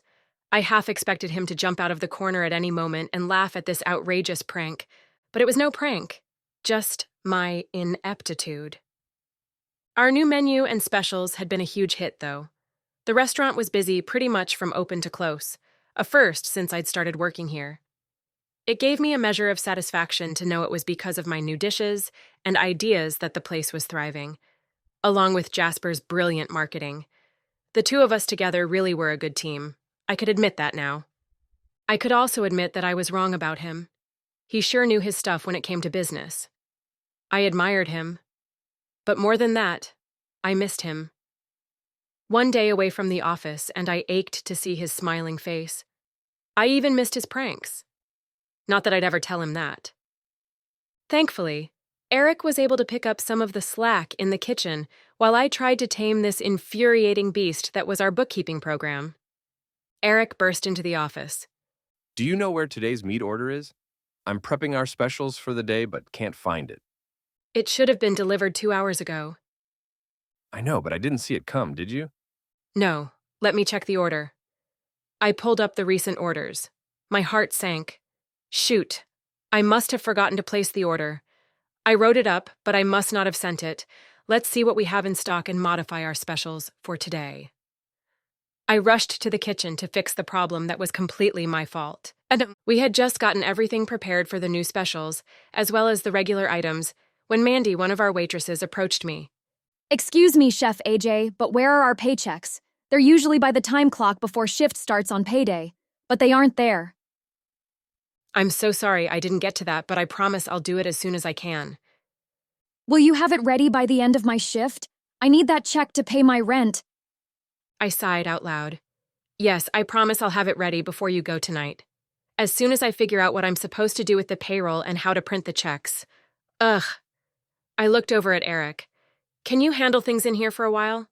I need to figure out the payroll. You got it, Chef. Once in the office, I stared at my nemesis, the spreadsheet. Even the flickering cursor seemed to be mocking me. Sliding into the chair, I sat up tall and cracked my knuckles, ready to take this on, determined to figure it out on my own. I tried to psych myself up with a good pep talk. Come on, AJ. You can do this. It's just a simple thing. You've been paying bills for years. This should be no different. After struggling with the program for over an hour, I was about ready to toss the computer out the window. I'm sure it would be quite satisfying, even if it wouldn't solve my problem. As much as I didn't want to admit defeat, and hated having to rely on a man, I needed help. I texted Jasper. I forgot it was payday and don't know what to do with the payroll. The staff are ready for mutiny. Jasper. I'm so sorry. I completely forgot about that too. I'll be right there. It won't take long and I can show you how to do it. Me. Thank you. Less than a half hour later, Jasper rushed into the office. AJ, I'm so sorry this happened. It's completely my fault. No, it's not. We're partners, remember? And I offered to handle everything here so you could focus on the farm. It's my fault I didn't get it done. Or didn't know how to do it. Before we tackle that, there's something else I need. What's that? Can I get you some food or a drink? No, that's not it. He stepped closer and pulled me into his arms. This is what I've been needing all day. I melted into him as he held me. It felt so good to be in his arms. My eyes prickled with emotion. I guess it's what I was needing, too. And here I thought all I needed was an accountant. He chuckled and held me for another moment. Okay. As much as I'd like to hold you the rest of the night, we'd better get this payroll done. Yes.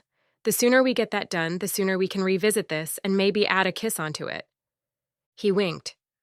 I like how you think, Princess. I pulled out the desk chair for him to sit, but he deferred to me. You sit. I'll be over your shoulder telling you every step to do. That way you'll remember it for next time. Don't be so sure. In about an hour, we had everything entered and the checks printed. He signed them and I put them into envelopes for each employee. Phew. Thanks so much, Jasper. I never would have been able to get that done without you. Ah, you'd have figured it out? It just would have taken you longer. I disagree. That computer behaves much better when you're around. It's like a petulant child who waits for his dad to leave before bullying his little sister. He laughed and gave me a well-rehearsed, innocent look. I wouldn't know anything about that. Just don't talk to Junie. Okay, now that we got that out of the way, we can do something much more fun. Like bungee jumping or whitewater rafting? No, I was thinking more along the lines of you kissing me. I want to kiss so bad it hurts, princess. Well, we can't have that. Just as his lips met mine, there was a knock on the door. Chelsea peeked in. Sorry to interrupt, but we have a situation you need to take care of, Chef. I better let you get back to work. Jasper stepped away from me and picked up the stack of envelopes. I'll put these checks by the time clock to stave off the mutiny another week. Do you still want to come by after work? Do bears poop in the woods? Yes, I guess so. He laughed. I absolutely want to see you later. He gave me a quick kiss before I had to rush off to put out another fire. At least I had something to look forward to when this day finally ended. Chapter 28. Jasper. It gave me a secret thrill to be the one AJ called in her hour of need. Forget the fact that it was my job she was struggling with, or the fact that the only reason she was doing it was to help me out. No, I just wanted to live in the fantasy world where I could be the handsome hero rescuing her, where I was the only one she wanted to call to help her. My chest puffed out a bit, and I may or may not have flexed my biceps and pecs as I strode to her rescue. I'll never tell. But after leaving my other jobs for almost 2 hours, I had to work extra hard to get caught up. If I had no interruptions for the rest of the evening, I'd be able to get everything done and reward myself with going to see AJ again. Goal set. My phone rang. Tempting as it was to ignore it, when I saw it was my assistant, Olivia, I knew I had to answer. Hello, Olivia. What can I do for you? What's going on there, Jasper? I've been trying to reach you for the past hour. You didn't answer my texts or emails. I didn't see any messages. I paused to check my phone, and sure enough, there they were. I'm so sorry, Olivia. I had to run over to the restaurant quick to help with a payroll emergency. Apparently, I didn't hear your texts, and I was just about to log into my computer. Is there a problem? I'd say so. You were supposed to meet with the board of Cabot and Thorne over an hour ago. Do you remember I sent you the meeting invite last week, and you confirmed you would be there? Well, they waited while I tried to contact you, but when you didn't show, they ended the meeting. And they were not happy. One of them mentioned finding someone more reliable. I told them there must have been some kind of emergency because you never miss a meeting, but I don't think they believed me. Son of a... I slammed my fist on the desk, then took a deep breath to regain my composure.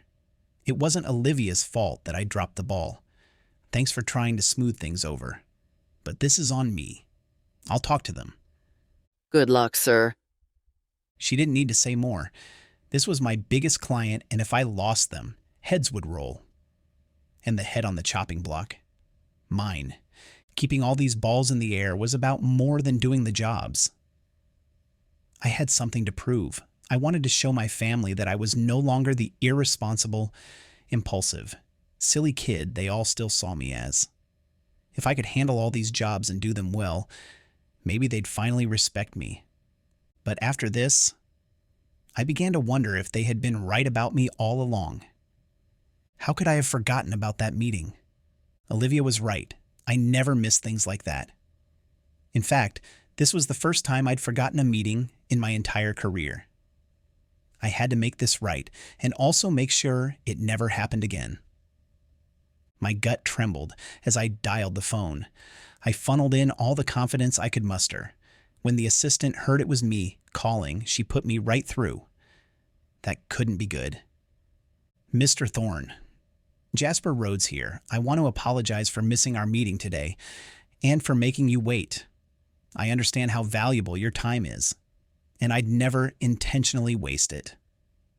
I had to reassure the board members that we can trust you to be there for us and that you are still the best man for the job. You better hope that's true and that you're not making a fool of me. What happened today? My dad had a heart attack recently, and I've been taking on what he can't do yet. It's just until he recovers or we can get more help for him. I swear I am committed to doing the job you hired me to do, and that I will give you my all, as I always have. Trust me. I promise this will not happen again. All right. I'll tell the board you had a family emergency. Hopefully that will satisfy them. For now. But Jasper, there won't be any other chances. You miss anything else, and it better be for your own funeral. I swallowed a hard lump in my throat. Yes, sir. Thank you, sir. I appreciate that, and I promise I won't let you down. Be sure that you don't, and I hope you will be more focused on your work for us from here on out, because it seems that has slipped over the last couple of weeks. Gulp. He'd noticed a change since I'd taken over the restaurant, and here I thought I'd been doing a good job of juggling everything. Apparently not. I reassured him that I would be giving him 110% from here on out. But when I got off the phone, I dropped my face into my hands. What was I going to do? My temples throbbed as I tried to come up with solutions to this impossible situation I'd created for myself. How about hopping on a plane and going on an African safari? Or grabbing a backpack and a tent and disappearing into the woods, hiking off the grid for the next month or so? Escaping sounded really good. Running away won't solve your problems, though. Sigh. All right, I knew that. But it sure would be more fun than sticking around here where everything I touched fell apart. Everything but AJ. She was the one bright spot in my life. I couldn't leave her. And I couldn't leave Dad either. He already thought I was in over my head and wouldn't be able to handle this. And I would have bet he also expected me to get tired of all this and move on to something else. I couldn't prove him right by taking off. No way. I had to figure out a way to get through this and make each business successful. I'd show Dad and Mr. Thorne that Jasper Rhodes was responsible and trustworthy. Not to mention the best in my field. But how? I racked my brain for over an hour and still couldn't think of a way to continue doing everything without cloning myself. There were only so many hours in the day, and I was trying to do 3 full-time jobs during that time. Impossible. Something had to give. Even though I was overwhelmed, I couldn't quit my consulting job. I was in the middle of several big contracts that stipulated completion of the project. If I didn't follow through, I'd be subject to steep penalties, not to mention it would trash my professional reputation. Letting go of that wasn't an option. But I couldn't let go of the farm either. After fighting so hard to convince Dad to let me help, and assuring him that I could handle it, I hated having to admit that he was right, and I'd bitten off way more than I could chew. But more importantly, if I said I couldn't handle the farm business, Dad would go back to doing all the things that led to his heart attack again. I couldn't let that happen. I rubbed my knuckles over my chest, trying to soothe the ache buried there. There was nothing I hated more than feeling stuck, which was exactly what I felt. I was backed into a corner. No matter what I did to get out of it, I'd be letting someone down. As much as it pained me to break AJ's heart, I didn't know what else to do. The restaurant contract was only temporary, and there was no guarantee we'd be given the chance to buy it anyway. It seemed the logical choice to let that go. Hopefully AJ would understand. I thought I'd experience some measure of relief after making this decision, but instead, I felt worse. It tore my heart out. And now, I had to do the same to AJ. Trudging up to AJ's apartment at the end of the night, I dreaded breaking this news to her. I just hoped she didn't have any food nearby to pelt me with. I should be grateful I was meeting her upstairs rather than down in her kitchen. She opened the door and took one look at me and gasped. Is it your dad? I'm so sorry. I shook my head, took her hand, and led her to the couch. Number Dad's fine, but I do have something to talk to you about. I filled her in on the horrid details of my day. I just can't keep doing this. By trying to do all 3 of these jobs, I'm dropping the ball on all of them.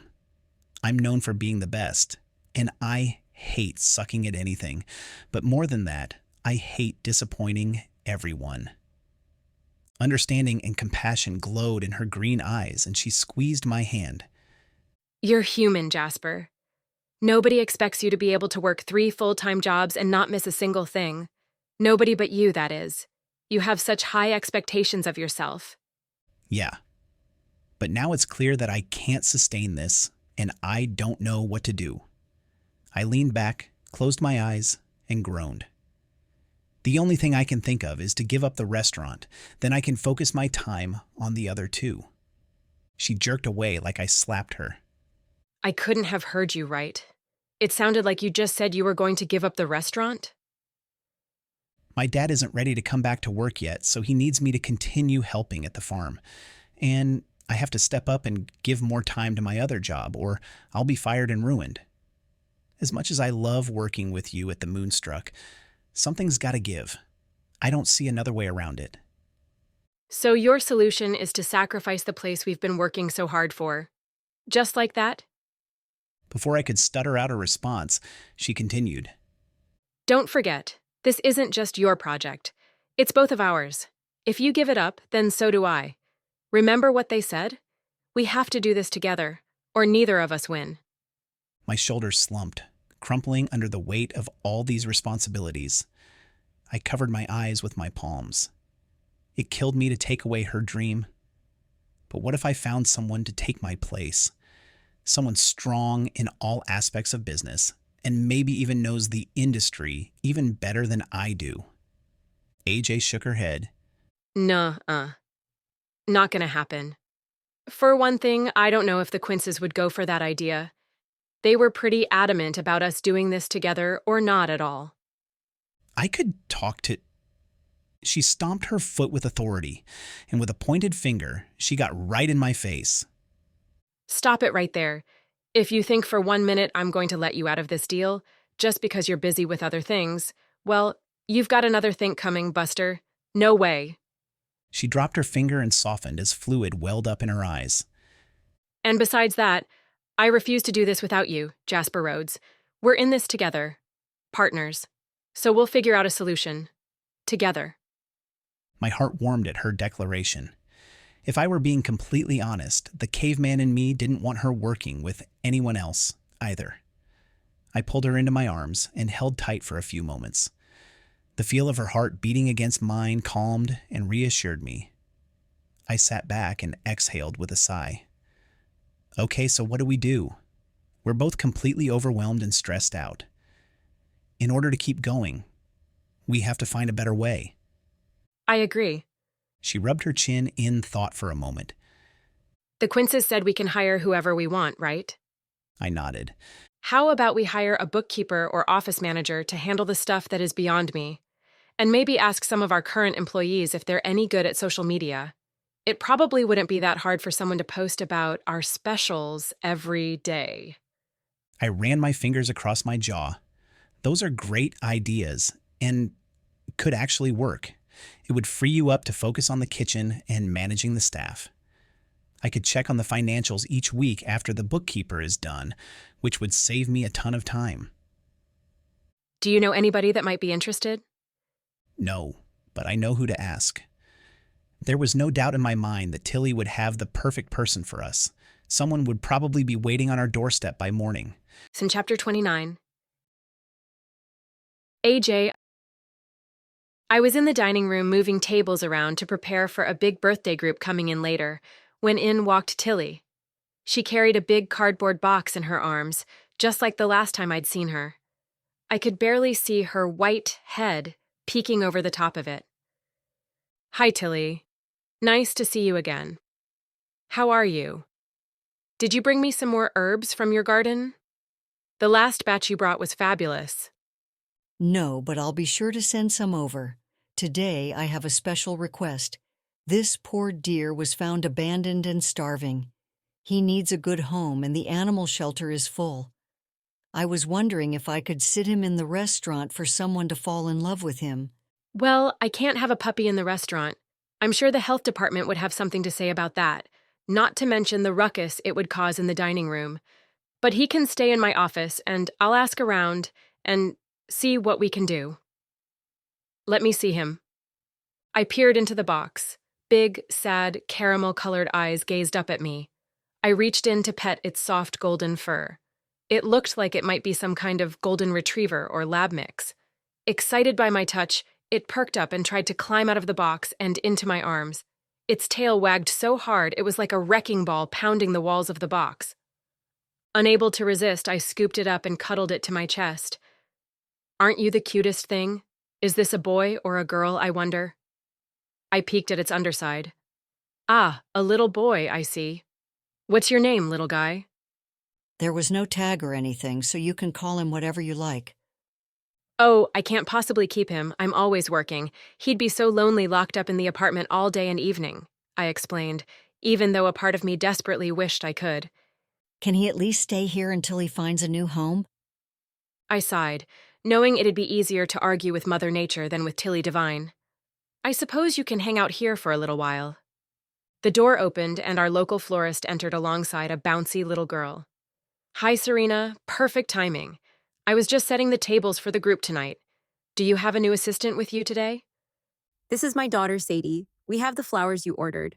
Would you like me to set them out on the tables for you? That'd be great. I kind of have my hands full at the moment. Sadie's eyes went wide and her face lit up when she saw what I was holding. A puppy. Can I pet it? I didn't have a lot of experience with kids, but I'd guess Sadie to be about 4 years old, judging from her size and the missing tooth in her smile. Sure, he's very soft and cuddly. I knelt down so she could reach. I always wanted a puppy. Mommy, can we take him home? No, sweetie. You know we can't have a dog right now. We've talked about this, remember? The girl's shoulders sank. I know, but can I hold him? Serena nodded as she arranged flowers in a vase. If it's all right with AJ? Sadie sat on the floor with her legs crossed, and I placed the pup in her arms. He squirmed enough to lick her face all over. She giggled with joy. I wished I had my phone to take a picture of this beautiful sight. The door opened, and in walked a tall, good-looking man I'd never seen before. Though I spent most of my time hidden away in the kitchen or office, so that didn't mean anything. I thought this was a restaurant, not a petting zoo. He huffed. Is Jasper here? Storm roads, Tilly said with a tisk. Where are your manners? Sorry, Tilly, I didn't see you there. That's no excuse for rude behavior. She folded her arms across her chest and scowled at him. I bit my lip to keep from laughing. My sense was that only Tilly could get away with talking to him like that and not get her head bit off. Serena was glaring at him like any mama bear would. Good thing Tilly was here so I didn't have to play bouncer. Maybe you need some cuddle time with this little guy to brighten your day, Tilly suggested. No thanks, Tilly. Too much to do. If you say so. I just saw Jasper out at the farm if you want to. I'll go find him there then. Storm abruptly turned on his heel and left. As soon as the door shut, I burst out laughing. Tilly, the way you put that man in his place was priceless. Who was he? That, my dear, was your fiancé's brother, Storm. Aptly named, it seems. He's a lovely boy, just has a very different energy than Jasper. I'd say. The pup wiggled out of Sadie's arms, and Tilly caught him before he ran off. She held him up in front of me and scratched him behind his ears. Look at that adorable face, Aurora. Does he remind you of anyone? Jasper, I said without even thinking. Tilly's voice jingled as she laughed. That's exactly what I thought. I was tempted to bring this little cutie over to the farm, but they're dealing with enough after Rob's heart attack. I didn't want to add to their stress. She handed the pup to me. I'm sure it won't be long and someone will snatch him up. Who could refuse that face? Not me, chimed Sadie. Not me either. Apparently, it didn't matter if it came from either the 4-legged or 2-legged variety. I couldn't resist. I said I'd help find it a home, Tilly, not keep him. It wouldn't be fair. He deserves to be in a home with children and people who will play with him and give him the love he deserves. Tilly's wise eyes held mine. Love comes in all shapes and sizes, and not only when it's convenient either. A shiver moved down my spine. This sweet old woman sure had a way of unnerving a person. It seemed she was talking about more than fostering this puppy, and maybe that was true. I'd been saying all along that I didn't have time for love or a relationship. But then Jasper came along, at the worst possible time, and bam. Holding this puppy, it struck me that I could say 1,000,000 times that I didn't have time for a pet, but he was already wiggling his way into my heart, just like Jasper had. And I had the sinking feeling I wouldn't be able to let him go to anyone else, either. The puppy gently kissed the side of my face and looked at me with the same mischievous sparkle in his eyes that I'd seen so often in Jasper's. Same color, too. Yep, this dog could be Jasper incarnated, if one could reincarnate while still alive. He's a mini Jasper Rhodes, Jr., Jr. That's your name, isn't it? Junior. The puppy licked me again, his tail spinning like a propeller. Well, hello, Junior. Sadie squealed. Junior, Junior. A cute name for a cute puppy. Tilly had a knowing grin on her face as she watched the puppy snuggle into my arms and fall asleep, as if it was the most comfortable place in the world. She clasped her hands at her chest and smiled triumphantly. My work here is done for now. She gave the pup one last pet on the head. You be good, Junior. The matchmaking business is always full of surprises, but then, so is love, isn't it? Tilly gave us both a squeeze. Oh, and Jasper said you need a bookkeeper. I know someone who would be perfect for the job. I'll have her call you. And before I could squeak out a response, she sauntered out the door. We need to leave too, Serena said, pulling her daughter away. Sadie, we have more deliveries to make? I waved goodbye to them and looked down at the puppy, who, even amidst all that commotion, was still sleeping in my arms. He yawned and smacked his lips, snuggling in deeper. What just happened? Did I just adopt a new puppy? No, I agreed to foster him, just until a good home could be found. I set him down in the box and moved it to the floor behind my desk. Junior was curled up on a blanket in the box and looked like he could sleep there for hours. Okay, since you're sleeping, I'm going to get some work done, but I'll come back and check on you in a little bit. I sent a message to Jasper. Me. Have I got a surprise for you? Jasper. I like surprises, as long as they're good ones. I paused, not knowing how to respond to that. Jasper. Is this a good surprise? Me. That remains to be seen. Come over when you have a chance and I'll show you. Jasper. Now my curiosity is piqued. I should be done here in about an hour. See you soon. Wink emoji. I closed the door to the office and went back to the kitchen, wondering what Jasper would think of his mini-me. Maybe I should put a bow around his neck and say it's a gift. Yes, that's it. A devious smile crept across my face. Junior just became our newest prank. In a miscellaneous drawer, I found a big red bow that had probably been wrapped around some flowers before. Junior cowered in the corner of his box when he saw me coming with the bow. Sorry, little guy, but I promise. This won't hurt a bit. The bow looked adorable on him. Well, Junior, I need to get a little work done. You take a nap in here while I'm gone, and then we'll surprise your new dad when he gets here. Aren't you excited? The pup yawned, circled the box, and laid back down, ready for his next nap. All right, I'll leave you to it then. Have a nice nap. I quietly closed the door and went back to the sounds and smells of a bustling kitchen. The chaos pulled me in, drowning out all thoughts of Jasper and the sleeping pup. At least for the moment. Chapter 30. Jasper. Knowing I'd get to see AJ, I knocked out my work tasks more efficiently than usual. The right motivation made all the difference. Storm stopped by the farm with some documents for me to sign. I looked for you at the Moonstruck. That place is out of control, man. What kind of place lets kids and animals hang out at the bar? Well, it is a family restaurant. We can't exactly say kids aren't allowed. And service animals are allowed as well. Times are changing, Storm. You need to roll with it. Whatever. And you wonder why I prefer takeout. There's the warm and fuzzy brother I know and love. I rubbed my knuckles on the top of his head and he pushed me away. Speaking of the Moonstruck, I told AJ I'd go over there when I was done here. Don't wait up for me. I winked and left my brother to stew in his grumpiness. 15 minutes later, I was at the restaurant, heading for the office. But I shifted my stride for the kitchen when I remembered that AJ had said she had a surprise for me. A smile spread across my face at the gesture and the fact that she wanted to do something for me. I was whipped. No point in denying it. Not wanting to ruin her surprise, whatever that might be, I went to the kitchen first. Before I even reached the door, I could tell the place was busy. The clang of dishes and orders being called out.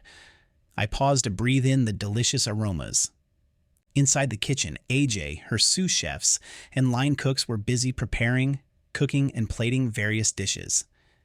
It was a controlled chaos, with Chef AJ clearly in charge and running it like a well-oiled machine.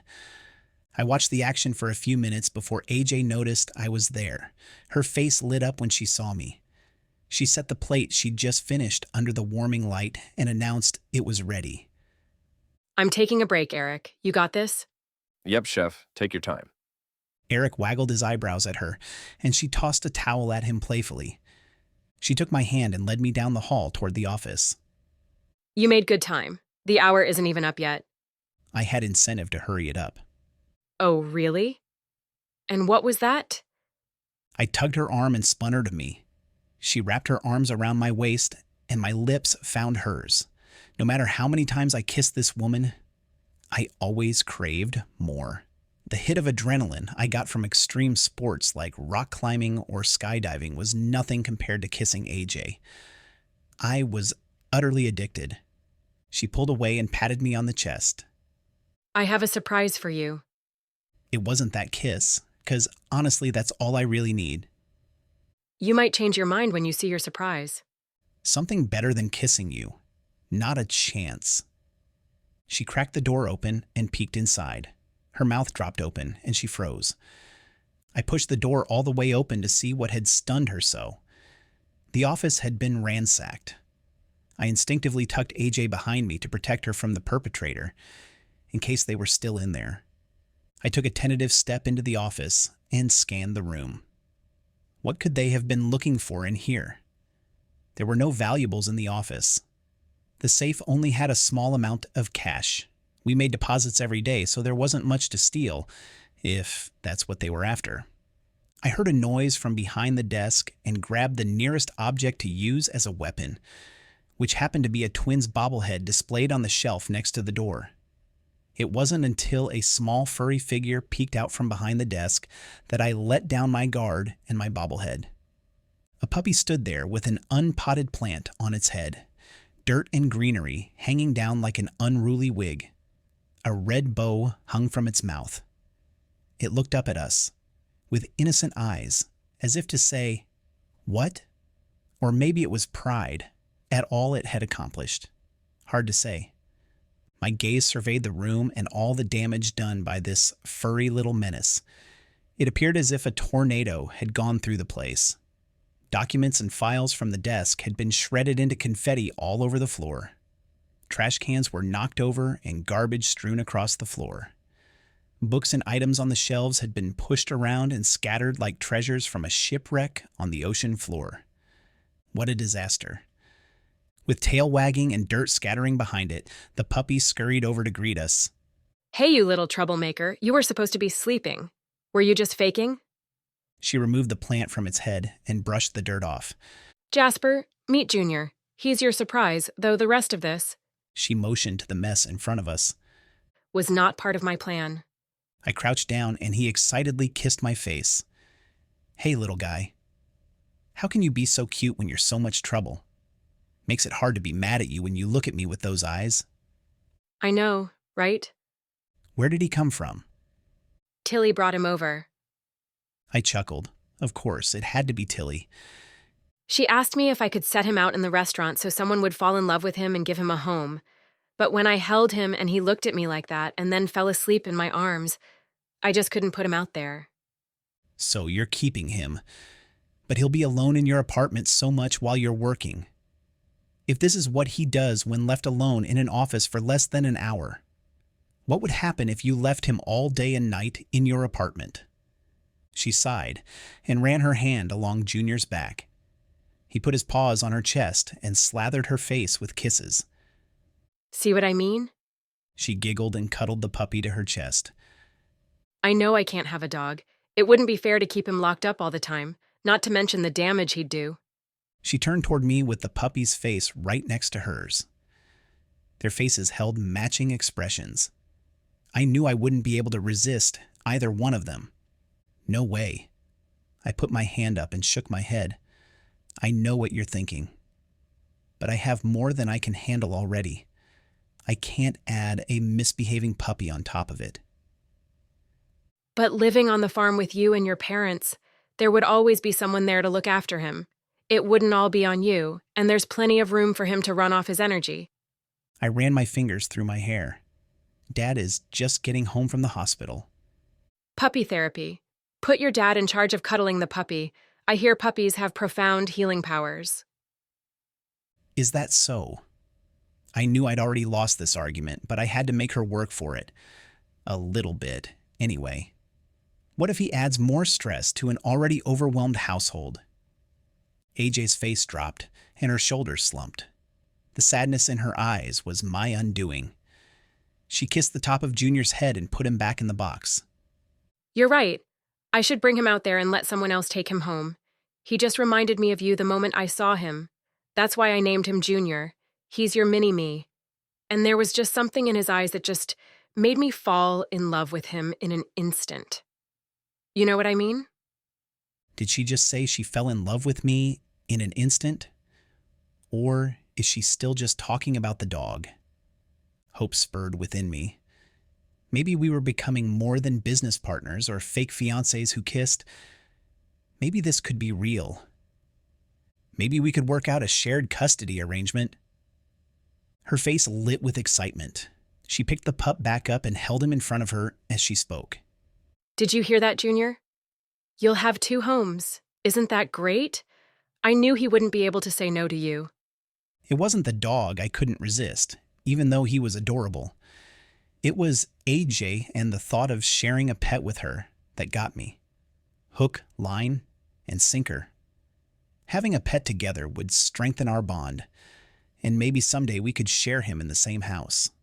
Together. Images flashed through my mind. Of us taking Junior for walks. The 3 of us snuggling on the couch watching a movie, or him waking us up with slobbery kisses in the morning. Yes, this was the life I wanted. Sharing custody of this dog would take us one step closer to that dream. I guess this makes us a family. Right, Junior? The puppy leapt from AJ's lap to mine, sealing the deal with a slurp right up the side of my face. I laughed. The crazy pup seemed to have adopted us before we even knew what happened. This guy might appear cute and innocent, but he was no amateur. If only it were that easy to convince AJ that we could be a real family, and not a fake one. I glanced over at her and caught an unexpected, adoring look in her eyes. But who did she adore? Me or the puppy? I pulled him to me and whispered in his ear. Help me convince her to make this real, and you got yourself a home for life? Is that a deal, buddy? He answered with another excited lick on my cheek. I turned him around to show him the mess he'd made. Look at what you've done. I don't suppose anyone trained you to clean up after yourself. Wouldn't that be nice? She exhaled loudly. What a disaster. I set Junior down in the box. Not that it would hold him long, but it might give us a moment to get started. I'll help, and then take him home with me on one condition. What's that? You come to dinner with my family at the farm tomorrow night. Dad will be home, and Mom wants everyone over for dinner. She shook her head. You guys need your family time. I wouldn't want to intrude on that. Mom insisted that I bring you. She knows it's your day off, so you don't really have an excuse. Please don't make me disappoint her. Oh, all right. If you're sure I won't be intruding on your family time. She gave me a peck on the cheek. Give me a minute to check on things in the kitchen, and if Eric's got it under control, I'll be back to help clean this up. This could take all night. Not if we do it together. We might even have time for you to thank me. I winked, and she blushed. Better get to work then. She smiled flirtatiously before leaving for the kitchen. I looked down at Junior. I almost want to thank you for giving me the opportunity to spend extra time with AJ tonight. Almost. Just don't make a habit of this. The pup picked up the plant with his mouth and shook it, scattering dirt around the room. I sighed. Good thing my siblings couldn't see me now. I really was whipped. Chapter 31. AJ. The past week, I'd been researching recipes for criadillas and Rocky Mountain oysters. Combining ideas I liked from several of them, I created my own unique version that I hoped would blow Jasper away, if I could convince him to try it. With his family right there for this family dinner, I figured I'd have their support to goad him to do it, and a better chance of him not weaseling out. It was a bold and risky move to try during my first meal with my fiancé's family. But knowing Jasper, his family probably wouldn't be offended by my joke. I also brought stuffed portobello mushrooms to share with all of them. It was one of my new menu items that had been popular so far. I hoped they'd like it. I shouldn't have cared whether they liked it or not. I was just his fake fiancé, right? Right. This wasn't real.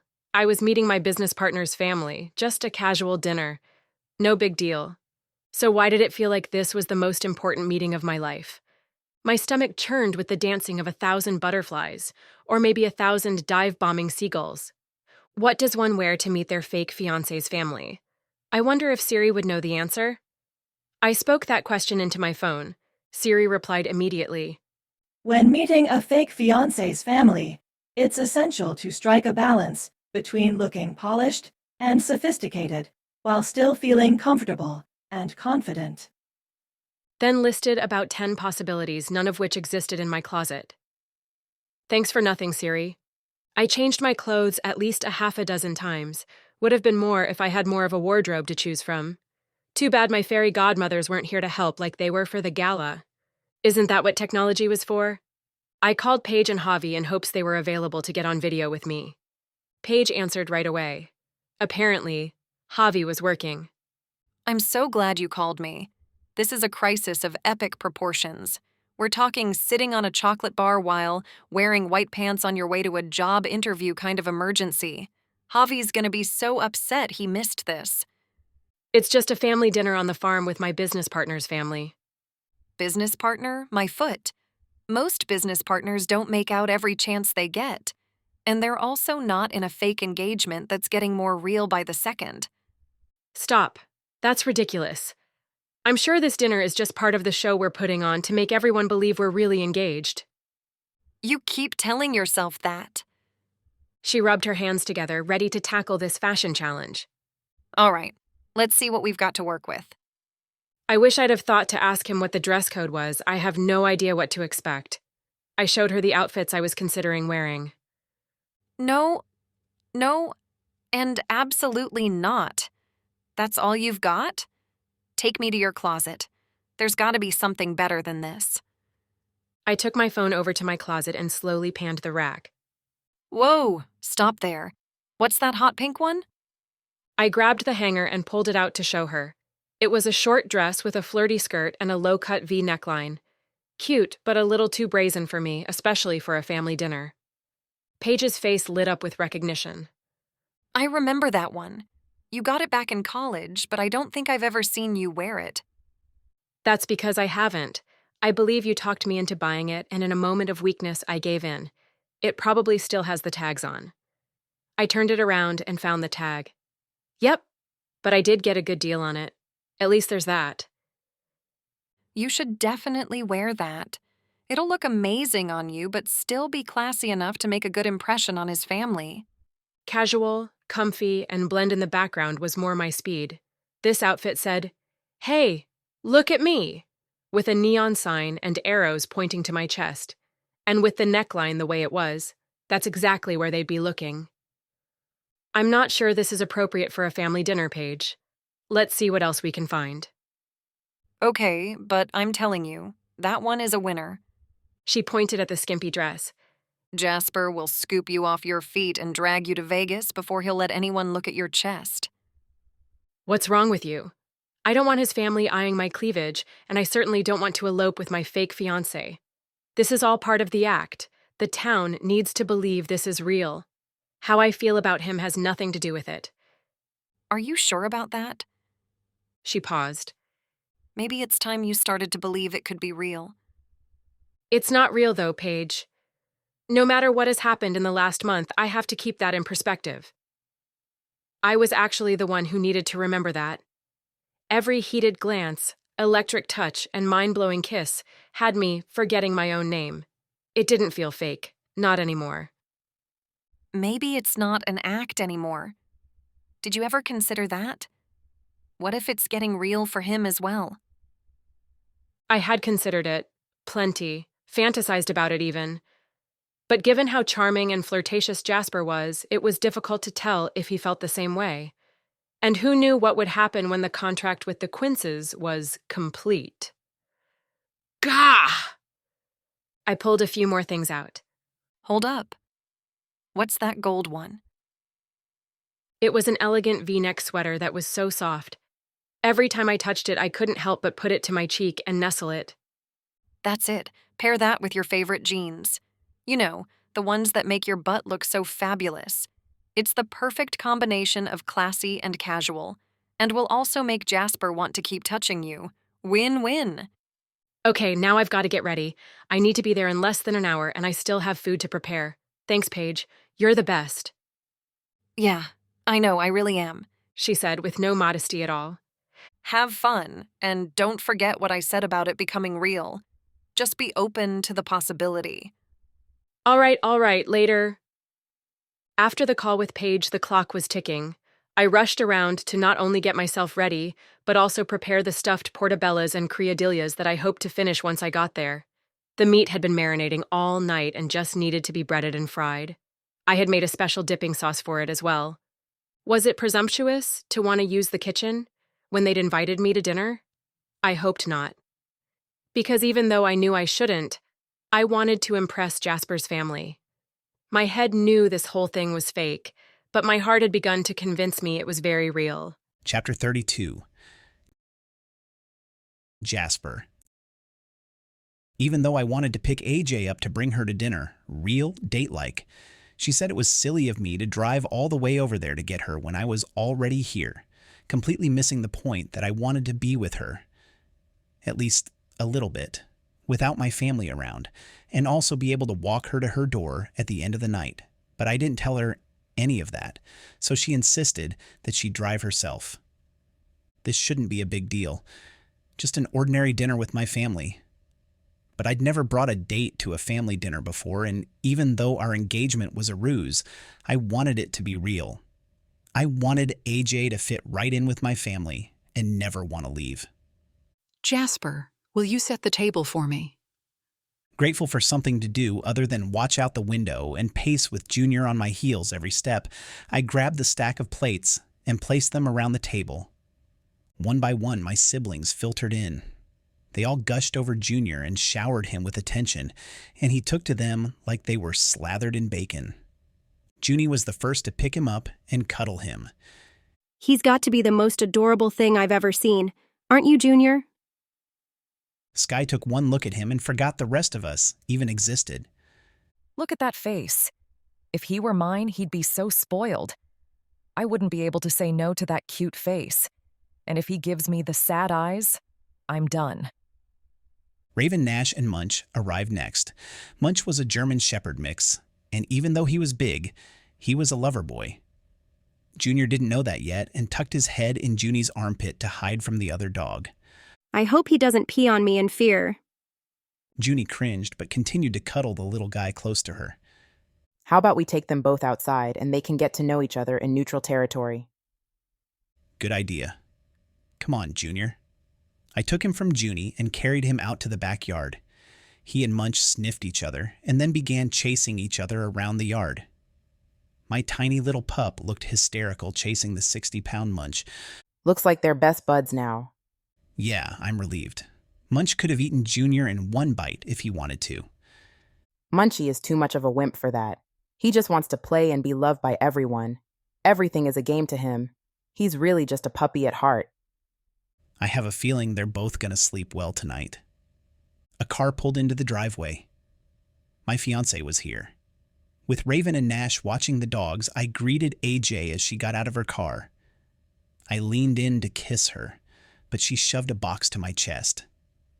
Can you help me carry this inside? Sure, but what's all this? I didn't want to come empty-handed. It's just a little something I brought to add to the meal. What is it? You'll just have to wait and see. She flashed me a cheeky smile. How was your night with Junior? Fine, except he cried in the box, even with a pillow and blanket in there for him. Oh no. Did he keep you up all night? No. Once I brought him into bed with me, he slept like a baby. With his head on my pillow, I might add. She chuckled. Got you wrapped around his little paw already, huh? Pretty much.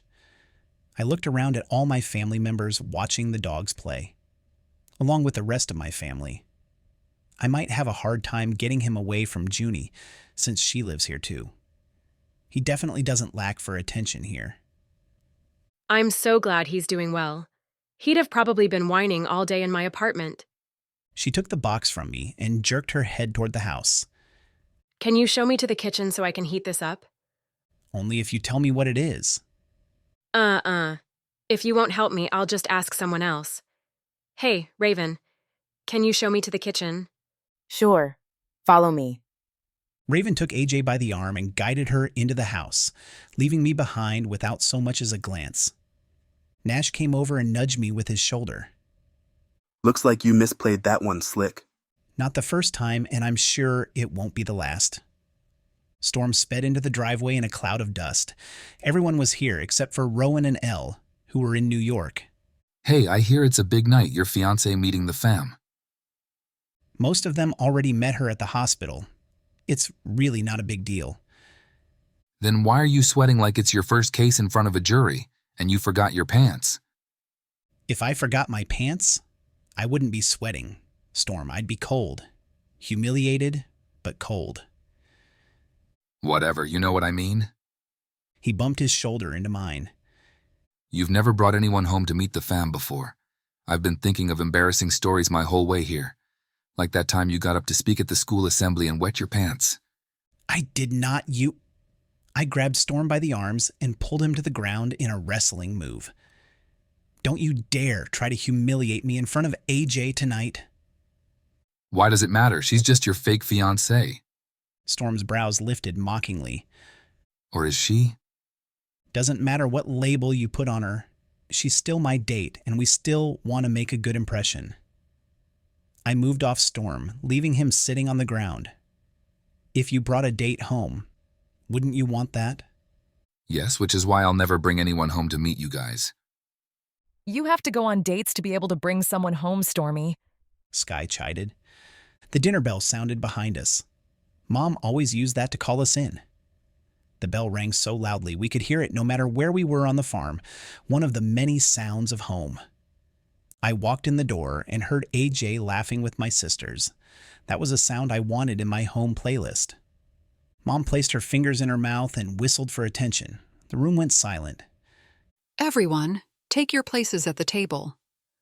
Once we were seated, she reached over and squeezed AJ's hand on the table. AJ, welcome. I'm sorry it has taken us so long to bring you into the fold, but we're so glad you're here. Welcome to the family. To the rest of us, she announced, AJ has a special appetizer she'd like us to start with. I'll be right back with that. AJ disappeared into the kitchen and returned with a steaming plate.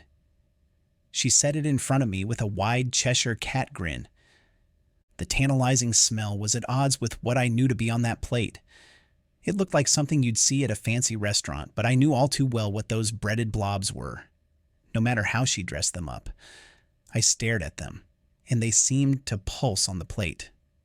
My stomach churned until I thought my late lunch might make a surprise reappearance. I clamped my lips together, swallowed down the bile, shook my head, and pushed the plate away. No way. I'm not touching that. But you don't even know what it is. I've been working on perfecting this new recipe for weeks. You've got to try it. She smiled sweetly, but I could tell I was being played. I made it just for you, Jasper dear. She was sure laying it on thick, but there was no way I was eating that, especially not in front of my family. Come on, Jazz. Storm goaded me on. You can't insult your fiancée like that, not on her first Rhodes family dinner. Remember your manners, Jasper. Dad reminded me in a stern voice. I taught you better than that.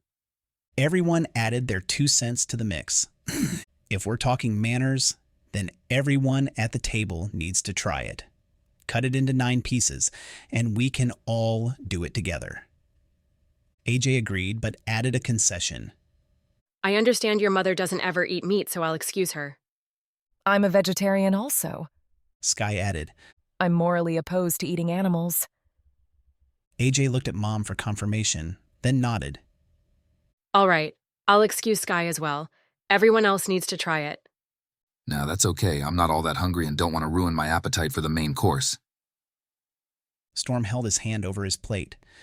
Raven slid her chair away from the table. I've never really liked meat. I think Mom and Sky had it right all along.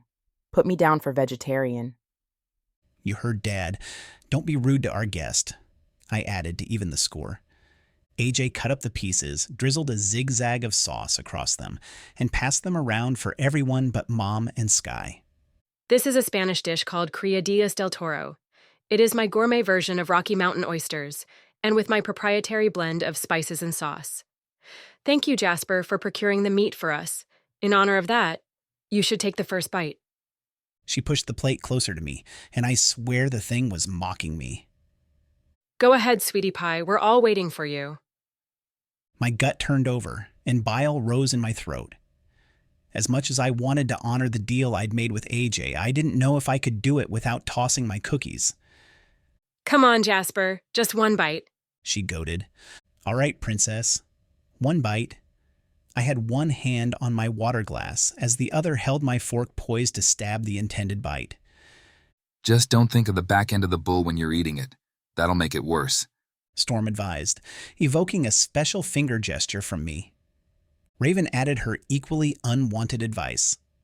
And don't think about how you harvested them with Farmer Floyd. No, you definitely don't want to think about that. And keep the family jewels protected. Right, guys? Sky smiled and winked at Storm. I really hate you all. I stared down each of my siblings. What did I ever do to you? Raven tilted her head and raised one brow. Do you really want us to answer that? We don't have all night. Stop stalling. Your bull nuggets are getting cold. Junie looked at me with concern. Want me to get you a barf bag, Jazz? You look like you're gonna hurl. Not a bad idea. I brought a fist to my mouth to hold everything back.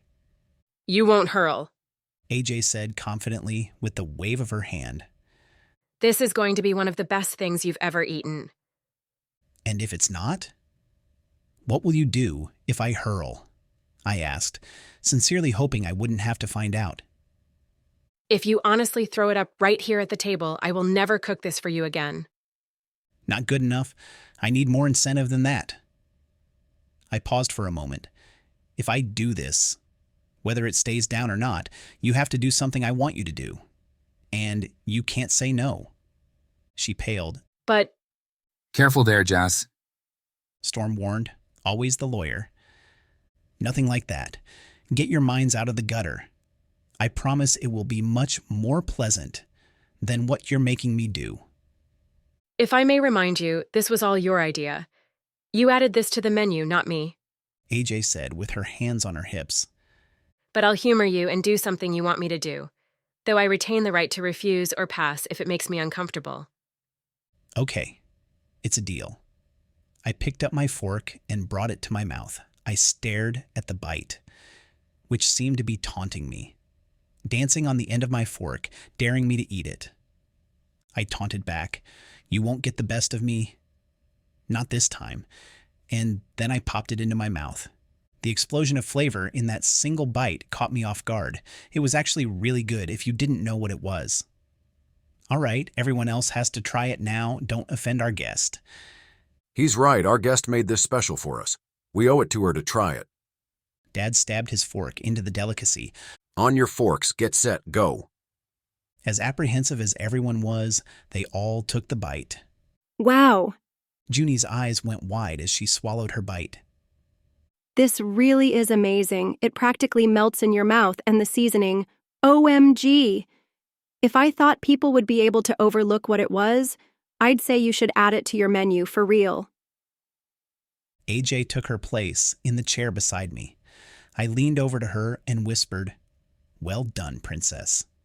You really are a magician in the kitchen." The smile on her face when everyone complimented her cooking illuminated the room. Something I wanted to see every single day of my life.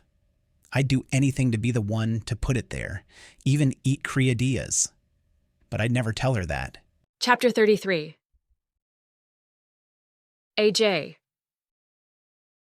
In exchange for Jasper eating the criadillas, I had to go to the Harvest Moon Festival with him. No hardship there. The part that surprised me was that he added, "as my date," to the request. He wanted to take me on a real date, not something just for show or to maintain our fake relationship status in public, or even as business partners. No. He made it clear that this would be an actual date, a real one. And the kiss he gave me when he walked me to my car, well, there was nothing fake about that.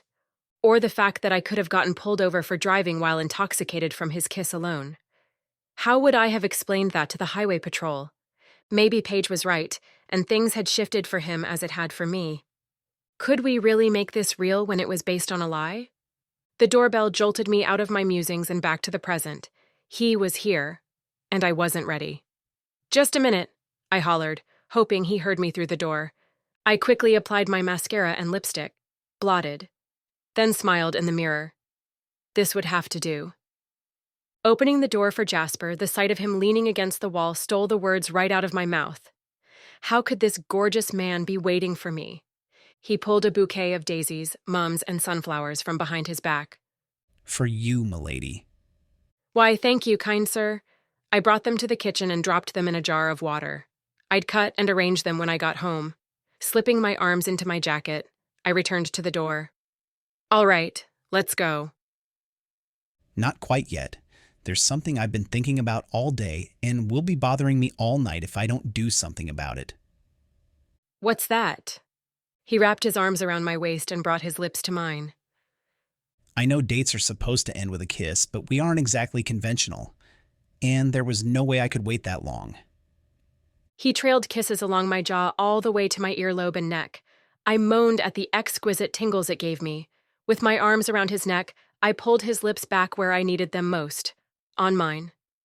Kissing this man was becoming my absolute favorite pastime. When we finally ended the kiss, both of us were breathless. I straightened my clothes and smoothed out my hair. "Well, I'm glad we got that taken care of, so you can enjoy your evening." Any time with you is the favorite part of my day, but I have to say that kiss didn't do what I'd hoped. What do you mean? Instead of satisfying my craving, it just made me want to keep kissing you. But I promised my princess a real date, so please drag me out of here, before my resolve weakens any further. I chuckled and pushed him into the hallway, then locked the door. "Come on, Prince Charming. You promised to take me to my first fall festival, and I'm not about to give that up. Someone told me there would be homemade apple fritters and pies that are to die for. I don't want to miss those." We can also take an eating tour of Food Truck Alley. That's my favorite part. As I climbed into the passenger seat of his car, I asked, "Has the Moonstruck ever had a booth at the festival?" Not that I'm aware of. We might want to think about that for the future. Great for community outreach, reaching new people, and giving them a chance to try some of our new dishes. Exactly what I was thinking. It'd be the perfect way to bring attention to the changes we've made and get them to come back. There are so many things we can do to grow this business. We're just getting started. Imagining what Jasper and I could accomplish with the restaurant sent a thrill through me. We really complemented each other perfectly. Oh, how things had changed between us since we'd been thrown into this partnership. Jasper opened the car door for me and took my hand to lead me to where the crowd had already gathered. There were vendor booths lined up like houses on a city block. Musicians sat on hay bales playing folk music. Kids giggled as baby goats in the petting zoo nibbled their fingers, looking for food. The smell of fried food filled the air, making my stomach grumble. What do you want to do first? Walk around and see everything, get some food, or go on a hayride. There's also pumpkin carving, carnival rides, and games. I could win you a prize to lug around all day. My stomach growled again. I pressed my hand against it to quiet it down, hoping he didn't hear it. I didn't eat anything yet. I knew there'd be good things to eat, so let's see what we can find.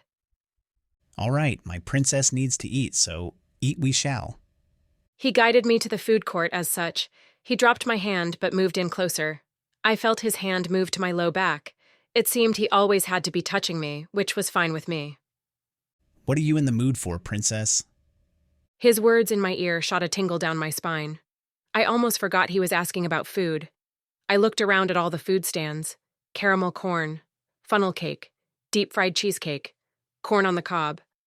Then came the apple stand with homemade pies, apple crisp, and apple fritters. I've heard great things about the apple fritters. Might as well check that one off my list first. You have a list? I tapped my temple. Just right here. People have been talking about this festival for a few weeks, telling me what I can't miss. We got in line for the fritters, which was already quite lengthy. You can always tell what is good by the length of the line waiting for it. So besides the apple fritter, what else don't you want to miss?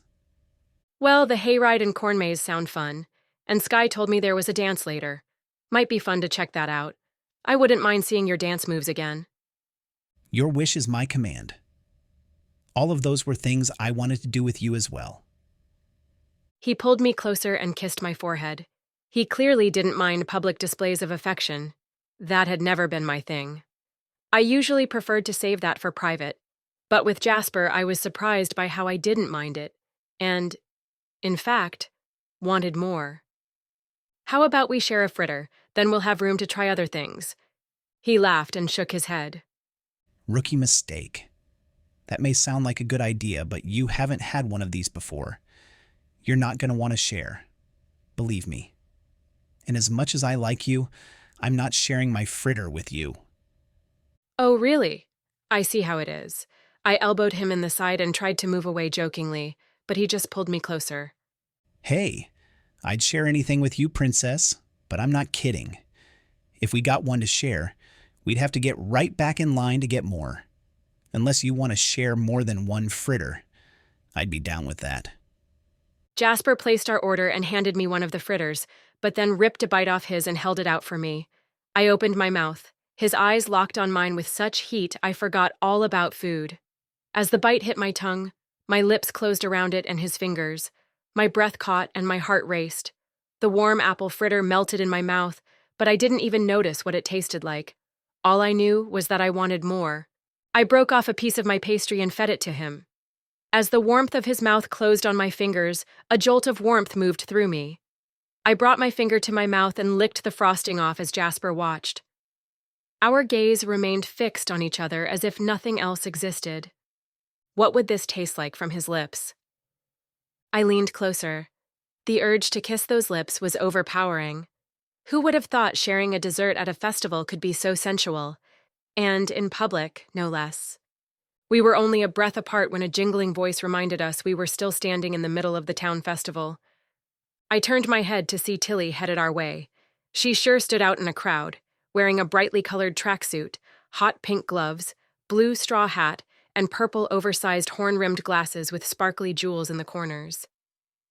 There you are, my favorite lovebirds. I've been looking all over for you. The event is about to start. You need to get over there, lickety-split. What are you talking about, Tilly? The Harvest Moon Sweetheart Showdown, of course. I knew you two would probably be too busy to think of it, so I signed you up. I knew you wouldn't want to miss it. You're likely to win it all. And just think of the publicity the restaurant will get when the two of you win. Jasper looked over at me, his brow arched and his mouth pinched apologetically. Of course, he knew what this competition was about, but also understood there was no arguing with Tilly. She'd outmaneuvered us again. I shrugged. All right, what do we need to do? Tilly's face lit up like she'd won the lottery. Just hurry on over to that tent over there and they'll fill you in. She clapped her hands. I'm so excited for you both. This is going to be a competition this town will never forget. That was what I was afraid of.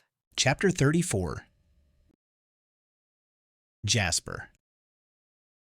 I'd considered entering us in the Sweetheart Showdown, but I didn't want to push my luck with AJ. This was our first public event and essentially our first date. It didn't matter to me what we did as long as she was with me and having fun. Hopefully Tilly's stunt wouldn't ruin that for us. I held tightly to AJ's hand, trying to reassure her. We could do this. A month ago, this kind of public display would have worried me, assuming people would see right through our charade. But I wasn't pretending anymore. The thought of a long-term relationship would have previously had me breaking out in hives and running for the hills. I'd never wanted to be tied to one thing or one person, especially not for the rest of my life. I couldn't have imagined anything worse. My adventurous spirit would have withered away and died in that kind of prison. But with AJ, I thought of her every second of every day. And when we were together, like we were today, I couldn't stop touching her. I had to have her close to me at all times. I was completely addicted to her and constantly looking for my next fix. For the first time in my life, I could imagine what it would be like to have a life with her, to laugh and joke with her, work together to make all our dreams come true. To have a family? Yeah, I could totally see it, and there was nothing I wanted more. I squeezed her hand and gave her a wink. We've got this, princess. Don't worry. But what if... I placed a finger on her lips to stop her from saying another word. If I thought there was even the remotest chance we shouldn't do this, or that it would put the restaurant in jeopardy, I'd find a way to get us out of this. But this is actually the perfect way to show everyone what a solid couple and partnership we are. I saw anxiety and no small amount of skepticism in her emerald eyes. If I remember right, these games are all about cooperation and trust. We've gotten really good at that, and we've had a lot more practice at it than most couples. We can do this. I swear we can. She sighed and nodded. If you say so. I just have a bad feeling about this. I don't know why. But I trust you, Jasper. If you say we can do it, and that it will all be fine, I'll believe you and give it my best. I lifted her hand to my lips. That's all I ask. We signed in at the registration tent. Raven and Nash were there too, along with 4 other couples. See, AJ, I told you this would be a piece of cake. The cake will be all over your face when we win, little bro. Raven smirked and patted Nash on his chest. We've got this thing in the bag, don't we, Nash? Whatever you say, Tweet. Nash slung his arm around Raven's shoulders. A voice boomed over the loudspeaker. Local event planner Gina Morales was the MC of the showdown. All right, everyone. Sweethearts, take your places at the starting line and let the games begin. A crowd gathered around the first event, shouting and cheering. My family members alternated between cheering and heckling me and AJ and Raven and Nash. It might sound weird to say they cheered and heckled, but that's my family. The first event was bobbing for marshmallows in a tub of whipped cream. One person in each team will be blindfolded, and the other person is their guide. The guide will lead their partner to the tub of marshmallows and help them find the marshmallows inside the tub. The guide cannot reach into the tub or touch the whipped cream. When the bobber finds the marshmallows, they spit them into a bowl next to the tub. The first team to get all 10 marshmallows in the bowl wins this round. AJ had a horrified look on her face. You've got to be kidding me. There's no way I'm putting my face in whipped cream. We used to do this one when we were kids. I'll be the bobber. You guide me. I tied the blindfold around my head. I heard Raven call out, Don't worry, Jasper. If you can't find any marshmallows, we'll save some for you, in the bottom of our victory bowl. In your dreams, sis. But don't worry. I'll buy you a bag of marshmallows to take home, so you don't feel left out. The starting bell sounded, and AJ took my arm and led me to the table with the tub of whipped cream. The surrounding crowd hollered and cheered us all on. I grasped the edge and dunked my head in. Nothing. Help me out here, princess. I saw one about 2 inches to the left. I dunked again and got one this time. She placed her hands on the sides of my head and guided me to the bowl where I could spit. Then, when I was ready to search for the next one, she asked, Is it okay if I guide your head for that too? Yeah, go for it. I'm ready. She pushed my head into the cream, where I found another marshmallow with my mouth. We now had a system and worked together like we did this every day. When I spit the 10th one into the bowl, AJ lifted our hands and screamed. I yanked the covering from my eyes and looked around. We won that round. I wanted to kiss her, but didn't want to get her face full of this sticky stuff. I could be a gentleman when I wanted to be. Her face lit with excitement.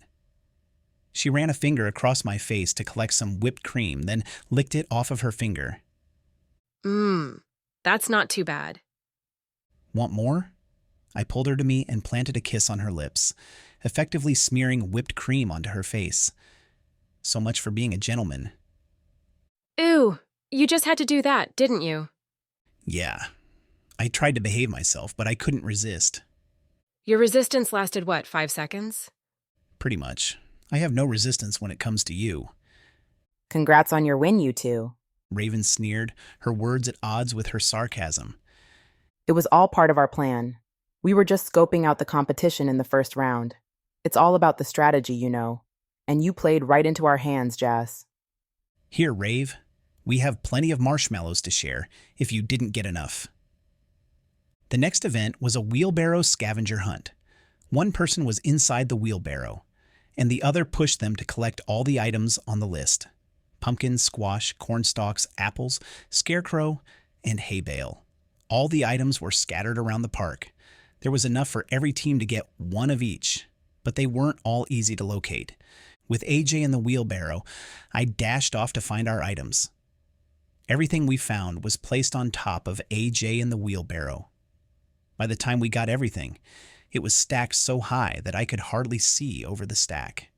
Running toward the finish line, the wheelbarrow wobbled and the squash fell out. I hurried and tossed it back onto AJ's lap. We crossed the finish line right behind Raven and Nash. How'd my dust taste, Jasper? Raven jeered, strutting around like she was all that. Even did a little celebration dance like she was in the end zone. I don't know, Rave. I patted my belly. I'm still full from all those marshmallows. Raven put her arms around Nash. They say it's not about the destination, but I sure did enjoy crossing that finish line first. Didn't you, Nash? Gina summoned us over the speaker again.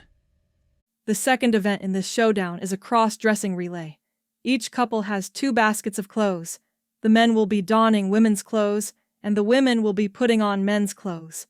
After you both have put on everything in the baskets, one of you will carry the other by piggyback to the finish line. This doesn't seem so bad, AJ said after receiving our instructions. Yeah, I'm a pretty fast runner. We got this. When the starting bell sounded again, we hurried to pull out clothes from our respective bins and dressed as fast as we could. My bin had a long dress with spaghetti straps and a zipper up the back, a cardigan, a feather boa, and high heels. AJ had to wear a man's suit, which seems pretty easy, but the suit must have belonged to a linebacker. It was huge and tall. The pants were about a foot too long and could have fit 4 of her inside the waistband. The worst part was the shoes, which were probably size 14. They looked like clown shoes on AJ. Once we had everything on, I bent my knees. Hop on, princess. Your chariot awaits. She reached up for my shoulders but nearly lost her pants. She hiked her pants up and tried the jump again. This time she made it and kept her clothes from falling down. I'm on. Go, go, go. I tried to take a step, but my heels sunk into the dirt and kept me anchored. How do women walk in these things? If I don't roll an ankle, it'll be a miracle. Try walking just on your tiptoes. I tried that, but my big feet barely fit inside the shoes. I fell to my knees, causing AJ to roll onto the ground next to me. Sorry. Are you okay? Yeah, I'm fine. Want to switch and I'll carry you. I looked over at my sister and Nash. They were having the same struggles with Nash trying to stand and walk in heels, but Nash had to deal with my sister, so he was at a disadvantage as far as I was concerned. Raven slapped Nash on the shoulder. I said I could carry you, Nash. I've done it before, and at least this time you'll be conscious. Nash disagreed and kept struggling with the heels. I'd like to stay conscious, so I'll be carrying you. Tweet. At least, they weren't ahead of us, yet. You think you can carry me? I asked AJ. I'm pretty heavy. I'm tougher than I look. She rose to her feet and stood with her legs apart in a solid stance. Let's do this. Okay, here goes. But if I'm too heavy, let me know and we can switch again. careful not to hurt her, I climbed onto AJ's back and wrapped my arms around her shoulders.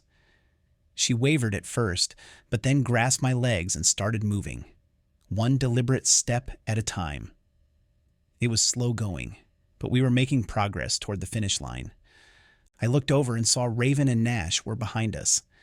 Raven kicked her heels into Nash's side like he was a horse she was trying to spur on. Pick up the plow, Nash. They're winning. Chuckling to myself, I gave AJ a gentle squeeze. You're doing great, Princess. Just keep putting one foot in front of the other. We're in the lead. There was another team that was pretty much even with us, but I didn't mention that. AJ was doing the best that she could, and as long as we beat Raven, I didn't care about the rest. Turns out, we beat the other couple by a hair. Woohoo! I did a celebration dance of my own, kicked off the heels, and picked AJ up to twirl her around. I set her back down and rubbed her shoulders. Are you sure you're okay? I'll probably be cursing your name tomorrow when I can't get out of bed. I think you owe me a massage after we're done. But first, let's win this thing. That's my girl. The last event was called Donut on a String. Each couple stood with a donut hanging on a string between them. It was an enormous raised apple cinnamon donut with caramel drizzled on it, almost the size of my face.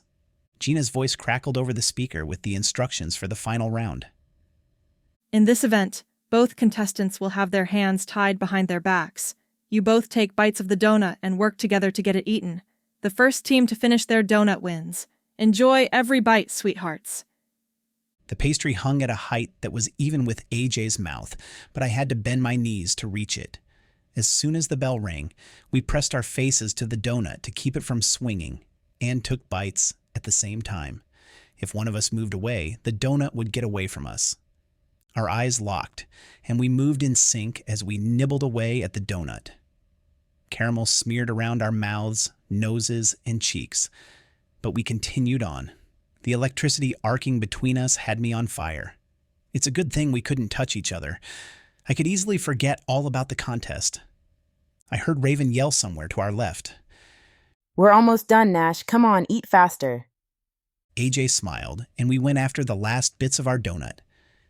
Our lips touched when the last of it disappeared. Maybe it was the caramel on her lips or the adrenaline of the games, but the restraint I'd held onto the entire day went up in flames. Even though my arms were still behind my back, I leaned in and pressed my body to hers. She mirrored me, and all awareness of the competition or crowd around us disappeared. No longer caring if we won or lost, I cared only for the feel of her lips on mine. I vaguely felt the ties around my hands being removed, and then someone raised my arm. The winners! When I finally pulled my lips away from AJ's, she smiled softly. Everything was right in the world, and as soon as we got out of here, I'd be kissing those lips again. And this year's Harvest Moon sweethearts are Jasper and AJ. Gina held out a pumpkin-shaped trophy for us. Congratulations! The crowd cheered and clapped for us. Raven and the rest of my family heckled and whistled. I chuckled and proudly held AJ to my side. Another voice cut through the noise. But they're faking! The hair on the back of my neck stood up when I heard that shrill voice, and the crowd went silent. These two are not a couple. They're just pretending. It's all an act. I turned to face my stalker while protectively stepping in front of AJ. Suzette, what are you doing here? I could ask you the same thing, but I already know the answer. You're here to show off your fake fiancé, pulling one over on the entire town while you're at it. She sneered and gestured toward the crowd, watching with their mouths agape. And I have to say, you're pretty convincing. Especially with winning the whole Sweetheart Showdown. You deserve an Oscar, not a pumpkin trophy. If I didn't know better, I'd think you were actually a couple in love. But I do know better. You don't know anything about us. I put my arm around AJ and tried to lead her away from this spectacle. Surely the town would ignore this ranting lunatic. But no such luck. Whispers from the spectators showed that they were completely taken in by the drama. Suzette shouted above the noise of the crowd. Oh, I know more than you think. She paused for dramatic effect. We were now surrounded by even more townspeople, wanting a front row seat to the latest gossip as it happened. I know you and AJ staged this whole thing as a way to fool the owners of the Moonstruck Steakhouse, so you could both take over. This whole relationship is nothing but a sham. Chapter 35. AJ. Jasper and I escaped the chaos of the festival and returned to the restaurant. Eric was in the kitchen prepping for dinner. We didn't expect it to be very busy with the festival going on, so I hadn't planned to work. I poured Jasper and myself a cup of coffee, taking extra effort not to spill with my shaking hands, and we sat down at a table. A bazillion thoughts buzzed in my head and my body felt numb. Of all the ways I'd imagined this thing coming to an end, or even blowing up in our faces, I never expected this. "What are we going to do?" I asked as I propped my elbows on the table and stuck my fingers in my hair. Jasper rubbed his hand over my back to comfort me. The Quinces probably won't believe the crazy ramblings of a stalker from out of town. It'll be the hottest gossip for a while, but it won't last long, and everything will go back to normal. His touch was exactly what I needed, and the tension in my muscles began melting beneath his hands. I let out a tired sigh. I hope you're right. No sooner had those words come out of my mouth than the door burst open and there stood Tina and Rich. Please tell us it's not true, that you really are engaged. It's complicated. Jasper stood in front of them to explain. But I swear we weren't trying to pull anything on you. That woman has been stalking me for the past year. We were just trying to get her off my back. So you're not actually engaged? I looked down at the table and slowly shook my head. No, I'm sorry. This whole thing spun out of control and we didn't know what to do about it. So you lied to us? No. Jasper paused a beat. We simply didn't correct you. Same thing, the contract is terminated and AJ, start looking for another job. You can stay here until you find something else. We'll contact the other parties interested in purchasing the restaurant. They left the restaurant in a huff. And just like that, my world collapsed. Not only had I lost my shot at owning and running my own restaurant, but I needed to find a new job and place to live at the same time. Since Jasper and I were only together because of this partnership, I'd probably lost him too. I sank my head onto my arms on the table, trying to hide the tears that I couldn't hold back any longer. Jasper put his arm around me and tried to pull me to him, but I didn't budge. Hey, it'll be okay. A surge of anger moved through my veins. I sat up and slid away from him. Okay? How can you say that? I just lost my job, my home, and my dream all in the blink of an eye, and you say it's okay? I paced the room, gesturing wildly, my volume rising with each step. Sure, you lost your dream too, but you still have 2 jobs and a place to live. Your life will actually be easier when you don't have to deal with this place anymore. But me? I've got nothing. The weight of that admission hit me in the chest and stopped me in my tracks. I'd been working so hard all these years, I hadn't even realized how it had taken over my life. You've got me. And I have a lot of contacts. I'll make a few calls and get this all straightened out. You'll see. And just like that, anger burst through me again. So you'll swoop in and fix everything, huh? And you think that'll make me feel better? Unbelievable. Jasper stepped closer and tried to calm me down. As long as we're together, it'll all work out. I promise. Really? Come on, Jasper. Us being together was just part of the contract. Now that the contract is terminated, he stiffened and the hand that was reaching out for me dropped to his side like it was made of lead. What? You don't care about me now that the contract is over. Is that all I was to you? Just a clause you had to endure so you could get what you wanted? No, Jasper, that's not it at all. Oh yeah, then enlighten me, princess. What am I to you? His endearment sounded like a curse word this time, causing my gut to clench. I longed to tell him that he'd become everything to me. The reason I smiled. The best part of my day. The one I wanted to share it all with. The good, the bad, the silly, the mundane. Every moment I spent with Jasper made everything else better. I could get through anything if I knew Jasper would be waiting for me on the other side. But now that we weren't bound by the restaurant anymore, what did we have? I'd have to leave to find another job since there weren't any other restaurants for me to work at in this town, and Jasper's family needed him here.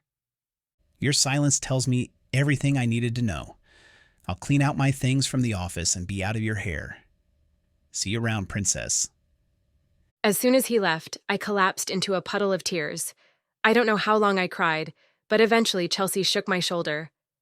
Chef, it's time to open. I need to get this table ready for guests. Can I help you move to the office? Is there anything you need? I lifted my head and saw that all the tables had been set and candles lit, except for mine.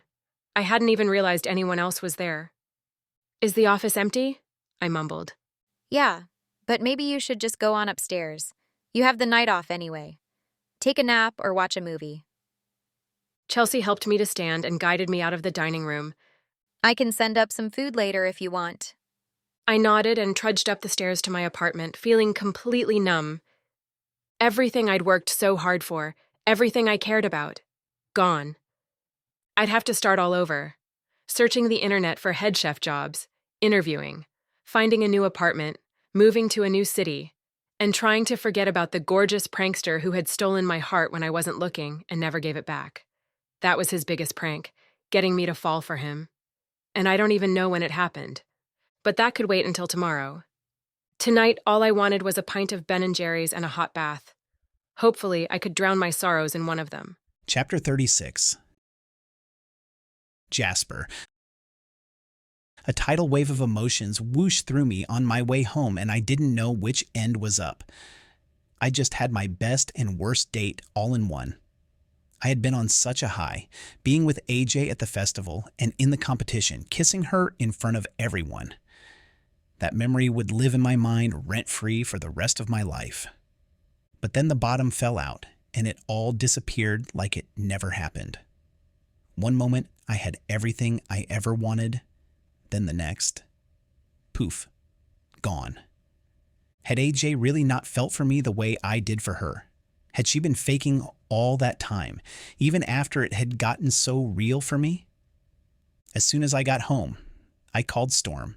He answered on the first ring. Hey man, where are you? I just got to the festival, but I can't find anyone. Just a lot of screaming kids all over the place. Where is everyone? The rest of the family should still be there somewhere. At least they were when I left. So you didn't hear. Hear what? I sighed loudly and filled him in on all that had happened. He let out a long, slow whistle. That sucks, man. He paused as he processed all that I said. So this stalker is using the fact that she stalked you for the past year to prove that you weren't in a relationship with AJ? Yeah. She says she has photographic and video evidence that AJ and I hadn't met before the gala. And somehow she knows about our arrangement with the Quinces for the Moonstruck. Okay. We'll press charges for stalking, sue her for invasion of privacy and defamation of character, and also file a restraining order. I knew I could trust Storm to come up with a game plan. I'll contact the police right now and then start the paperwork for the rest as soon as I get home. She'll regret messing with the Rhodes. Thanks, Storm. I knew you'd know what to do. I should have taken your advice and reported her earlier, then none of this would have happened.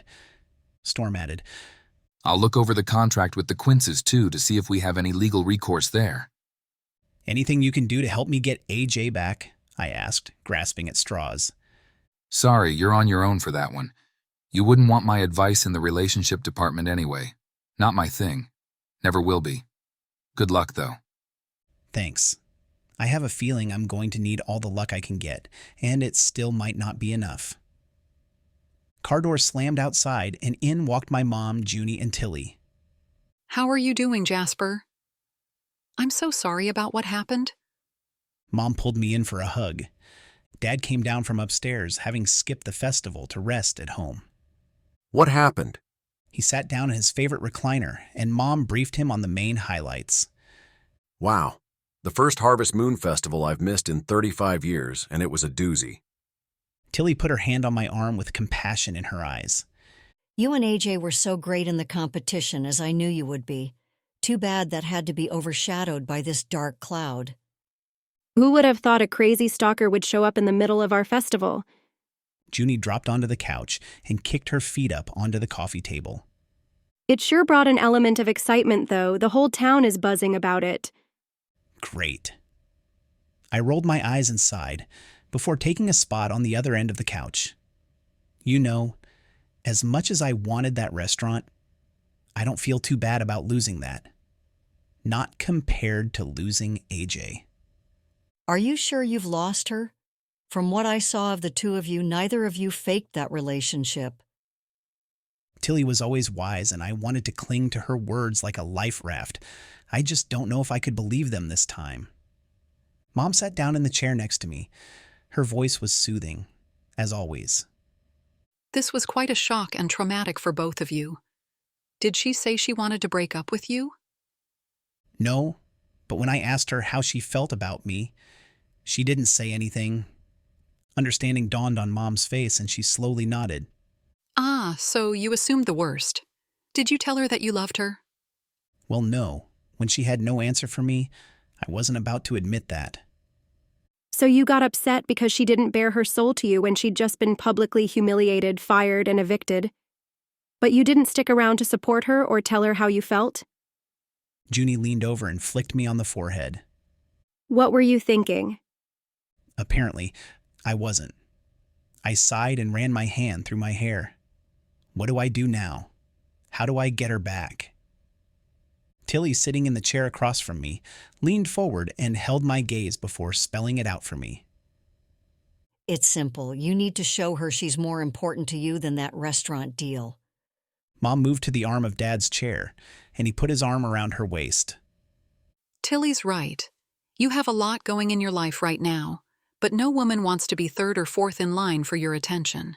She needs to know that you would put her first, that she matters to you.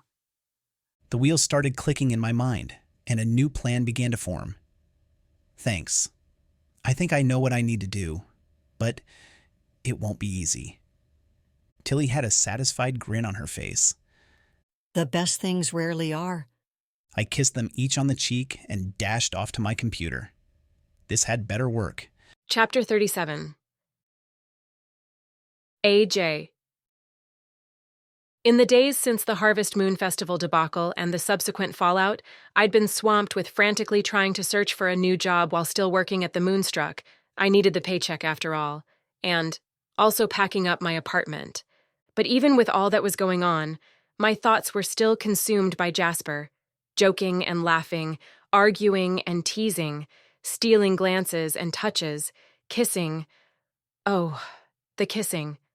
All these memories were stuck on a constant repeat loop in my brain. No matter how hard I tried to distract myself with other things, these memories tormented me nonstop. Maybe I deserved to be tormented. I should have told him what he meant to me when I had the chance. And there had been so many chances. The last time we were together, when everything was falling apart, we argued. Then my brain must have gone offline for a moment, like my cell phone does when driving through a dead zone. When the signal came back, I wasn't really certain what happened, but Jasper was looking at me with such pain in his eyes. It tore at my heart. Then he left. All I knew for sure was that I had messed up and hurt the one I loved, and I hadn't seen him since. I'd interviewed for several jobs. None really excited me. But they were far away from here, and right now that seemed important. If I couldn't have Jasper, I didn't want there to be any chance of running into him. My poor heart couldn't handle that. Tina Quince called a meeting to go over how the restaurant had done while Jasper and I had been running it, and also talk about how we would transition out. Not only did I have to face the people who had just fired me, but also the man I loved and let down. I'd rather stand naked in front of a firing squad of nasty food critics and picky toddlers armed with rotten vegetables. Come on, AJ. Put on your big girl panties. You can do this. The meeting was in the dining room of the Moonstruck, just like last time. And even though I was tempted to skip the pastries and coffee out of spite, I just couldn't do it. A good chef never shows up empty-handed. Instead, I expressed my resentment in the form of day-old bran muffins. The gathering was the same as last time. Tina, Rich, and Mr. Holden were seated at one side of the table, and Jasper on the other. Jasper looked good enough to eat in a crisp white button-down shirt and tie with a gray suit jacket. He was always drool-worthy, but today he looked even more so. Jasper took the lead, like the businessman that he was. I've put together a packet describing in detail the state of the Moonstruck when we took over, the changes Chef Scott and I implemented during our time here, and the current financial status. He handed folders to everyone. As you can see, the Moonstruck was in dire straits when we got here. If business would have continued as it was, it would have been bankrupt in less than a year. Tina gasped and scanned the stats Jasper listed. I had no idea. How could it have been this bad? Dad made it seem like it was doing well. He may not have realized it himself. His bookkeeping skills were, shall I say, a little to be desired. It took me some time to sort through all of his papers and get a handle on what was really going on. I've also included a valuation of the business based on those initial numbers. Jasper moved to the next section. Chef Scott and I worked together to add new menu items, added social media presence as well as promotion in the community. In the short time that we've been working here, business has increased by 60%. You can also see how we have improved the bottom line. I have to say, I'm impressed. You two have done amazing things here, and it shows. Tina admitted as she scanned the papers. There is one more thing I want to bring up. I want to apologize for the misunderstanding about Chef Scott and myself, and tell you the whole story. We met at a gala shortly before your dad had his stroke. At the gala, a woman who had been stalking me approached, and I asked AJ to help me get rid of her. We made it seem like we were engaged, so she would leave me alone. We never thought anyone else would ever hear about it. Somehow, the rumor followed us here, and at first we corrected people. But when it became the ultimatum for getting this restaurant, or losing it, we decided to play along. The entire thing is my fault, and I take full responsibility. No, it was a joint decision. You can't take the blame, I interjected, not wanting him to take the fall for something we agreed on together. Jasper shook his head. This whole debacle started because I tried to take the easy way out. I could have called the cops on the woman stalking me, but I thought if she believed I was with someone else, she would go away. Yeah, but... He held a hand up to stop me. AJ's cooking is what has really turned this restaurant around. It would be a mistake to lose her. I've found another restaurateur who is willing to invest, manage the business end, but also allow Chef Scott full control of the menu and kitchen. I strongly recommend selling to them as a way to keep your parents' restaurant going for years to come. But what about you? I asked, my voice fraught with emotion. His gaze softened as he shifted his attention to me. As you pointed out, I have enough on my plate with my helping my dad. I will be happy to step aside and let you continue to work your magic on this place. Well, I have a different proposal prepared. I have found a new chef to take my place and partner with Jasper to make this the best farm-to-table restaurant in the Midwest. Chef Tremaine has extensive experience in this type of restaurant and started a similar one in a small town outside of Chicago. This restaurant has received awards and national attention. A culinary magazine listed it as one of the top 10 farm-to-table restaurants in the country. And this chef wants to come here? Tina asked. He is interested and willing to interview. It would make this restaurant a branch of his original one, but would bring tons of business to this area. Rich held a hand out as if cutting through the confusion with the blade of his hand. So let me get this straight. You both have made proposals to bow out and have arranged for a new partner for the other one to buy the restaurant with. Why would you do that? I kept my head held high and spoke with confidence. It's the best plan for making sure the Moonstruck continues. Rich looked between Jasper and me, then slowly shook his head. I'm not buying it. There has to be more to it than that. Tina closed the packet and scrutinized us as well. I agree. Why would you do that for someone you were just faking a partnership with? Jasper cleared his throat. Initially, I just wanted to buy this place for my own agenda. But working with AJ, I realized how talented she is. She deserves the chance to make the Moonstruck into the place she has dreamed of. I believe in her. I hope you will give her the chance to keep your parents' legacy going. Tears filled my eyes. After all that had happened, Jasper was still fighting for my dream, something nobody but Marianne had ever done. My heart filled with love for him, while aching for what would never be. Wait a minute. Jasper is the one with the brilliant mind for business. I couldn't have done this without him. I paused and fingered the corners of the pages in front of me. I still don't want to do this without him. That's why I decided to get a job elsewhere. I pulled a paper from the pocket of my smock. This is my resignation and 2 weeks' notice. I've accepted a job in Denver. Jasper's eyes widened and he dropped his pen. You're leaving? I couldn't look at him and stood to leave. I'd better get back to the kitchen. Wait, Tina said with tears in her eyes. you two remind me so much of my parents in their younger days. The numbers you've shown us are really impressive, Jasper. The two of you have taken a restaurant that was on the brink of failure and turned it around in just a couple short months. And seeing how the two of you are together, each willing to sacrifice your dreams for the other. Well, I think we might have overreacted. Even though you're not engaged, you seem to make a great team together. Would you consider continuing your partnership and buying the Moonstruck together? I froze, looking for some hint of what Jasper thought of this. I wanted to jump at this chance, knowing it was everything I wanted. The restaurant and Jasper. But mostly Jasper. After the way I'd hurt him, I held back, not wanting to be rejected in front of all these people. Our eyes met in silence for what felt like an eternity. Finally, Jasper spoke. That's a great offer, and I really appreciate it. But I realize now, it wouldn't be enough. My heart fell to the floor like a glass bowl and smashed into a million pieces. I bit my lip to keep it from trembling and the tears from falling. I turned away from them to retreat to the kitchen. A hand grasped my arm and stopped me. Jasper pulled me to look at him. A business partnership with you wouldn't be enough for me anymore. My breath caught and my mouth fell open. Does this mean... No, I must be mistaken.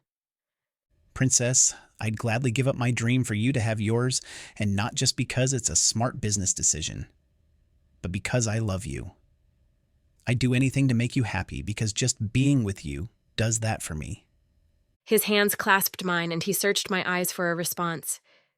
And just like that, my shattered heart came back together, like a botched recipe that turned into an unexpected masterpiece, or a broken vase that became a stunning mosaic. My voice quivered as I squeaked out a response. You love me? He nodded.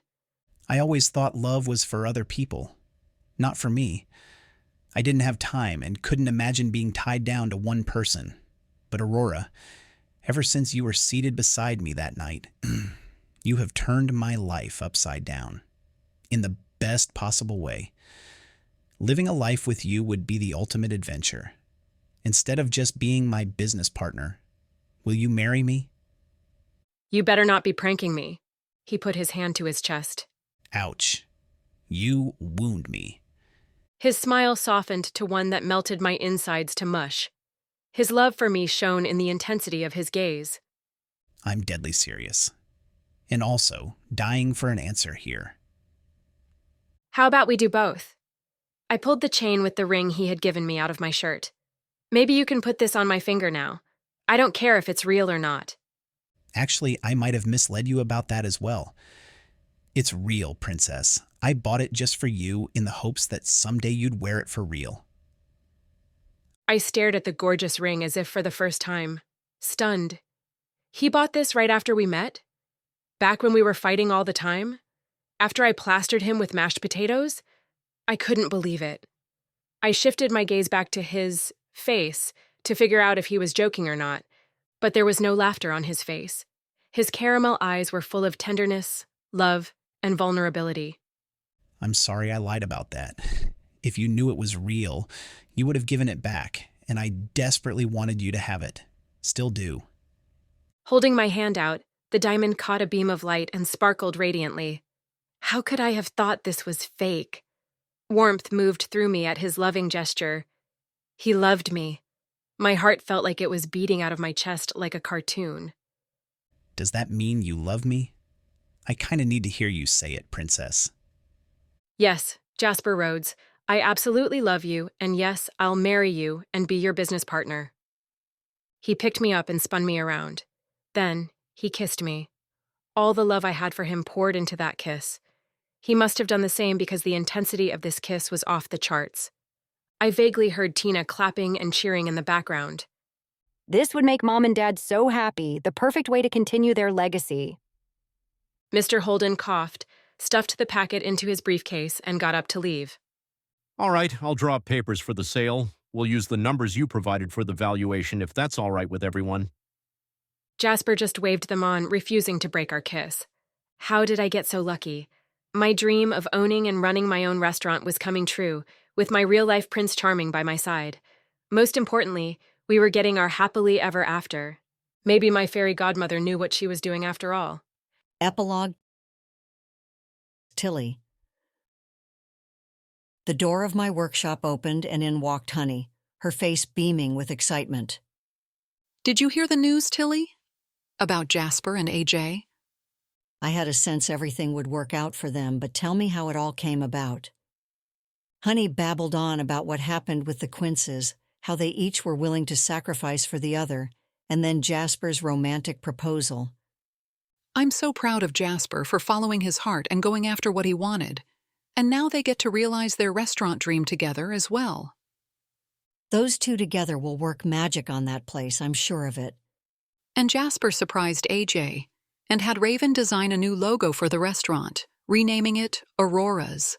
Isn't that the sweetest thing? I knew that boy had charisma in spades, but I didn't realize he was such a romantic. Honey's voice brimmed with pride and joy for her youngest son. Love will do that to a person. He just hadn't met the one to inspire that in him. He hadn't met Aurora yet. A satisfied smile stretched across my face. Another successful match. I knew those two would be perfect for each other. They just needed a little push. And Aurora's is a very elegant and classy name for a restaurant. I bet people will come from all around to eat there. Honey predicted, and I couldn't agree more. So, Tilly, now that 3 of my children have found their soulmates, who do you think will be next? I tapped my finger to my lips as I pondered this question. Good question, honey. I've been wondering about that myself. Let me light a candle and ask the powers that be for guidance. I stood in front of my special table adorned with a candle, crystals, and oracle cards. I lit the candle and stood staring into the flame for a moment, waiting for an answer or a sign. Who would be my next match? A boom of thunder sounded outside. We rushed to the window to see what was happening. The skies had been clear earlier, but now dark storm clouds were rolling in. Interesting. Well, honey, I guess we have our answer. Her face lit up. Storm is next? Oof, Tilly, I think you've got your work cut out for you with that one. He's pretty adamant he has no interest in settling down, doesn't want to get married or have kids. If Jasper needed a push, Storm might need more of a shove. She chuckled, watching the clouds continue rolling in. You're exactly right. That's precisely what he needs. And I'm happy to be the one to give it to him. I rolled my hands around one another and cackled, my excitement building like the storm outside. He's not going to know what hit him. The end. Stay tuned to see Tilly help Storm find his love match in Shoved, Book 4 in the Moonlit Lake Matchmaker series. You have just listened to Pushed, Moonlit Lake Matchmaker series, Book 3, written by Kristeen Groth, narrated by male and female simulated voices. Copyright 2024 by Kristeen Groth. Production copyright 2025 by Kristeen Groth. If you enjoyed listening to this story, please leave a review and look for the next book in the Moonlit Lake Matchmaker series, Shoved. All books and products can be found on the website, KristeenGroth.com.